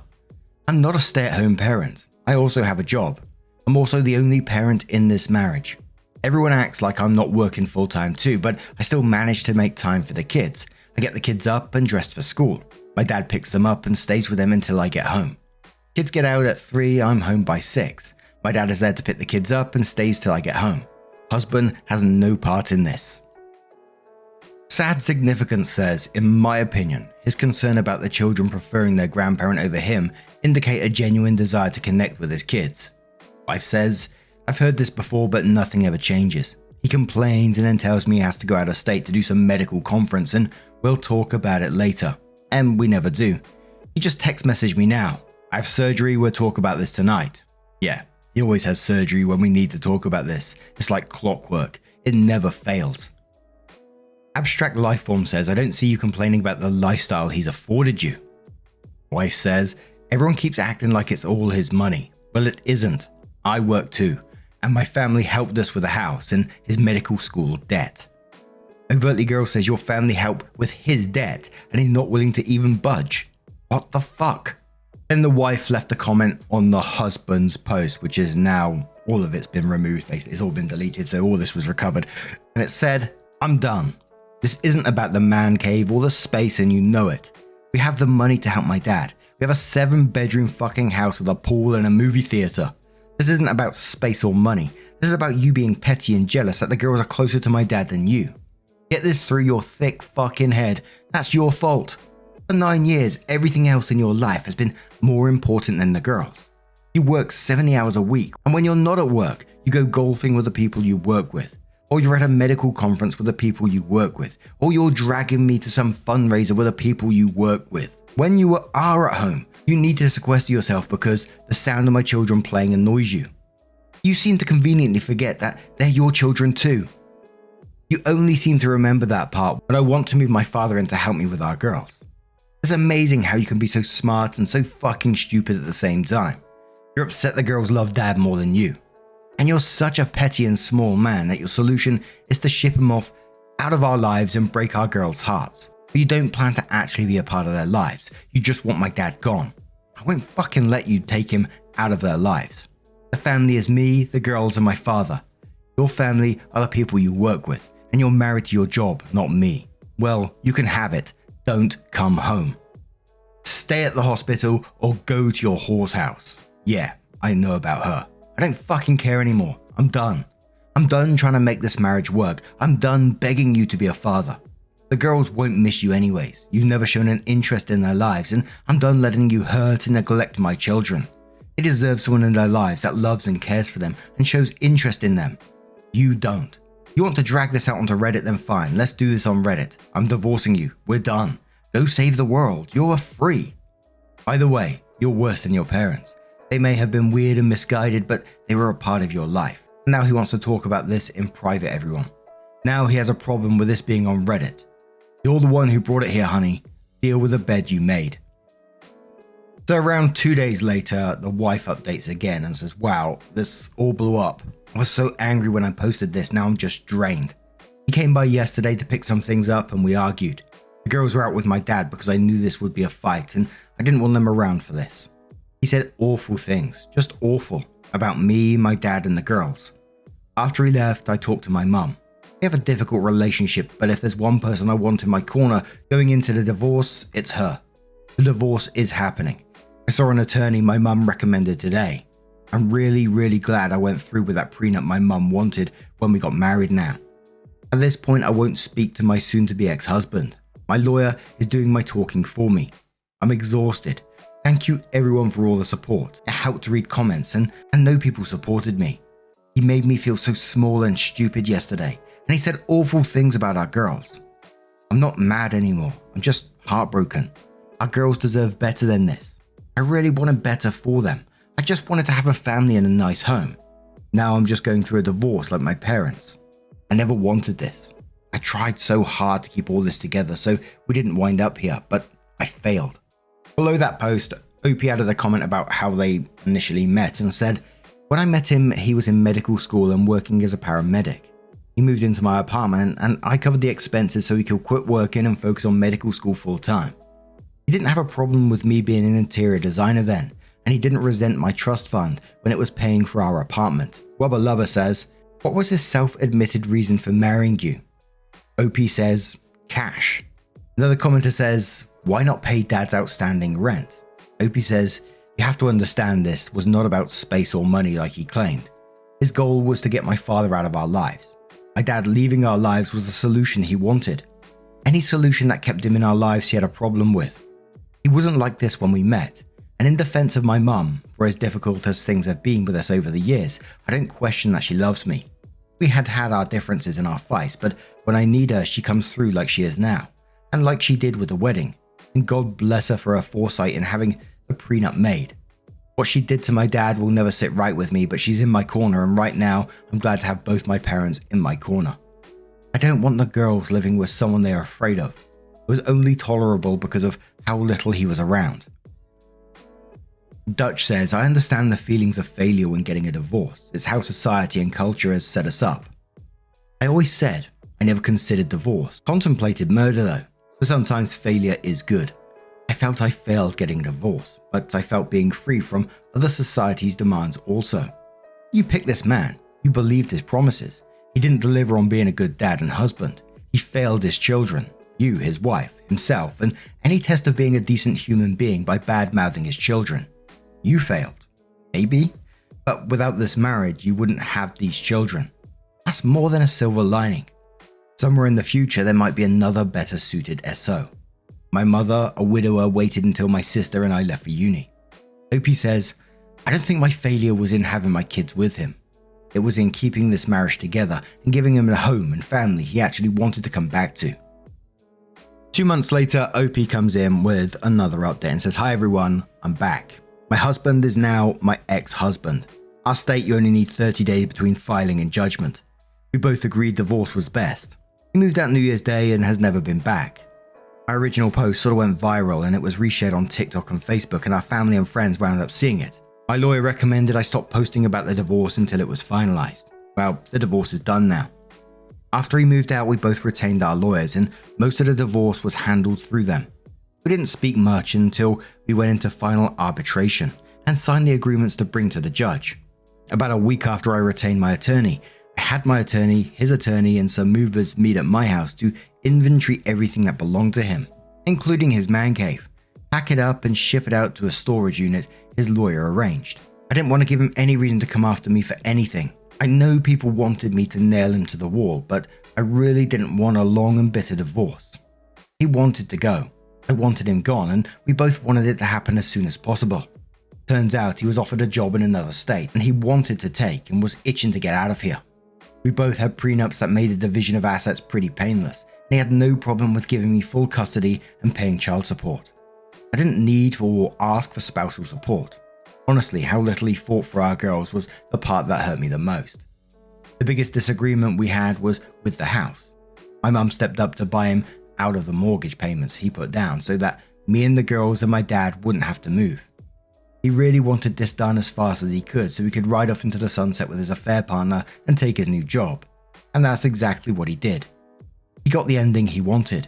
Free of me and the kids and free to be the world's best surgeon or whatever. My mum and dad both came through for me in big ways. Mum is a lawyer herself and she had set up the house and my other assets to be protected. She also was the one to get me my lawyer. Dad moved into the pool house and that's where he's going to stay. My dad is going to enjoy his golden years being pop to our girls and dad to me. I'll make sure he won't have to worry about anything. My daughter's 10th birthday was 2 weeks ago. My husband promised her he would fly out for it. I made this party a really big deal. I hired performers, rented a bouncy castle, had all her classmates over. Most of my family was there. My mum and dad were able to be in the same place and not fight. We had a really great time and he never showed up. She got a card from him the day after the party with a lame apology and a $500 gift card. I asked her if she was okay and she shrugged. She had a great time at her party and didn't expect her dad to show. She knows he doesn't love her. That's what she told me. She wasn't really upset about it either. She's 10 years old and already expects him to disappoint her. It breaks my heart. But she's a trooper and she didn't let it stop her from enjoying her day. I realized that for years I've been trying to make a home for him to come home to, but he's had one foot out the door and I've been holding his hand trying to keep him from going. I finally let go. I'm doing better than I thought I would, to be honest. And the girls are too. I don't really miss him. The girls don't really miss him. I'm not even angry about the affair. She can have him. I'm just disappointed. And we do have another update in the moment, but it's just such an incredibly shitty and sad situation. You know, it's positive in some ways because him being out of your life now is a good thing, so you can sort of like move on, I guess, so the kids can move on. But to be doing that in the first place is just absolutely heartbreaking, and I hope that OP does look into some kind of, you know, professional help just to check on the children, because, you know, kids can hide their feelings pretty well sometimes. On the outside, they may seem like they don't care, but they may really be hurting deep inside. You know, the guy sounds like he was pretty absent and not a father anyway, so it might not bother them at all, but just in case, right? But Dateline Delhi says, and quotes, the shallow, vapid woman who decorates houses while he's saving lives, right? And says the woman who doesn't need to work but does, so you have income and a purpose, right? Fuck that guy. With any luck, he gets slapped with a malpractice suit so he can really taste his own medicine. Insulin for the non-diabetic, I say. OP says he could just never wrap his head around that I wanted to work, that I like my career, that I have relationships with clients and contractors and vendors and office staff. There was a constant argument with us. There were multiple stresses that broke our marriage. This was a big one. His steady insistence I quit my job, close up my business and stay home. But I'm also a lazy, entitled, spoiled, rotten princess, so who the fuck knows? Caitlin replies to that saying, it'd never make sense because it's nonsensical. I'm so happy for you and your daughters and father. You deserve good things. You're so fortunate to have them. Hope things improve with your mum. I had a rough patch with mine too, and it was the worst.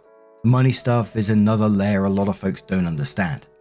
Opie says things with my mum are getting better, and amazingly things between my mum and dad are getting better as well. They both showed up for my daughter's 10th and didn't fight or make catty remarks to each other or side-eye each other or glare or any of it. I said it in another comment, but ironically my marriage dissolving has done more to heal the rest of my family than anything else has. And the same day, Opie added another post asking a question saying, what am I supposed to tell my girls 10 and 7 about their father? My ex-husband was never a present father. He's a surgeon and spent most of his time either working or doing something with his co-workers. He was rarely ever home, and when he was mostly wanting to be left alone to hang out by himself in his man cave.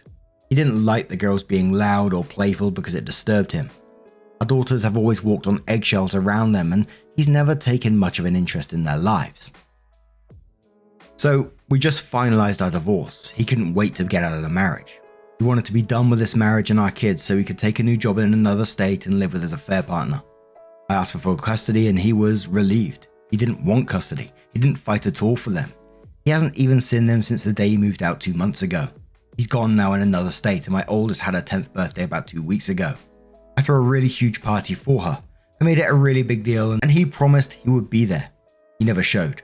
We get a card with a lame apology and a gift card from him a day after her birthday. I felt so bad for her. And what makes it worse is, she wasn't even upset. I asked her how she felt it and she just shrugged. She said she wasn't surprised and that dad didn't really love them. What the hell do I say to that? I'm at a loss for words because I don't believe he loves them either. Do I lie to them? Tell them of course he does, he's just busy. What do I tell her? The truth? No, he doesn't really love you? I have no idea what to say to my girls. Should I even bring it up? Just not talk about it at all. Just leave the fact that their dad doesn't give a shit and has pretty much abandoned them. Just carry on as usual because let's be honest, he hasn't been part of our lives for a long time. He never really was. Not that much has changed for the girls besides the fact that they don't need to walk on eggshells for the 1 or 2 days a month he was even at home. I just don't know. Both the girls are in therapy now. We all are. Maybe this is something I should bring up there. And absolutely that's my thoughts. I'm glad to see that Opie did turn to therapy for all of them to get them through this basically. And I definitely think that should be brought up. Like, this guy from what we've read here is an absolute shitty person, bad father, where these girls have had to tiptoe around him all the time, not disturb him, always told that they're being too loud. But I still imagine that they have very, very complicated feelings around it all. This is someone who's still been a part of all of their lives. And I can remember some of my thoughts and feelings around that sort of young age, and sometimes it's really hard to navigate certain things. I can only imagine that completely cutting him off out of their lives is only going to be beneficial for them in the long run, but I think it will be a difficult process to deal with at the same time. But all I can really say is I do really wish you all the best. You, your girls, your father, and your mum, of course, and I hope that, they all mend their relationships in the end. But now I'm going to turn this one to you guys. What do you guys make of this situation? Holy moly, what a ride that was. Let us know your thoughts down in the comments below. Now, our next story comes from Cat Owner Victim from the Off My Chest subreddit and says, my husband-to-be wants everyone to know I'm not pure. Saying that didn't make me feel good. It's exactly what the title says. I've been with my fiance for 6 years and engaged for the past 8 months. I've been doing most of the wedding planning, but my fiance, let's just call him Ryan, will give his input here and there. So about a month ago, Ryan out of nowhere said he was talking to some of his co-workers and thinks that I shouldn't wear a white dress. This was totally weird to me. Ryan is a very artistic guy, so I figured this was more about how the photos would turn out or something along those lines, but I'm set on wearing white. I told him this and I could see that he was annoyed, but he let it go. 2 weeks ago, I finally picked and paid for my dress and this caused a huge argument. Ryan again came to me very annoyed. He asked to see the dress I picked, but I said no because I wanted it to be a surprise for our wedding day. He asked me to at least tell him what color it was. When I said white, he threw a fit. I honestly do not see why this was a big deal.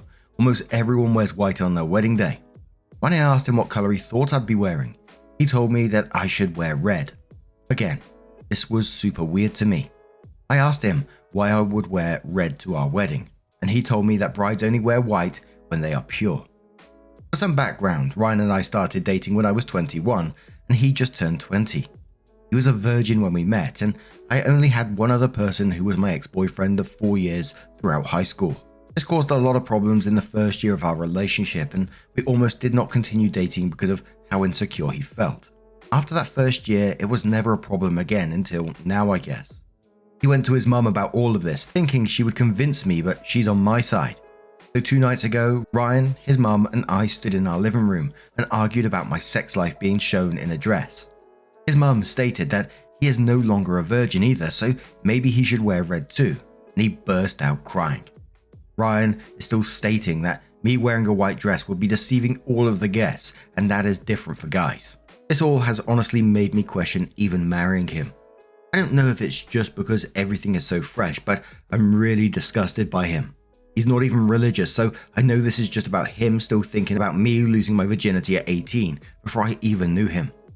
I just needed to rant to anyone about how psycho this is. And that is a deal breaker for the relationship right there. This guy wants to punish you for having sex before you met him. That is insane. And if for some bizarre reason you did stay with this guy, what does the future look like for you? Is he going to be bringing this up at other stages of your life as well? Imagine when you have children. What kind of bullshit is he going to come up with his head then? GreyCat17 says, look, if he is this secure after 6 years together, things are not going to improve. Is he going to mention your impurity in his wedding speech? Is he going to try to leverage this in your marriage to get what he wants? Is he going to demand paternity tests for your children? I'd seriously consider what you are signing up for. Dude sounds messed up as fuck. Inevitable Okra says, Jesus, throw the whole man in the bin. For 6 years, he's been planning on getting back at you for not being a virgin at your wedding. I'm petty as fuck and would just stop having sex with him. When he asks why, I would say that since he finds your sexual history so disgusting, he's now part of the history, while you tell him to pack his shit and go and find a virgin at 26. Tow Truck says he's got no idea. The bride wearing white to symbolize virginity was something that dates back to the Renaissance. However, in the majority of Western countries, it has come to symbolize the bride's first wedding, and even that isn't taken seriously by brides on their second or more weddings. The fact that he refuses to back down and that he's offended by his mum suggesting he wear red too shows you that he has a distinct lack of maturity. It's different for guys. That sounds like something you'd hear in an old-fashioned Italian or a Greek wedding, where religion makes a much bigger deal about the bride's virginity than the groom's. He's either showing some kind of insecurity about being sexually inexperienced or trying to assert his dominance. Think very carefully about your future. With all the information you have now, try to picture your life within 5 years from now. I personally think this might be the tip of the iceberg of stupid arguments. As others have said, find somewhere to stay that's away from where you are currently living. Don't tell the fiancé or anyone you can't trust to keep their mouth shut where that is. He can grovel and apologize, but his refusal to back down suggests he thinks you're the one that has to make all of the compromises. A good relationship is all about finding common ground, something he doesn't appear to have a knack for doing. So a year later, OP comes in with her update and says, this is my update 1 year later on the whole situation. I will start by saying that I did not get married. Ryan made that decision quite easy for me. I remember reading a comment that said I had to already been done with a relationship for me to move on so fast. That statement was very true. As much as I want to be the bigger person and not slander Ryan, he deserves it. I won't get into all of our issues, but there were some big ones that I would like to address. The absolute deal breaker for me has nothing to do with a red dress, but instead was all of his little lies that built up through our entire relationship. Ryan is very smart. I can't take that away from him. We actually met because even though I am a year older than him, he graduated a year before me. We had mutual classes. For someone so smart, he always got caught in dumb lies. As far as I know, he never cheated on me. That was something that I know a lot of people assumed, but even now, I don't believe it. There was never any big lie that caused massive drama, but rather a mountain out of little white lies that always made me question why. He would lie to people about having allergies. He would lie about stopping for food before coming home. He would lie about losing weight. He's a healthy weight and with a very normal build. He would just lie about so many things that did not matter. My issue with this is I had absolutely no trust in the man over literally nothing. I never held him back from doing things, and he never asked permission to do things. So him going out of his way to lie about meaningless things really made me start to resent him. I don't think he ever talked to his co-workers about the dress. I think that was another lie. After telling him I did not want to be together anymore, I asked him about everything that happened surrounding the wedding. I got no real answers out of him, and till this day, I have no real closure. My best assumption is that he got sucked into misogynist forums surrounding purity and made up a story to bring it up to me. Our breakup was pretty nasty since he talked about me a lot online. For the most part, I had support. No one ever reached out to me or threatened me, but it's still annoying having my feed filled with rumors I cheated and broke up our engagement over nothing. There was a lot of name calling as well. Apparently I'm ran through. I'm fat. I let myself go. I look miserable without him. Eventually, he stopped on his own as I never acknowledged any of it. Even with the online harassment, he never really fought to save our engagement. I was actually hurt by how he seemed equally as ready to part ways. We have no contact with each other at all, but I do know that last month he actually got engaged again. All I know about this girl is that she is 23, a hardcore Catholic, and actually looks very sweet. For her sake, I hope they work out. I do not still talk to Ryan's mum. Sorry to disappoint. She was very kind to me through everything, but for me to continue talking to her would be a bit weird.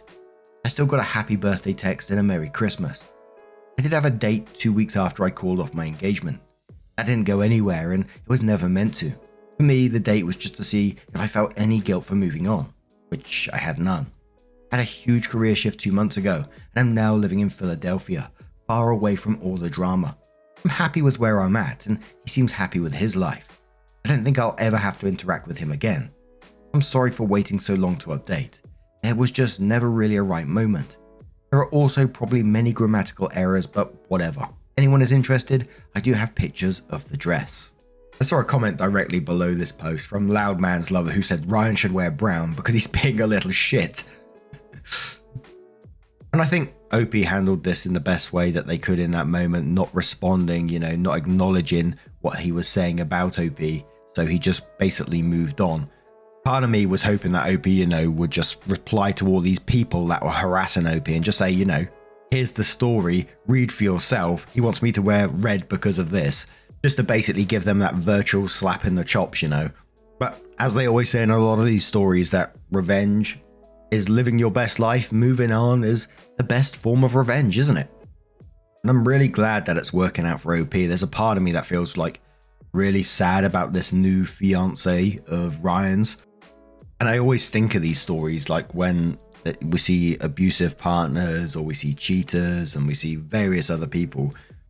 And, people can change, of course. But I always think after these stories, when they've split up and moved on and whatever, that they're going to get with someone else. And I always think, bloody hell, who's gonna end up with that? But now I'm going to turn this one to you guys. What do you guys make of this situation? Let me know your thoughts down in the comments below. Let's move on to another story. And our next story comes from the Am I the Arsehole Here subreddit from Strange Tadpole 3749 and says, Am I the arsehole here for not coming to terms with the fact that my wife cheated on me 14 years ago before our marriage? I, 35 male, am married to my wife, 37 female, for 11 years and together for 14. We have a beautiful 7-year-old daughter and our marriage has been great without any major problems until last year. Last year, I learned that my wife cheated on me before our marriage. One of her friends became religious and confessed her actions to me, which had me confront my wife. She was shocked that I learned it and apologized profusely about her actions. However, she said it's not something important now because we have been going strong and have a family together. She told me I should come to terms with it since it happened 4 months into being exclusive, and she was a stupid girl out of college back then. My mind told me the same. It happened 14 years ago, and we are happy right now. I decided to forgive her and continue our usual life. Reality was not that great. My mental health took a big hit. I realized it's not something that happened 14 years ago for me. The cheating happened for me when my wife confirmed it. I was less confident, could not have sex with my wife. I could just not get an erection for her. This turned into feeling disgusted being around her. I even took a DNA test and STD test secretly. Thankfully, our daughter is mine and I'm clear of STDs. Then a year of intense individual therapy started for me. I realized I needed to change somehow. I was not the same person I used to be. I also communicated my feelings to my wife, and after pushing for a bit, we started going to couples counseling too. However, at the end of everything, I decided to proceed with divorce. Here are my reasonings. She not only cheated back then, but lied to me for 14 years. She did not confess the action herself. Even though she apologized, she dismissed the fact by saying it's not important anymore. Young me was robbed of having a choice. Cheating was, and still is, one of the biggest deal breakers for me. If I knew it back then, I would have broke it off. I'm happy with my life and I'm glad that our daughter came to the world. She's the light that shines the brightest for me. One of the biggest reasons I keep living, but I still was robbed of a choice back then. I see an MC could not change our problems and my feelings towards her. It also started affecting my family life, which could affect our daughter. I think our daughter would be better off having us as co-parents instead of living in a broken family environment where consistent arguments are present. Sex life is basically dead for me. We do have sex, but I feel like those women on film/series that just lay there and look at the ceiling waiting for it to be over. The only difference is that I'm a man. I do not even want non-sexual gestures anymore. Last week I had a sit down with my wife and explain everything I wrote here in detail. My feelings, reasonings, and some other private things. I've been talking to a lawyer for the last month and papers are almost finalized. 50-50 custody, 50-50 asset sharing, and as amicable as possible. I explained everything thoroughly and clearly to her. She freaked out and had a panic attack. We spent the night at ER. She was begging me to reconsider and not throw away 14 years. However, even though I would like to stay, it results in us being roommates and a broken family environment for our daughter. Am I in the wrong here? Couple of comments. So KGBJ says, this isn't about being an arsehole or not. You're not able to deal with something and it's changed your view of someone. Catmo says, that's the thing. Opie has tried everything they can to make it work. He didn't throw his hands up in the air and walk out. He tried. He really tried. But you can't make yourself have emotions you don't have, nor can you let go of ones you're currently feeling. There's no right or wrong here. AW says, this isn't an arsehole or not question. You aren't able to love her the way you did before. You no longer trust her. Your relationship is dysfunctional. Therapy didn't help.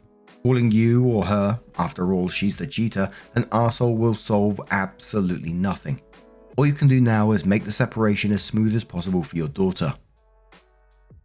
Jay says, someone else wrote this in a thread months ago and I still remember it. The affair happened 14 years ago for you. It just happened for me. Like she's had 14 years to process and lie about it and then to just let it go. For OP, this just happened. He's still dealing with all of it. And not just the affair, but the 14 years of lying by omission too. It's brand new to him. Also OP, not the arsehole. OP responded saying it happened on a girls' trip they went together. It was confirmed by my wife. Her friend told me she could not hold the secret of sin anymore and decided to confess. About 4 months into being exclusive/couple, girlfriend and boyfriend, so it's not before being boyfriend and girlfriend. Paper is basically an agreement with blank sections including custody, asset sharing and other marital things. I proposed my side to her and she is free to consult with a lawyer to propose her side. Both sides meet and come to an agreement. Then this agreement is proposed to a family court, in case of amicable divorce, to get appointment for the court case. I let her know beforehand that I'm considering divorce and getting the draft agreement ready, so she should also consult with a lawyer. Squarespace asks, how is your wife dealing with all of this? Has the anger presented itself yet or is she still in denial? Opie says she's barely eaten since the ER visit and still in denial. But OP does update the post and says, firstly, I want to thank everyone for their ideas and input about my situation. Some people reached out to me on Reddit chat to state their opinions and we had long talks. They have been incredibly helpful and I want to thank them especially. Some people asked if we went to counselling together. Yes, we've been visiting a counsellor for over a year now on top of my individual therapy. I understand blowing up a marriage for something that happened 14 years ago is not logical. However, my feelings towards my wife got even worse after counseling and therapy. It started with not being able to trust her, converted to not wanting sex, then not wanting non-sexual gestures, and finally, I'm not even comfortable to be in the same space as her. We've been less than roommates in the last couple of months. I do not hate or resent her, but I just cannot shake off the feelings. I would say I forgave her, but it's not about forgiving anymore when there are no feelings and love. I do not want my daughter to grow up in such an environment. I know how hurtful it can be. I experienced a similar situation with my parents, only the genders reversed. Living in such an environment breaks you as a child and teen. I would have much preferred if my mother just divorced my dad instead of staying for my sake. These being said, I had long talks with my wife this morning. She had not been eating much since visiting ER, and I'm concerned for her well-being and safety. Some Redditors who reached out suggested considering separation before proceeding with a divorce and see if my feelings would change. That is very logical, actually. I proposed the idea to my wife and she was happy to hear it. I have an upcoming business trip to the Netherlands next week, and I'm planning to extend my stay and stay with my sister once I'm back.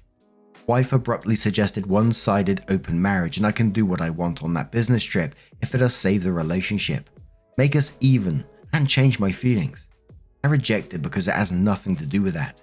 Even if it changed something for me, it would devastate her knowing I cheated on her in the future. It's not something easy to get over and not an easy decision. That is all the update. We'll try separation for a while, and depending on the result, I'll make my decision. Thank you for all the help and opinions. And the top comments on that one, Horizon said, is telling how quickly, just because you stood up for yourself, she went from telling and what feels like dictating to sudden panic attacks and begging instead. Would it have been different if she had gone straight to begging and contrition earlier? Unijack says, avoid falling for her self-abuse charade, which is intended to make you feel sorry for her. It's an attempt at manipulation. Horizon says again, in quotes, I understand blowing up a marriage for something that happened 14 years ago is not logical, and says, it is absolutely logical. As you said yourself, it didn't happen 14 years ago. The lies continued up till present day. And to be honest, I couldn't see this ending any other way. There was a lot of good comments in there, which I won't parrot them, and all of it was wrong, but the dismissing feelings on this, after he found out, yes, she apologized, but she said it's not something important now. It's like, come on, man. Why wouldn't that be important, finding out your wife cheated on you 14 years ago, 15 years ago, 20 years? What does it matter? How would you find yourself in this situation? Would that be a deal breaker for you or not? Maybe you have a different opinion on the matter. Let us know your thoughts down in the comments below. Now, our next story comes from 1273 Rockefeller, who says, am I the arsehole for telling my mother-in-law I'll pay for my wedding myself if she can't respect my few wishes? I, 25 male, will be marrying my fiancée, G, 25 female, later on this year. I proposed to her a little bit before Christmas, and we're aiming for a November wedding. G has 2 older brothers, only one of which has gotten married. And for one reason or another, my mother-in-law, 68 female, was not involved in the planning of the wedding at all. She was pretty hurt over this, as she always wanted to help plan her children's weddings. So when we got engaged, she offered to pay for most of the wedding, and in return, we agreed to let her help with the planning. In my mind, as long as I'm marrying G, I'm happy, so I was okay with this. The only thing I'm really sticking to that I refuse to change is what I'm wearing. My mother died when I was very young, and she was the daughter of first-generation Scottish immigrants. My grandparents moved from the north of Scotland in the 60s, and my mother was brought up learning about her parents' culture. Since she died, I decided I wanted to wear her family's kilt when I got married. I talked about this with my fiancée before we got engaged, because it is an unorthodox idea, but she thought it was sweet and liked the idea. A few days ago, my mother-in-law came up to me and told me I'd have to wear a more traditional tux instead of a kilt. When I asked her why, she said it went against the view she had of G's wedding, and that the colours of my mother's tartan clashed with the colours she had chosen for the wedding. When I told her this was pretty much the only thing I'm unwilling to budge on, She brought up how she's paying for most of the wedding, and wearing a tux is the least I could do. When I brought this up to G, she echoed the sentiment her mother had made about paying for the wedding. I'm able to pay for it myself, and I told G that I thought she understood how important this connection to my mother was to me, especially since she can't be there. And if she wasn't able to accept that, then I'd pay for the wedding myself. G told me I was being a bit of a dick for being this stuck to what I want to wear. And once my mother-in-law heard that I would just pay for the wedding myself, she got really upset because it's always been her dream to plan G's wedding. I'm feeling like a bit of a dick right now, and was wondering if I should just wear a standard tux. My family's kilt is really important to me, but this is causing more conflict than I thought it would. Now, alarm bells were going off in the first paragraph to me when it says, the brothers, only one of which has got married, and for one reason or another, mother-in-law was not involved in the planning of the wedding at all, which, may have just been one of those things, but after this post, it says a lot to me. And in the stories, we see a lot of where one partner defends like the mother-in-law or the father-in-law of this. It's a worry for your future, isn't it? That, she's calling you a dick in this situation for wanting to wear something that means the world to you. Imagine if your partner came up to you. I'd be like, oh yeah, absolutely, we need to include that within the wedding. It just says to me that your fiance values her mother's opinion and choices and possibly money more than you. But Raymond Beaumont says this should be a really good learning lesson, and the point of it is, should the wedding take place? The only opinions and wants that matter in this relationship seem to be of your mother-in-law, and so, are you willing to be an afterthought in your own marriage? Argona says, red flag in my opinion. It appears fiancé is focused more on the wedding than on the marriage. You've been relegated to the back row with your preferences cast aside. Like you said, your fiancé knows the importance and apparently just doesn't care. Famous Tap says, tell mother-in-law that if she wants to see a standard tux at your wedding so much, she should wear one. Sassy, I love it.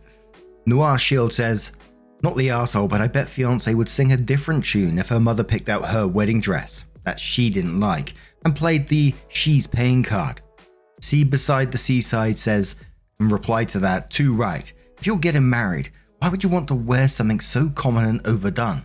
Like this is about two individuals coming together. The preferences of one person shouldn't be completely ignored in order to have some aesthetic. It's not about fucking photographs, it's about people. Redo Raptor says, not the arsehole, and you're getting a glimpse right now of how life will be if you marry this person. You told her one thing was important to you and she could do whatever she wants for everything else. She ostensibly agreed, and now your needs are immaterial and you're a dick for wanting anything at all your way. You'll be making a huge mistake marrying this person. Your mother-in-law will stomp all over your boundaries, and more importantly, your wife doesn't give a crap how you feel and will happily join her mum in stomping on them and then go Darvo on you and make it like she's the victim and you're being an arsehole to any wants or needs at all. This is red flag city. Walk away or you will regret it. I absolutely guarantee it. So OP does come in with an update and says, so the past 24 hours or so have been eventful. I took most people's advice and talked to my fiancé about this issue before going forward. Her siding with a mother like this and going against me was really out of character, so I felt like I really needed to figure out what was on the go. The long and the short of it comes down to money.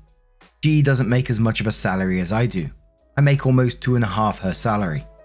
Despite this, she's pretty insistent on things being 50-50 between us. Our finances aren't combined into after marriage because of some weird tax issues and legal things in our home region.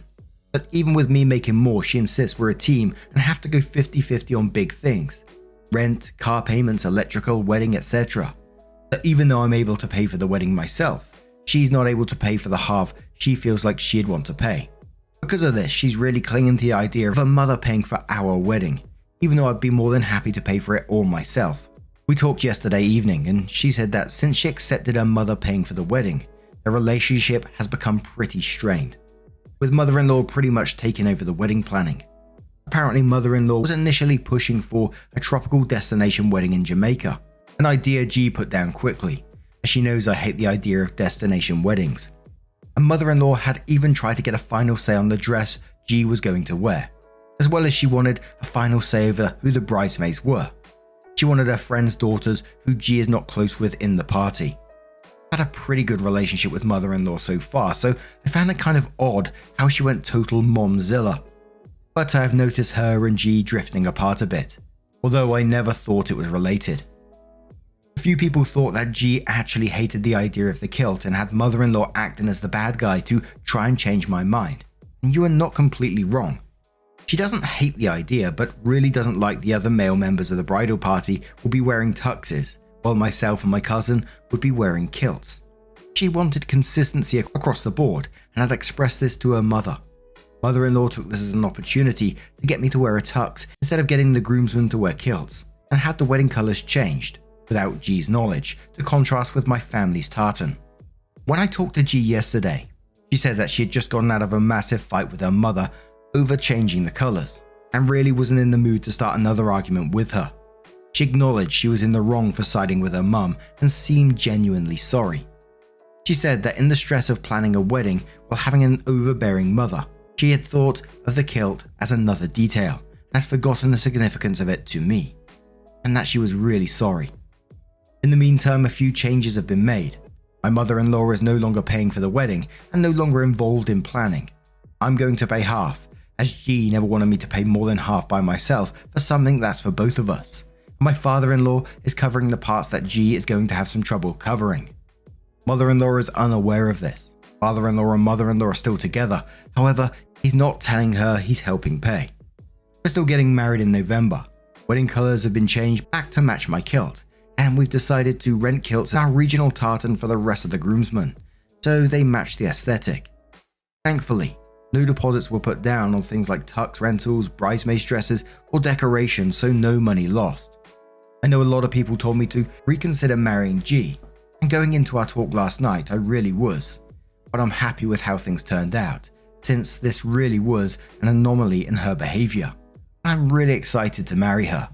Now, I'm glad that they're able to sort of navigate their way out of the situation and get mother-in-law to stop planning, because clearly she was causing major issues within their relationship.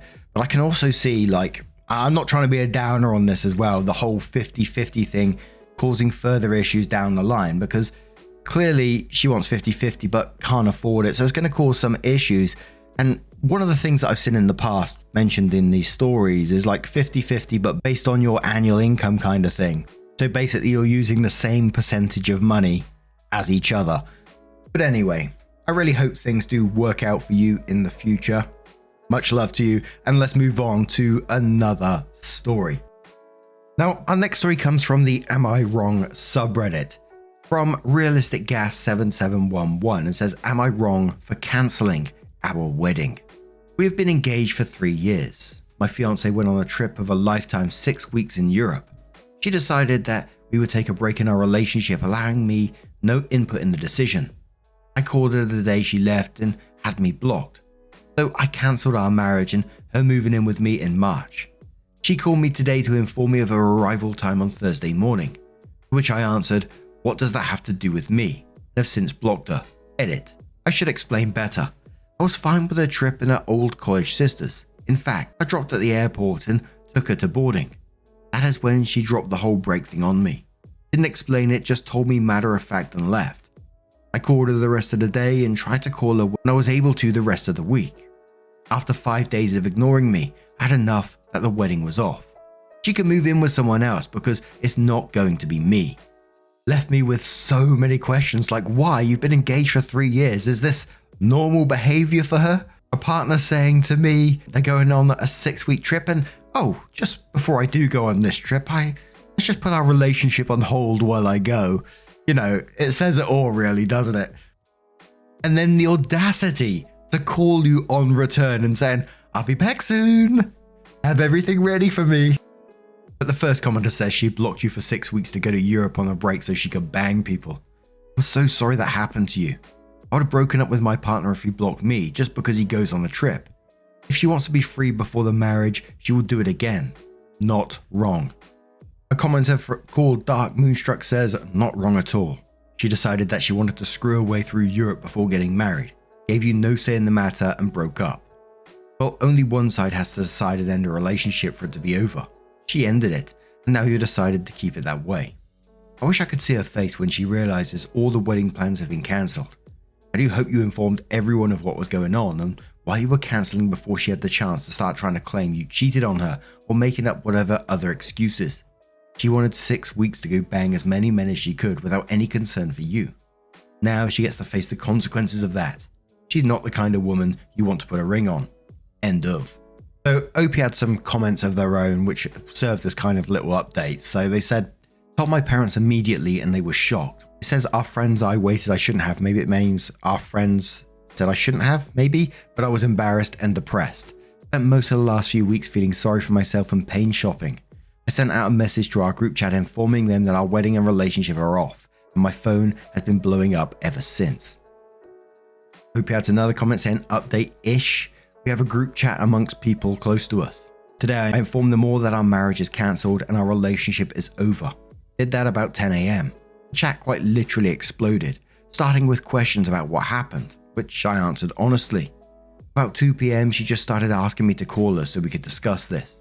I told her that talking on chat is perfectly fine, and she said no. This is something between just us. Still have not spoken with her. The last message at 6 PM. Please pick me up at the airport so we can talk about this as planned. I answered her that was your plan, not mine. None of this was my plan. A flight is at 9 AM. I wish her luck. OP adds another update and says, first, I got my ring back and it's safe with my mum. Secondly, I would like to thank everyone for keeping me grounded while I was doubting myself. I'm not sure who said it, but someone said that I shouldn't bother with what she did on her trip and focus on her breaking up with me at the airport, which I did and was not what she was prepared to argue about. So now she knows how it feels to be blindsided also. Seems her college sisters told her I would be insecure and fight about something I couldn't hope to prove. But when I didn't, she didn't know what to do. At one point she excused herself to go to the restroom and didn't come back for 20 minutes. Seems the brain trust was at a loss too. So, do you have any vacation ideas?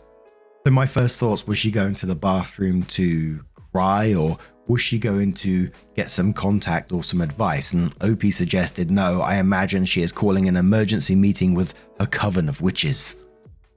And there was a lot of chat about OP going to visit various countries to get away from it all because they've been saving for a house themselves, so they got plenty of money stashed away. But OP came with another comment that said, spoke with her parents last night.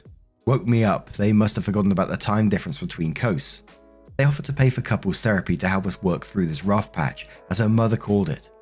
Told them no thank you, she ended our relationship. Someone asks OP if they told their parents. OP said, told my parents in the first week. My parents told me to calm down and don't do anything out of anger. So I sat on it, spoke with my work buddies in the 4th week or so. When she called and acted like nothing bad had happened, it shook me, and I posted on Reddit that I'd just been reading on cheating stories and seeing what the outcomes of stories like mine. OP adds it's not resolved, she has not given up, she thinks she can fix this, followed by, she went by my work. I was at a job site, thank God. So you can see this one isn't at a complete end right now. I pretty much think that the relationship is over from what it sounds like, and rightfully so, that it's never going to be fixed. Whether she will continue to try and make it up to OP is another thing. But even though OP said he's let people know, do they really know the full truth of this? Surely anyone looking from the outside is going, that's a red flag what she did right there. Because the parents talking about it like it's just a blip in the road, you know, one of those relationship problems. No, she broke up with you to go, what we're all assuming is, to sleep around. Gave you no choice in the matter and put you on block. That was the end of the relationship right there. But what would you do in this situation? Some people suggesting, you know, if she continues down this path of, you know, turning up at places where you are, see if you can get some kind of, you know, restraining order put on her, keep her away from you. Imagine doing that and think that you can still, you know, make this up somehow. Madness. And for our next story, because I've been missing it a little bit, we're going to go to the entitled People subreddit. A little bit of neighbor drama going on around. From Milas, who says, neighbor offered my mum $1 for part of her property after expanding his driveway into part of her front yard. This might be in the wrong place for this. It's a combo of entitlement and general terribleness. My 74-year-old mum's neighbor, mid-60s male, decided he needed a bigger driveway. so it could fit 4 cars, including the ones belonging to his 2 children who no longer lived there. My mum somewhat reluctantly agreed, under the condition that she pay for everything built over the property line and maintain the right to remove or build on top of the unreasonably large driveway. A few years went by. The neighbour wanted to sell the house and asked my mum to sell him part of the property he had built onto, the part which she had also paid for $1. When she said no, all hell broke loose. He started showing up at her house with a video camera, screaming at her for being a cruel woman who didn't want him to see his kids. There is permit street parking and all residents on the block have 2 parking passes, and you can request up to 6 temporary guest parking passes. Eventually, she decided to have a surveyor come to determine the property line and built a fence to keep him and his family away from her. When workers started pulling up part of the driveway on her side of the property line, it got even more aggressive and ridiculous. His wife showed up crying over how they can't live without the extra driveway space. They started strategically parking their cars to make it difficult on the workers as possible. They threatened to report the workers to ICE, despite having no knowledge of the immigration status of the workers. In response, they rather hilariously pulled up everything around and under the son's car, so only the tires were still on the driveway. And the son showed up at the door and told my mum, "I just made my first $1 million. I'm going to buy the house and make your life miserable." One day I was in the backyard and the guy was leaning over the fence yelled, "Fuck you!" When I turned around, he said, "Oh, I'm so sorry. I thought you were your mother." They eventually sold the house for nearly $500K under asking. The new neighbors are lovely. Someone said to OP, "I hope you had some choice words for him when he explained his fuck you." OP says, "I wish I had some awesome response that made him run off crying, but I was so shocked I just told him to go fuck himself." I think that's a good response. So do you think that was part of like a long game he was trying to pull, get the drive extended, you can get more cars on the drive, therefore increasing your house price? Not sure if it works like that. It did pop in the old noggin there. And I'm sorry for laughing at the fuck you bit, but it sort of took me by surprise at the same time as well. It must have been shocking for someone to suddenly peer over the fence and shout, "Fuck you!" But it was also like the apology afterwards. He went, "Oh, I'm sorry, I thought you were your mother." Like they're expecting to OP and turn around and say, "Oh, yeah, absolutely no problem then. Carry on." Neighbor drama, man. I absolutely love it. Now, I'm going to turn this one to you guys. Do you have your own neighbor drama? Do you have maybe some of your own favorite neighbor drama stories that you'd like us to cover? You can share them over on r/Mark Narrations and hopefully we'll cover them at some point in the future. You know how much I love that stuff. Now, our next story comes from Exciting Ice 9119 from the Am I the Arsehole Here subreddit that says, "Am I the arsehole for cutting off my mother-in-law because she told my daughter she hoped I had died when I was taken to hospital?" And before we do get into this story, I just do want to give you a warning. There is talk of a car accident within the story, so if you do want to skip it, timestamps are always down in the description and along the timeline below. Thank you. It says, "I, 30 female, was in a car crash. I had to be cut out of the car. I wasn't seriously injured though, thankfully, but the other person unfortunately wasn't doing too well. From what I saw before I was taken away to the hospital, I was told to stay in hospital overnight to see if I suffered from a concussion. I rang my husband and told him what happened. My mother-in-law got the incidents mixed up when he dropped off our daughters 6, 11 to my mother-in-law while he rushed to see me. Next morning, my husband brings our daughters to come get me while I was waiting to be discharged. Upon seeing me, my 6-year-old bursted into tears and said, 'I don't want you to die.' I comforted her and said, 'I'm not dying and I was very lucky.' She then said Granny said she hoped I'd die so that them and my husband can come live with her. Me and my husband were shocked and my 12-year-old confirmed she heard us say that. My husband said he was going to ring mother-in-law. When he came back in the room, he looked furious, but didn't say anything until after we got home. And he said mother-in-law denied it, but after he kept pushing, she ended up admitting it. But she said she didn't mean it. I thought me and her were close, but I guess not. I'm incredibly hurt she would want that and said I wanted me and the girl to go no contact with mother-in-law. I told him he can have a relationship with her, but I don't want me and the girls to have one with her. My husband said he supports me. He then rang mother-in-law and told her what I said. She didn't take it too well. She came to our house crying and saying it was a misunderstanding and she didn't mean it and that we were taking it the wrong way. My husband asked, "What did you mean then?" She just got hysterical and started crying and saying she always wanted daughters, but my husband was the only child due to her not being able to have any more after him. And the girls are more like her daughters than granddaughters, and she wasn't thinking properly when she said that to our 6-year-old. She got so worked up that my husband had to take her home. When he got back, he said he didn't know she felt like that and asked did I still want to cut her off. I said yes. He said okay and didn't argue. It's been a week now and he is still very quiet and hasn't said much about what happened. And now I'm starting to feel guilty and wondering if I took it the wrong way. Am I being the arsehole?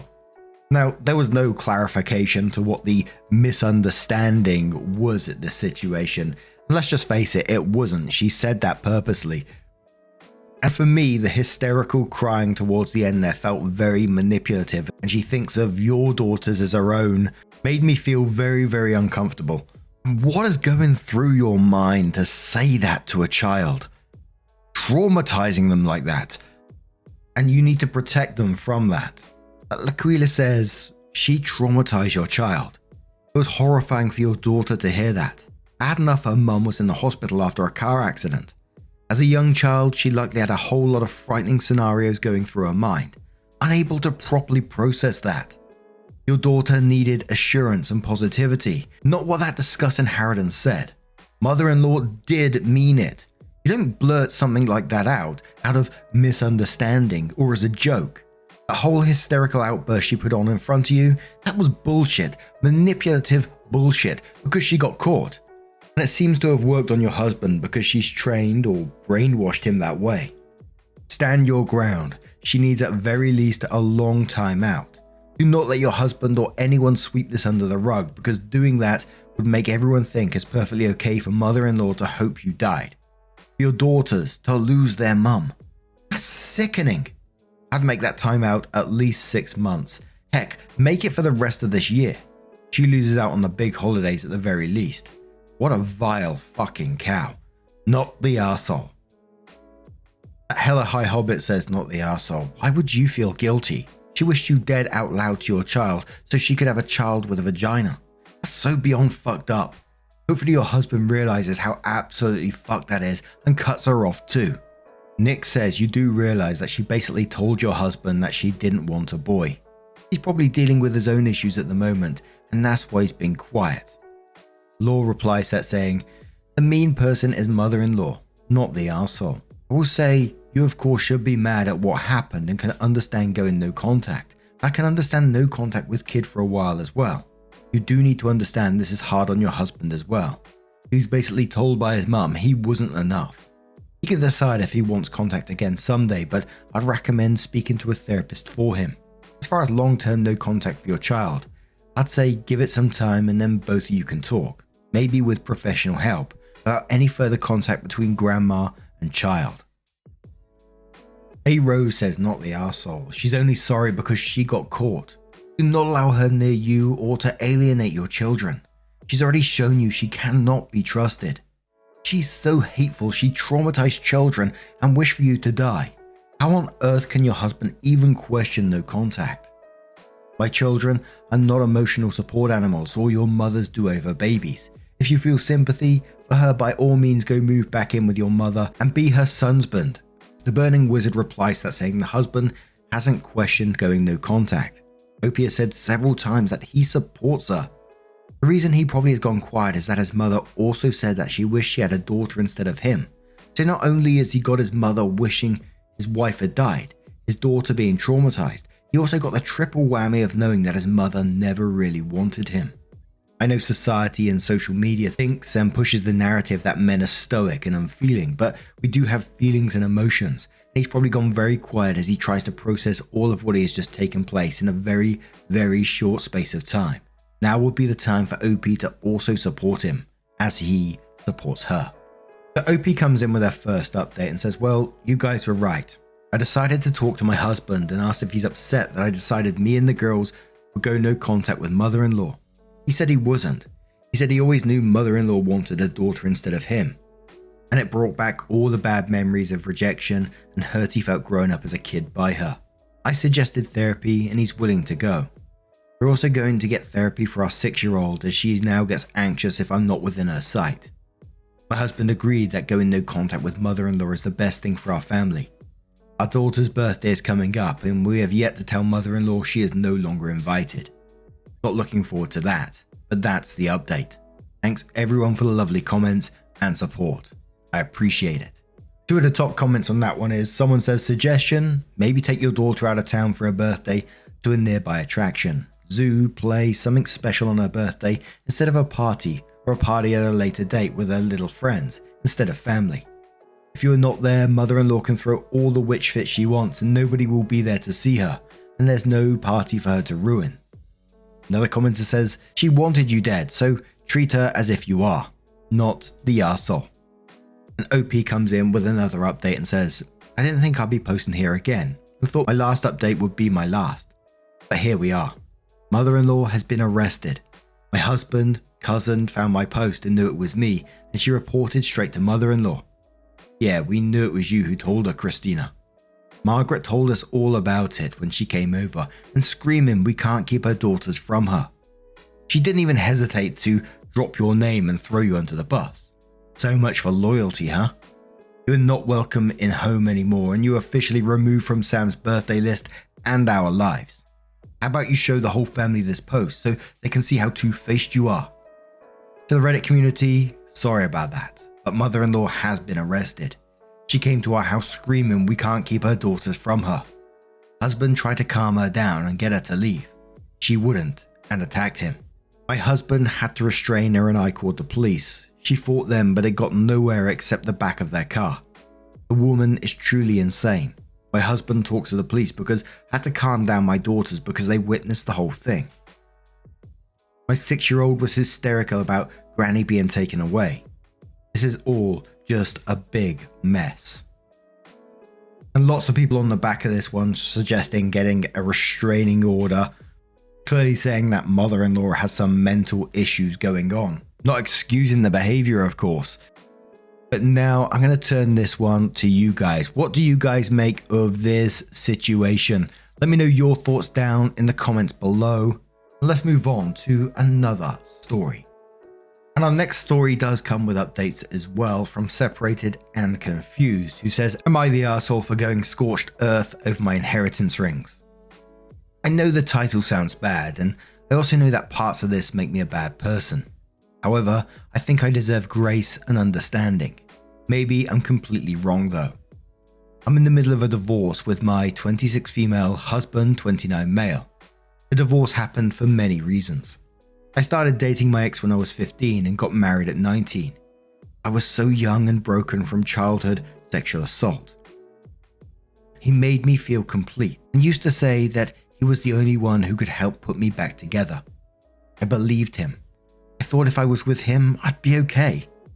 That was true for the most part, but I lost a lot of my identity. I thought I was happy, but when you lose yourself in someone, you can't understand how toxic they can be, because I thought I was finally whole. Then 2020 hit. My husband's infrequent outbursts became more common as his drinking got worse. He would scream at me, tell me I was worthless and stupid, tell me I wasn't enough fun anymore. Coerced me into sex by telling me I was useless unless I put out and that he deserved it. He also hit me a few times when I got mad back or said no to sex. He messed around with his friend's wife and his best friend's girlfriend. To be honest, I thought I deserved this behavior. I thought I deserved the abuse because I wasn't good enough. This is where the second part of my story starts. I found out about his friend's girlfriend because the friends told me. He didn't deny it. I felt broken. I resolved to stay and work it out, but I ended up close with his friend. We started hanging out and I felt very close with him super quickly. I pumped the brakes when I thought I might have feelings and talked with my husband. He, maybe because he was drunk, maybe because he thought I wouldn't do it, gave me the go-ahead. He said he figured if he fucked around, I could too. I enjoyed every minute with him. At first it was purely sexual. He was leaving a bad relationship. I was trying to learn how to ask for what I wanted. But over time I found out how awesome he was, and little by little my personality felt like it was coming back. One day I decided to tell him everything he did to me. With my new confidence, I learned that I didn't deserve that behavior. He was absolutely horrified, said he figured something was up but didn't realize to what extent. He said he would be there for me no matter what, and he was. We fell in love and I didn't know what to do. He loves me but isn't sure if he wants to be with me because of the severe blowback he'd have personally. I ended up deciding to get divorced. Even if I couldn't have him, I knew that I couldn't be in that home, constantly scared and freaking out. I filed and it was like a switch for my husband. He stopped drinking, said he would go to couples therapy, and honestly, all the abuse stopped. I felt like I was making the wrong decision, like I should stay, but I knew I could not ever go back to how it was. He asked me to stop seeing my partner. I told him I did, but I did not. I couldn't, and even though my husband was trying, I couldn't get over everything he did to me over the last 3 years. Maybe I could have if I stopped seeing my friend, but I didn't. I just knew I never wanted to go back to the potential of that. Now I feel horrible. I still am seeing my friend. I'm still in love with him, even with the uncertain future. I enjoy every day I get to see him. He said he feels the same. The guilt about it eats at me, but I just can't stop seeing him. In the divorce, my friends all took his side. He told them about my friend, but not about his abuse. And with him working on himself, I didn't want to tell anyone. I didn't think it was helpful. So now everyone knows about me and my friend, but everyone thinks we're not together. No one really talks to us though. My divorce should be over in December. I'm excited and ready for it all to be behind me. I won't lie though, I'm hopeful that my friend and I can be together. And if that makes me a bad person, that sucks, but I don't want to wait hoping a man can get it together. I want something great that's in front of me. And if we don't work, that's fine too. I just know I deserve better. So there was a couple of top comments on this part where Opie responded. So no investigator says, you're making a mistake by not telling your friends what's really going on. You're allowing him to trash you and he will continue to do it. Give your friends a chance to support you and take it from a much older sister.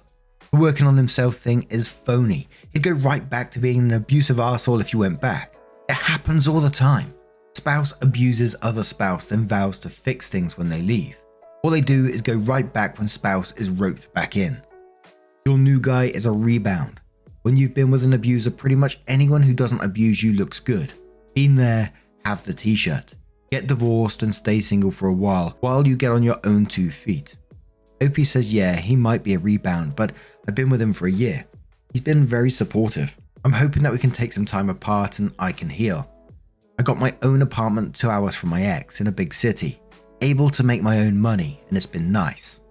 And for me, I'm glad that comment said that because it was the way that I was feeling about this whole rebound thing. Like if you've been in a relationship like that where you're being abused, etc., anything's got to look good. If you're getting like even the tiniest bit support from someone else, that's got to look amazing, right? You look at that person as kind of saving you as well, right? Obviously, I don't know. I've never been in that position, but that's the way it kind of feels in my head. But Name Game No Shame says, I'm so proud of you for getting out of this horrible marriage any way you can. But I want you to know this time apart from your other guy is a gift you absolutely must accept. I've been in sadly, a couple of these situations before, and I have to tell you, I do not regret the relationship so much as I regret not to take the time to be alone for a long ass time. You were so brave, but you need to heal and learn to love yourself more. I can see you're already on your way, but do it more. Opie says thank you, I appreciate it. I kinda needed the permission to just do that. My friend said he would be completely understanding if that's what I choose and support it. I'm just trying to wait until I get my bearings in the new city before we part ways. He knows this, but neither of us want it.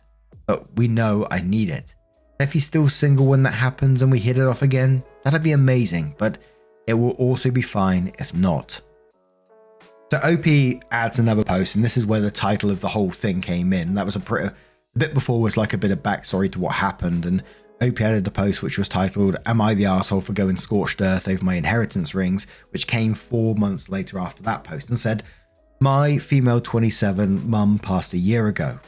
It was known that it was a possibility, so my mum divided up her jewellery my dad had gotten her over the years to give to us if she passes.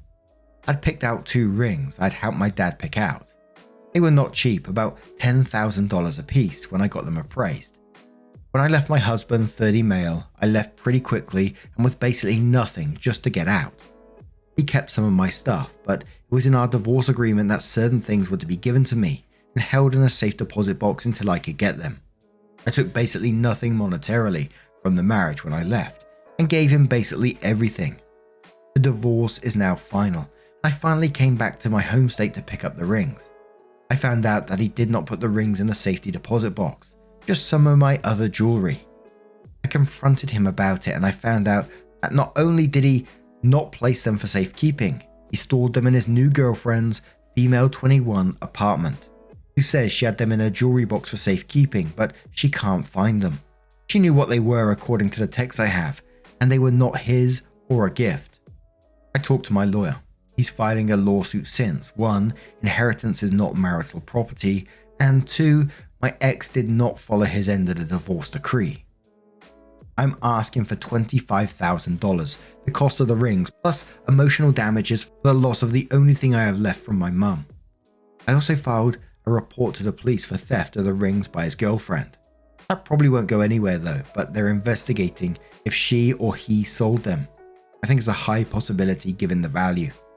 I'm devastated by losing these. They were so special to me. He and his girlfriend are pissed at me because it's too much money that they don't have. She could get charged with theft or laundering the money from selling them for my ex. Not sure.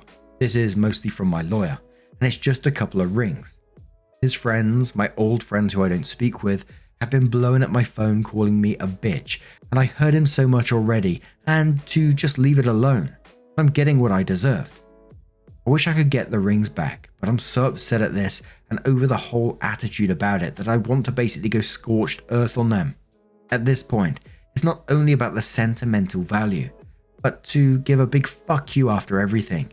Am I the arsehole here for seeing my ex for my rings and potentially getting his girlfriend in legal trouble? Couple of top comments before we move on to the next update. So someone says not the arsehole, he needs to give you a complete and honest account of what happened to your rings. If he'd rather see his new girlfriend in jail than face the truth, well, it sucks to be her and be thrown under the bus. Opie says that's my biggest thing. I want to know where they went. If he would just tell me, locate them and give them back, I might not have to do this. It's not even about the money, it's about taking away something so important to me. Most likely they're in some pawn shop. I'm not in town much longer, but my siblings said they would search every pawn shop to see if one of them have it. OK Play says, who cares what his friends say? The rings were your property and he either lost or sold them. Hold them accountable. Opie says I agree. I just hate how my phone is blowing up. It's hard to continuously be called a bitch and everything else they say about me. I've been thinking about changing my number over all this. OP updates again 10 days later and says, I posted around a week ago about my ex-husband stealing my rings. I was getting nowhere with him. The cops seemed pretty uninterested and my lawyer said that while we had a case, it could take ages. My family went through a lot of pawn shops but couldn't find anything. I was feeling pretty horrible about everything going on and figured they were a lost cause. Until a friend from my past messaged me on Instagram earlier this week. She never had sent me anything bad like other people. We just didn't talk. She linked the profile of my ex's new girlfriend's brother and said, I'm not sure. His fiance's ring looks like it might be yours. This friend also lost her mother when she was younger and said she didn't care what happened between me and my ex, but she wasn't letting some guy take that away from me. We talked for a bit and she said she was upset when she heard about the rings being missing and my ex had gloated saying I wasn't ever giving them back and wanted to find them if she could. I went over to the page and sure as shit, my favorite ring, a diamond with weaving silver and rose gold diamond paved band, was prominent in his engagement photos. I then went all CIA on them and looked at every family member this girl has and found another sister with my other ring, saying it was a purity ring gifted by her sister for her 16th birthday. I was floored and very pissed. I called into work for the rest of the week and drove my ass back to my hometown. Picked up my brother and went to my ex's apartment. My ex answered the door, and I lied, telling him that the cops were going to arrest his girlfriend's brother and sister for theft, and he could give me those rings back in 2 days or else. 1 day went by, no rings. So I messaged the brother's new fiance on Instagram, showed her pictures of the ring on my hand / on my mum's hand, and said it was stolen and that I wanted it back. This poor girl was appalled. I honestly think she had no idea. We ended up calling each other. She apologized and said she would talk to her fiance. I told her that I was getting that ring back. We ended up meeting up. I showed her more proof it was mine, told her the whole story, and thank God she gave it back to me.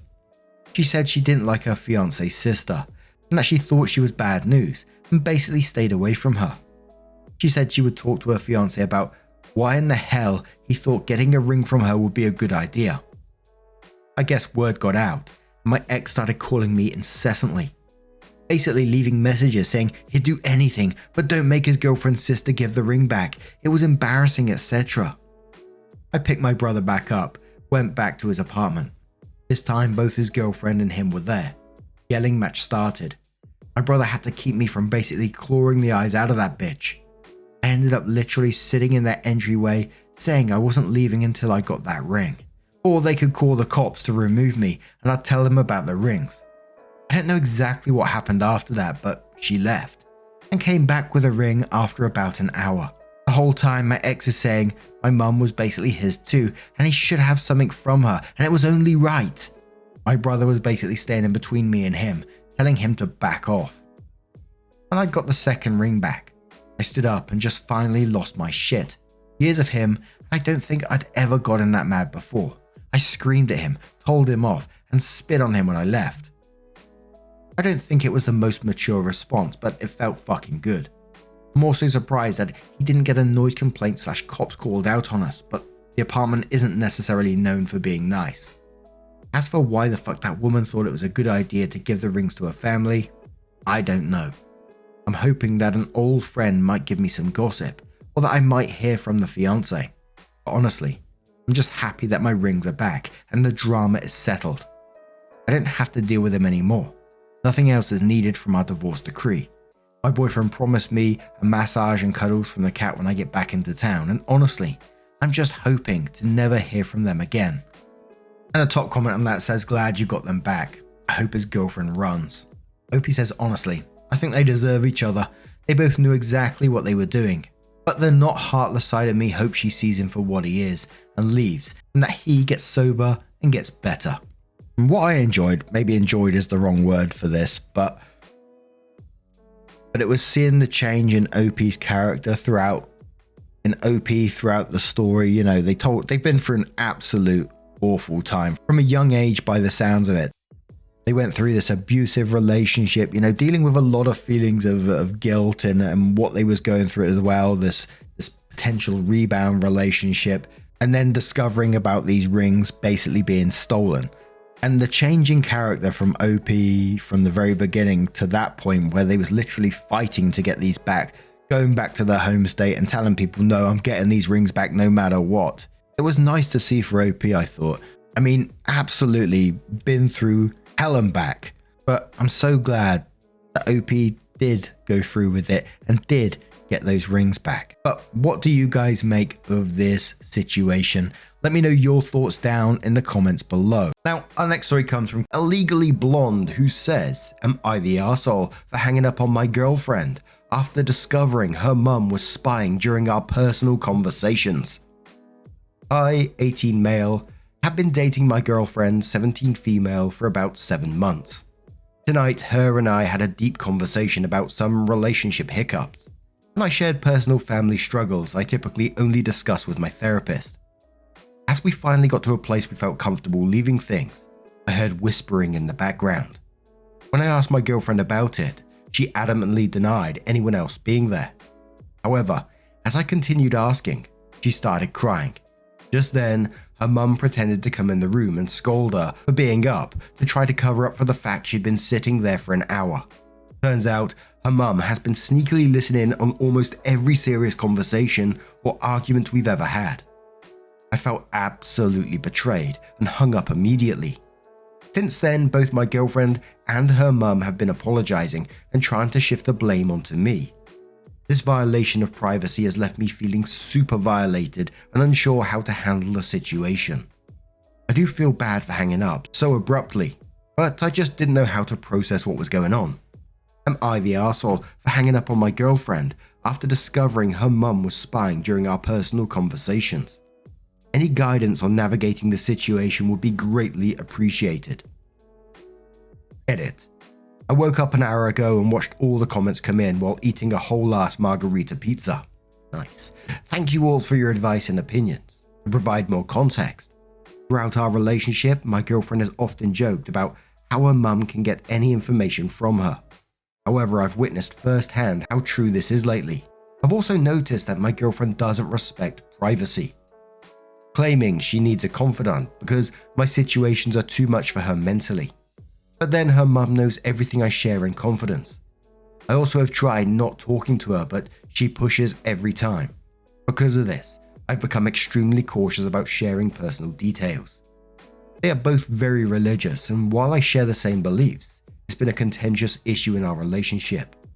Her mum has used religion to justify intruding on my personal life, citing the need to guide me if I'm sinning. My own family life has been challenging. I had to move out at 18 to escape. I talked to my own mother about all of this, and her response was to say that it's not the worst thing, and I was overreacting, which is why I felt like posting.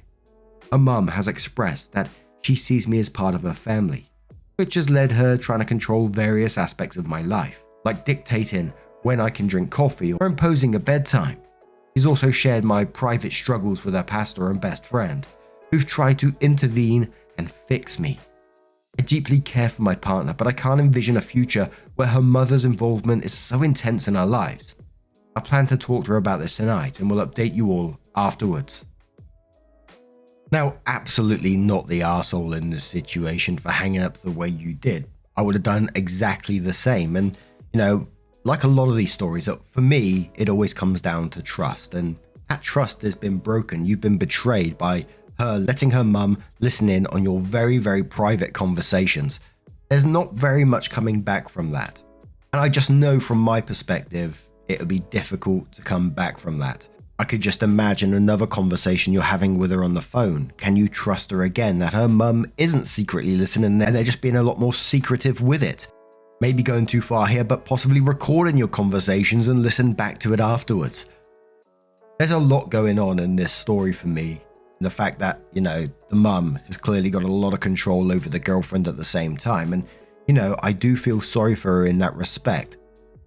But she's going to have to realize at the same time that this is not normal behavior. Whether you want to tackle that with her is, down to your choice. I think for me personally, I would struggle after the first betrayal. But, everyone's different, right? So someone asked, how did mum listen in? Opie said she sat in the room and my girlfriend had the phone on speaker. I thought nothing of it because she has always just put me on speaker in her room. Now I see why. Someone says a foundation in the relationship is trust. That's not there anymore and it's okay to break up. Opie said, thank you. It's tough because there is so much good, but this was just so violating. I keep thinking what happens if a few months from now we have a really serious conversation and her mum wants to be a part of it. Someone says there is a lot of red flags here. I definitely recommend speaking with your therapist. Opie says, I think this is a great idea. Thank you.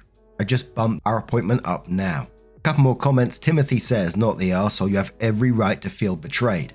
If I found out my significant other had a parent eavesdropping during personal, sensitive conversations, I'd be devastated. Sounds like your girlfriend might be under her mum's control and not be allowed to live her own life. I sympathize with her, but you shouldn't be expected to pay the price for that sick dynamic. You didn't sign up for secret non-consensual polyamory with her and her mum. I am Maggie Moo says, not the arsehole. I would give your girlfriend the chance to explain to you in person, one-on-one, what exactly has been going on. I would ask exactly what she's been allowing her mum to listen to and why hasn't she told you. I'd reconsider moving forward whether you want a relationship with a person you can't trust. Trackless Tinder says, not the arsehole. It is unclear to me how complicit your girlfriend was in this breach of your privacy. She may have been alright with her mother listening in, Or that maybe her mother is overbearing and she did not have the choice in the matter. But even if that is the case, she should have said to you privately, "Don't talk about private stuff over the phone because my mum insists on listening. There is nothing I can do about it." Either way, it should be considered a warning for you if you decide to continue in the relationship. And a final comment from PDK, who says, "Not the arsehole. You have escaped an abusive relationship with your own family. Your girlfriend's mum is being abusive to you and your girlfriend is allowing it. Your girlfriend is betraying your trust and allowing her mum to hear your confidential information. And her mum is trying to use that information to control you. They're also blaming you now. I suggest to discuss this with your therapist before talking to your girlfriend. But also look up terms such as gaslighting, enmeshment, and DARVO. Do not ignore all of the red flags. It's easier to get out of this relationship now than later." So OP adds an update and says, "She just called me at work. She started the conversation by saying she thinks we should probably break up because she can't do it anymore. I'll be honest, I snorted. She asked why, and I responded by asking her if it was because she was scared to talk to me face to face, or if it was because she just didn't want to deal with the fact she screwed up and hurt me. She said it was because I say everything is her fault. For context, I know I have a lot of problems because of a really hard home life and upbringing. I acknowledge when I make mistakes. Last night was mostly me having to apologize and explain myself over and over. But this time I flat out told her this was 1000% her and her mum's fault. I then had to go because I'm at work and people needed help. I then got texts saying things like, I guess this is all my fault and I deserve to sit in my consequences apparently. She wants me to come to her house after work to sort things out. I think I'm going to see if we can meet alone in a public place to ensure privacy. I'll update after that. And if I wasn't checked out after that first post, I'm certainly checked out now. The way she's trying to switch this around on you, and it sounded like manipulation at the end there. I guess this is all my fault and I deserve to sit in my consequences apparently. She says apparently on the end. And she wants you to come to her house. I wonder if her mum would be lurking around in the background. That's the way it kind of feels like it would go down that path for me. But anyway, 1.5 months later, OP gave a one-line final update and says, we ended up breaking up a bit after. She apologized in the end, but the trust was gone. And, you know, it just feels like that is the best outcome for this story. And a lot of people talking about enmeshment after that one at the same time. And, you know, I'm going to be certainly reading up a bit more about that. I've heard of it in the past, but never looked too much into it. But after seeing a couple of examples, it certainly seems like that. But what do you guys make of this situation? Let me know your thoughts down in the comments below. And let's move on to another story. And our next story comes from the relationship subreddit from a deleted user who says, my boyfriend and I had an argument regarding his female friend and need to know the best way to approach her to fix this. My female 22, boyfriend 24 male, has a friend female 24, who as far as I know has never been in a relationship. Ever since their friendship started, she would give my boyfriend a Valentine's gift every year. A few days ago, I brought my discomfort about this since I'm currently his girlfriend, and told the friend I would appreciate it if she would respect my request to stop giving Valentines. She disregarded my feelings, so I brought this up with my boyfriend, who also disregarded my feelings, which led to me saying some hurtful things about the friend and even accused her of being in love with boyfriend and trying to keep him to herself. Ever since then, he's been ghosting me. He doesn't even come by the restaurant I work at anymore, where we met. I figured the best way to handle this was to talk to the friend. I still have her number.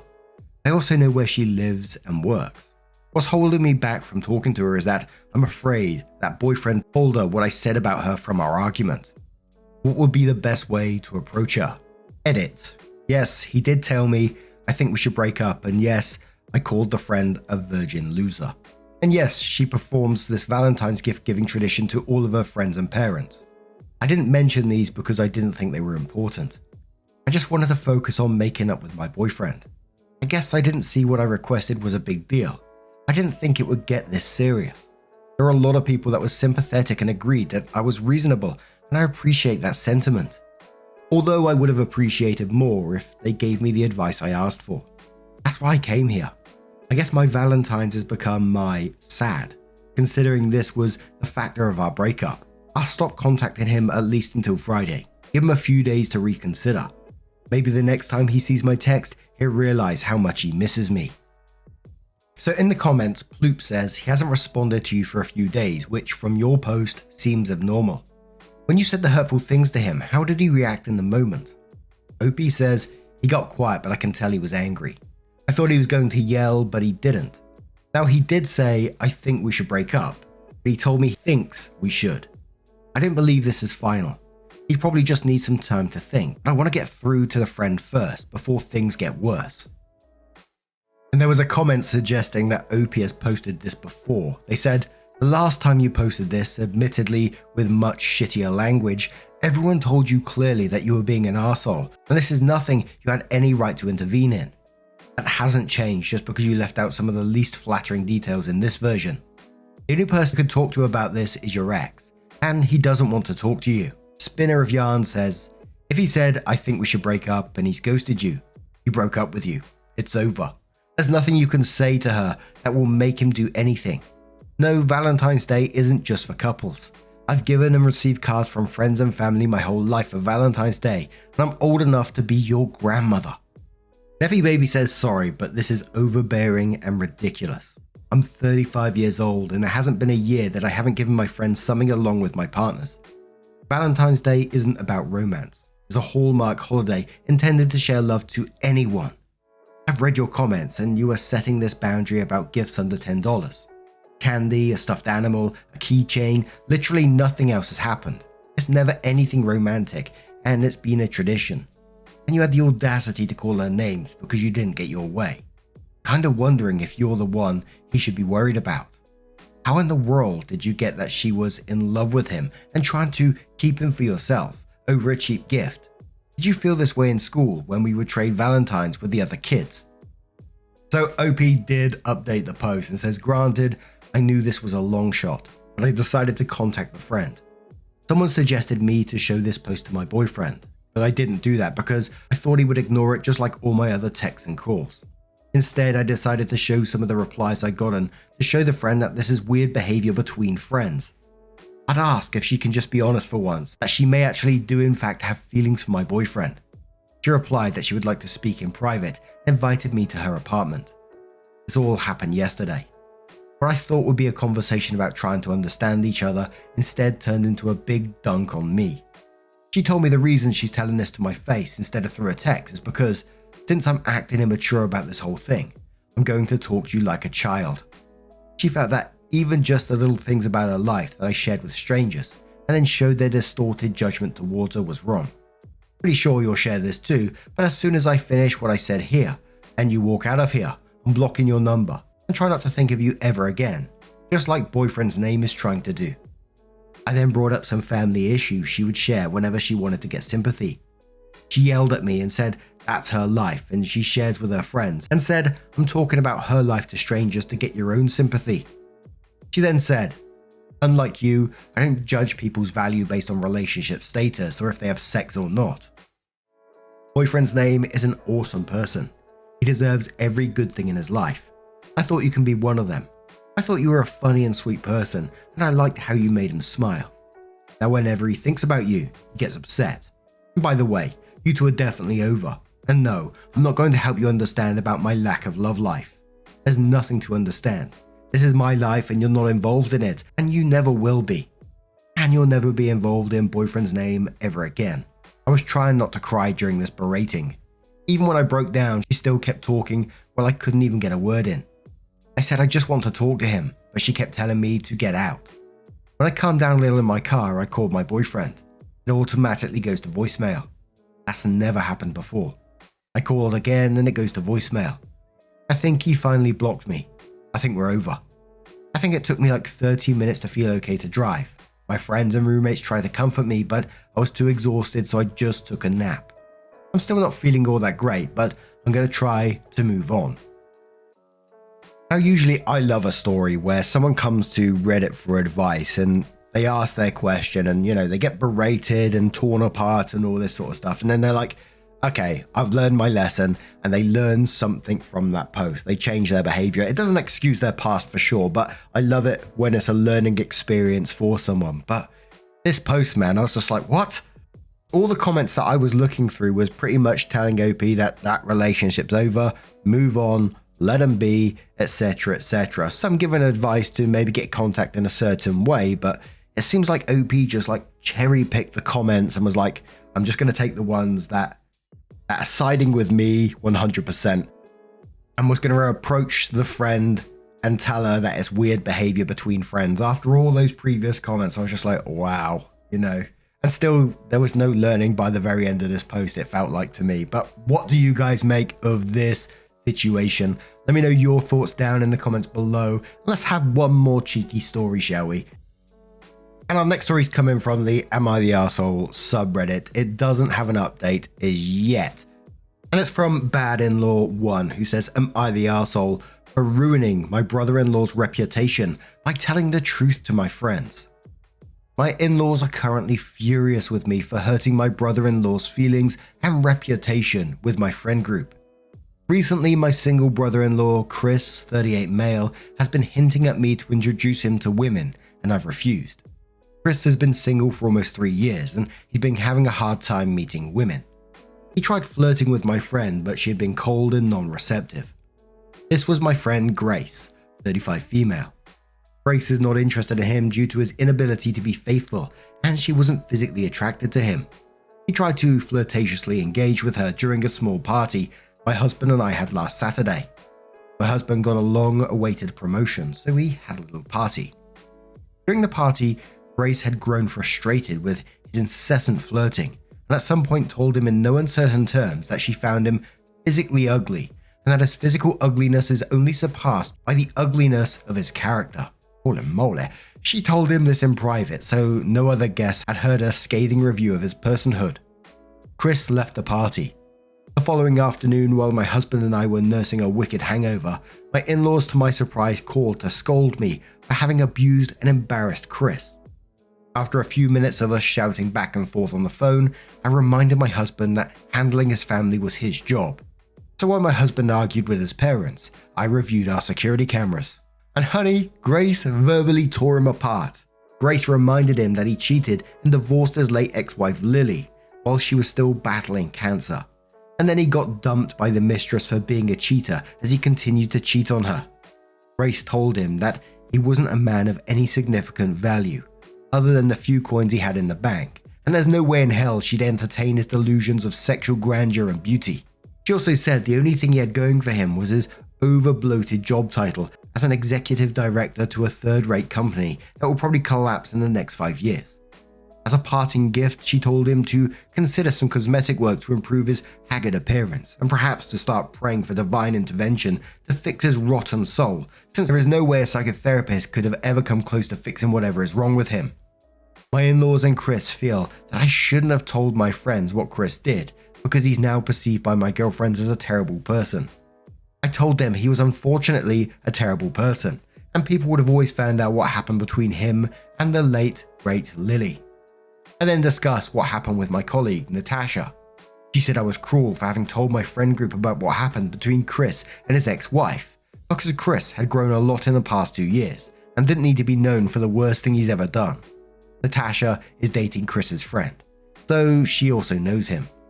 For your information, I've only discussed Chris's treatment of Lily with my direct friend group. That's only 6 people, and half of them already knew, as they were also friends with Lily.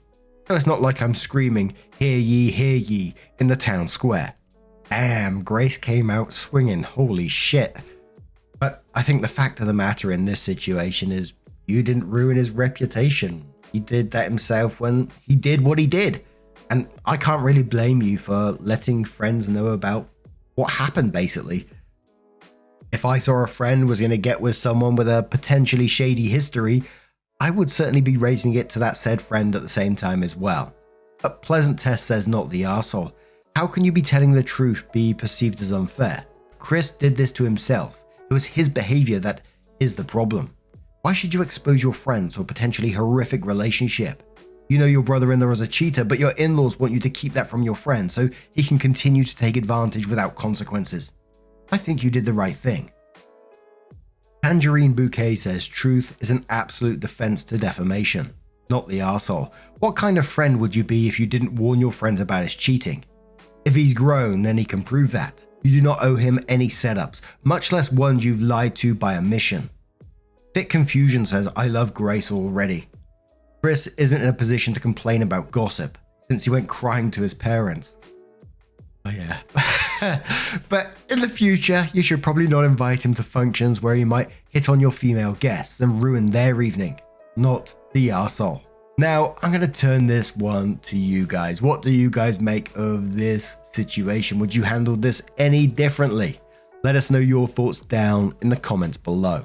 Now, our next story comes from a throwaway account and says, I accused my 28 male fiance of cheating on me, 26 female, and left the house. Throwaway because I feel really stupid and need advice. My fiance and I have been in a relationship for the last 6 years, engaged for the last 2 years, and we're about to get married in November 2024. Going to try and not make this long. On Monday, I woke up around 2 AM to go to the bathroom. As I walked past my fiance's side of the bed, his phone went off with a message. I got curious and looked. The message was from a girl called Angie. The message said it was good to see you again and I had a lot of fun. We should do it again sometime. I took his phone with me to the bathroom and read their chats. Nothing sexual or even flirty, but there was a bunch of conversations of meeting up at her place, what they did that day, or the fun they were having.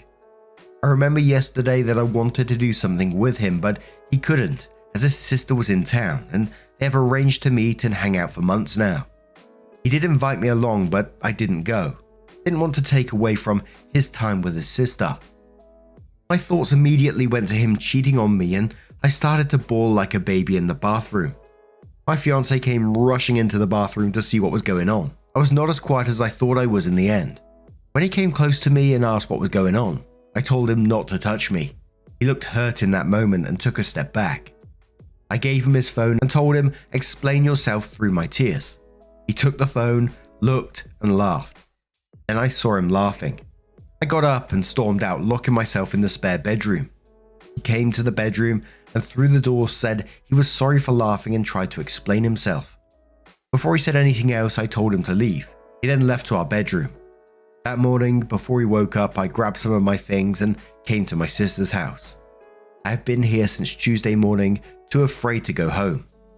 He sent me a message that morning saying he heard and saw me leave, but didn't want to stop me because of what happened the night before. Again, he said he's sorry for laughing, but the situation was just ridiculous in the moment, and his tired brain responded with laughter. I sent back some hurtful things and that he is a cheater. He responded with, Angie is a nickname for my sister Angelina. He told me to confirm with his sisters if I didn't believe him, and told me to check Facebook and Insta if I need proof, because pictures were posted of their meetup yesterday. He didn't say anything to the hurtful thing I said to him or anything, but told me the house is open for me to come back anytime I like, and when I do, we will have a serious conversation about what happened and what will happen going forward. I'm scared to go home because I feel like he'll be breaking up with me, and I don't want that. How can I handle this? I know I was wrong for the way I acted. I acted like a child. I overreacted. How can I fix this? What can I do now?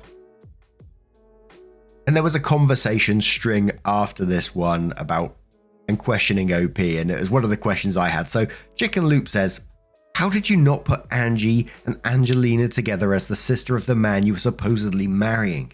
Especially when he told you he was meeting his sister and invited you to go. Sorry sis, but this is your own damn idiotic fault. Shake my head. Edit. Especially since y'all have been together for 6 years. You mean in that time you never heard her called Angie?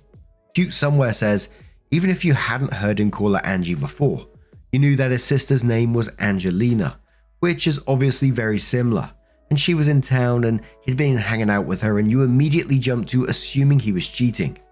I'm sorry, but this is an absolutely buck wild reaction. If he doesn't break up with you, you need to get yourself into therapy ASAP and figure out where this knee-jerk reaction came from.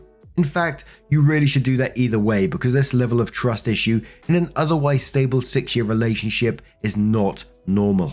Unless you're leaving out something huge like past infidelity. OP responds saying, Nothing like that at all. He's always been loving and never hid anything from me. We know the password to every device each other owns. City Girl Sunflower says to OP, I hate to be the asshole, but I'm curious as to why cheating was the first thing you went to. If he's never given you a reason to believe he's cheating, and when he was especially clear about what and who he was going to see, I can't help but feel there's some projection or guilt on your end. I don't know, it just seems insane to me. That's where your mind went to, and that's how you reacted. OP says, I was cheated on before by my previous boyfriend, and found out in an almost similar way. So OP added a brief edit to their post and says, before someone asked, have I heard him referring to his sister as Angie in the past, but my brain didn't put it together that night. I've been at my sister's house since Tuesday morning, too afraid to go home, and the only text I've gotten from him so far is him asking if I'm okay and a goodnight text. When I try to talk over the phone, he says he will talk when you are home.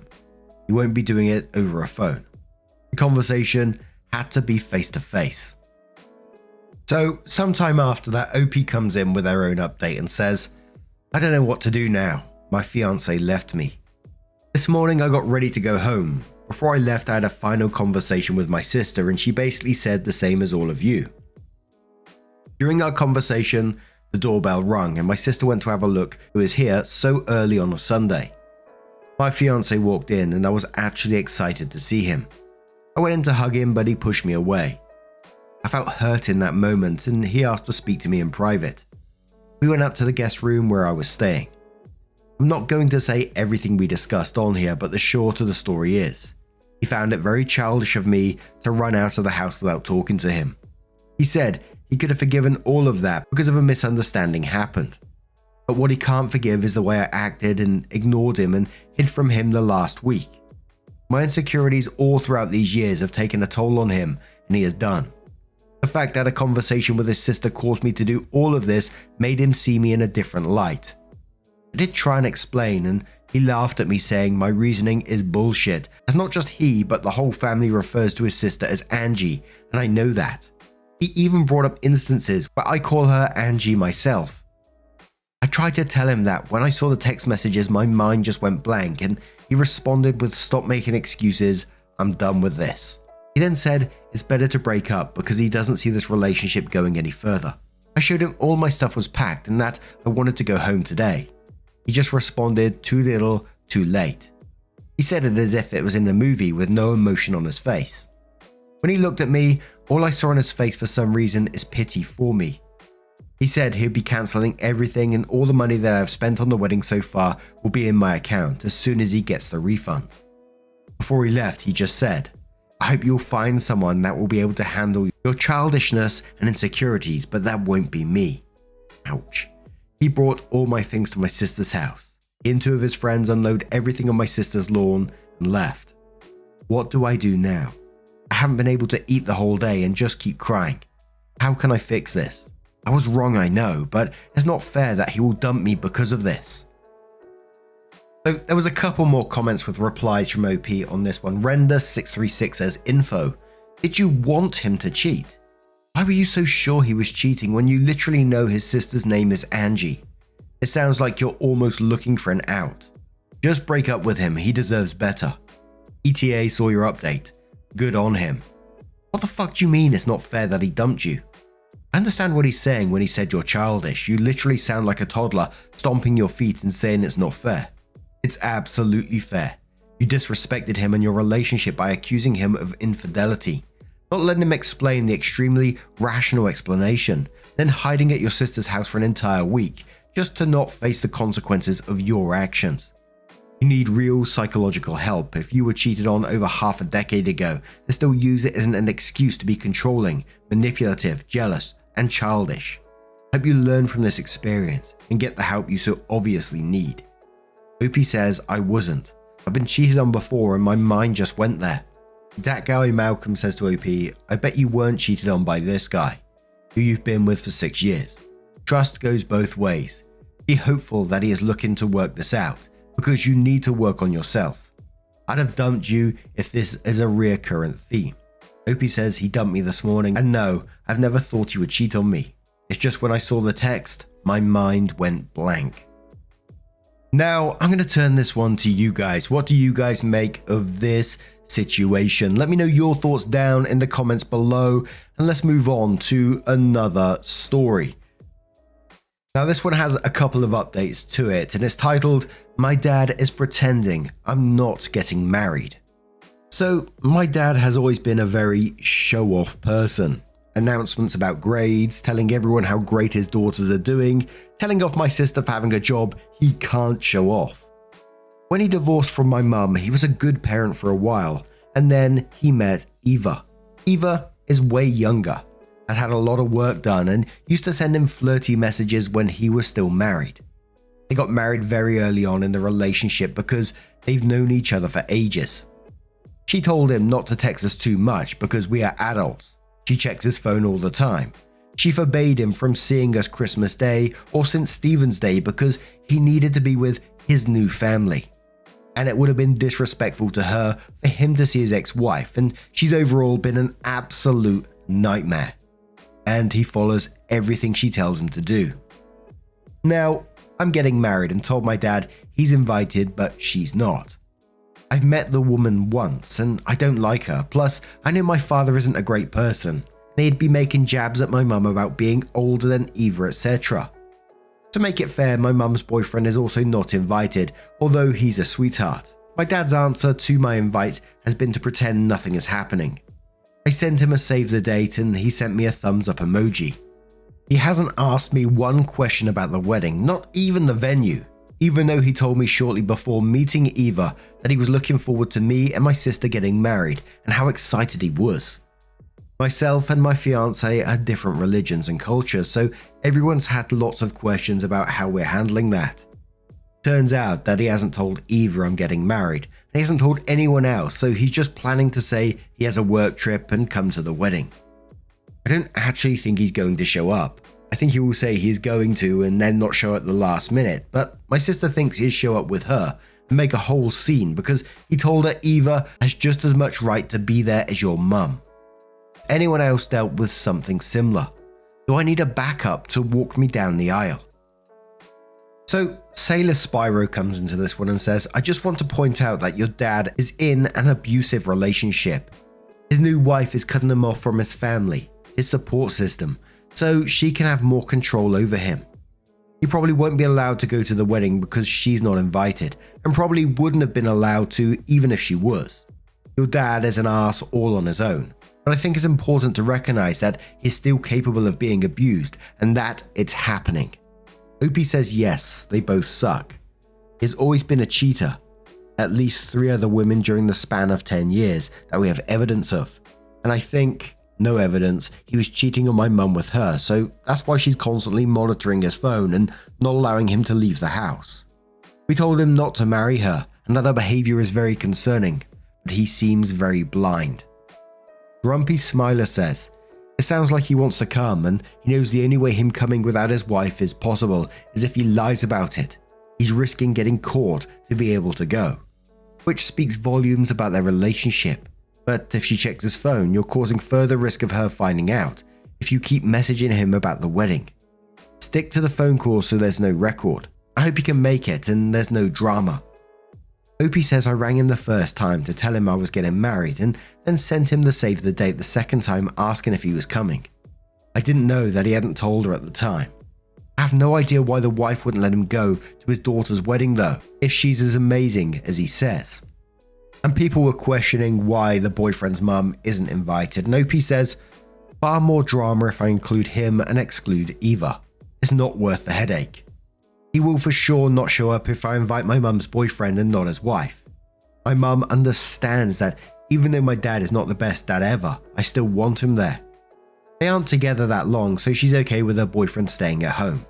Plus then he can stay with the dogs and she doesn't have to worry about getting a dog sitter. Most of the family is going as well, so there's nobody to look after them." So Opie comes in with her first update and says, "So it turns out my dad ended up telling Eva about my wedding and telling her that she was invited to the wedding to avoid problems. She got herself a dress, booked a hotel, etc. My dad tried to convince me to invite her, but his biggest selling point was that he thought it'd be an amazing time to introduce Eva to my mum and my mum's whole family. Why would he think my mum would want to meet this woman is beyond me, and that she would feel excluded otherwise. He always rubs it in our faces his new family, even calling it his new family. Keeps cancelling every dinner he sets up with my sister due to some emergency involving Eva, or tells us to call Eva mum. Both me and my sister are way beyond the point of calling some random a mum since we both moved out, and he's being ridiculous. He called me again and again trying to convince me, and I said no, explaining that I only knew the reason he wanted to bring his wife to the wedding was to upset mum, and that I wasn't going to let the two of them do that. He makes jabs at my mum every time he's around her about how great his new wife is. I thought the whole thing was over until I sent him some information about the wedding, and I guess he started feeling guilty and told us that he booked the flight for Eva as well, and he booked himself on the same flight as my mum. Changed his whole flight plans just so he could be on the flight with her, so that my mum and Eva could still meet. AKA he could still rub his new wife in her face and try and screw with my mum's head by putting her down and making comparisons. And then Eva would just go off and shop while he was at the ceremony. I'm not sure if this is true or he was going to try and bring her to the wedding and hope that she didn't get kicked out. I'm trying to convince my mum to change her flight so he can't get inside her head 12 hours before the wedding. I don't know if I should uninvite him. So a commenter asks OP, they said, "Oh my god, yes. What has your mum done that you'd facilitate hurting her? Why does he know so many details of your mum's travel plans?" OP says, "She is the main reason I haven't uninvited him yet. She keeps saying I need to have a relationship with him and being more understanding. He knows because he asked, and we figured he was trying to avoid being on the same flight as her." So OP adds their latest update, which was after the wedding has happened, and says, "Wedding has happened. It just took a bit of time to update because it's my life and it all went south and was too raw to try and write it in a coherent way. It still probably won't be super coherent. Summary TLDR from previous posts. My dad was acting weird around the wedding. Turns out he told his new wife she was invited when she was not. When it got close to the wedding and I told him to tell her, he got his wife a flight with him so she wouldn't feel left out, and then purposely chose to be on the same flight as my mum so that my mum and his new wife could meet. He has a vindictive streak, so we knew he was trying to upset my mum." Okay, so update. I asked him to change his flight because he had specifically asked me what flight my mum was on so he could avoid her, he had said, and my mum was flying with my grandpa, so it would have been quite hard to change their flights to avoid him. My dad told me he'd change flights and that he'd invent some lie to tell Eva. He also said I was a horrible person for not believing him when he told me that he had not booked the flight out of spite. But he told my mum he booked the flight on purpose so that she could meet his new wife. And what reason would there be for wanting them to meet other than to be an arsehole? I thought the whole thing was resolved, and my mum was really adamant that she wanted my dad to be there because I don't have a great relationship with him, and she knew it would have meant the end of the relationship if I uninvited him. Fast forward 2 days after the conversation. My dad rebooked his flight and sent me a message to say he had changed flights. Then that evening he calls me. I answered the phone and I could hear someone screaming down the phone. Turns out Eva got her hands on my dad's phone. Read the messages where I asked him to reschedule the flight, and she rang me shouting down the phone that I am unhinged, I'm a horrible person, I am effed in the head. She said that I am so weird because I'm in my 30s and I still talk to my parents. This one was really weird because am I meant to stop at a certain age? And that I'm jealous of the fact that my dad has a new life. I was very calm and said that I'm sorry she's upset, that the issues around the wedding aren't really related to her directly, and that my dad was trying to upset my mum. I also said my mum's partner is not coming either, so it wouldn't be fair to have her there. She started shouting that my mum was a fat old cow, and I lost it. I absolutely lost it. In this whole thing, my mum has said nothing bad about Eva. I told her I never had an issue with her until now, but that she's a crazy bitch who is super controlling, and that I was so glad I never invited her. Then I hung up because by that stage it had been 2 minutes of her shouting at me, and I didn't feel like there was any point in talking any longer. The whole time this was going on, my dad was in the background saying feebly, "Oh no, don't be mad," at her, while she was shouting down the phone at me. Anyway, Next day, my dad calls me and says that Eva was upset because he didn't tell her about changing the flight and that I was awful for responding to her like that. He also said, "Do you really think this is my fault?" And I said yes, and he said, "Do you really refuse to take any responsibility? None of this would have happened if you had invited her like I asked you to." And I said, does he actually think he has any say in my wedding when he didn't even ask me what type of ceremony I had? Never asked to see my dress or get involved in any way, monetary or otherwise. He asked me if he was still invited, and I said obviously not. He then told me to be careful what I wrote in my messages to him because she was monitoring his phone. And I said I'm not speaking to him again, so that won't be a problem. The wedding was good. My mum walked me down the aisle and there was nobody there to cause drama, so in the end it all worked out for the best. The whole thing was just a lot more dramatic than I originally thought it would be. We thought he might end up not coming because he was too entangled in his lies, but for sure did not expect the call I got. And it was very close to the wedding when all the drama happened. There were some varying comments on this one, a lot of people saying, this is karma for him, other people saying, he's in an abusive relationship, but that's not OP's issue at the same time, only he can get himself out of that. And it was a kind of a mix between those two kind of comments. But what do you guys make of this situation? Let me know your thoughts down in the comments below.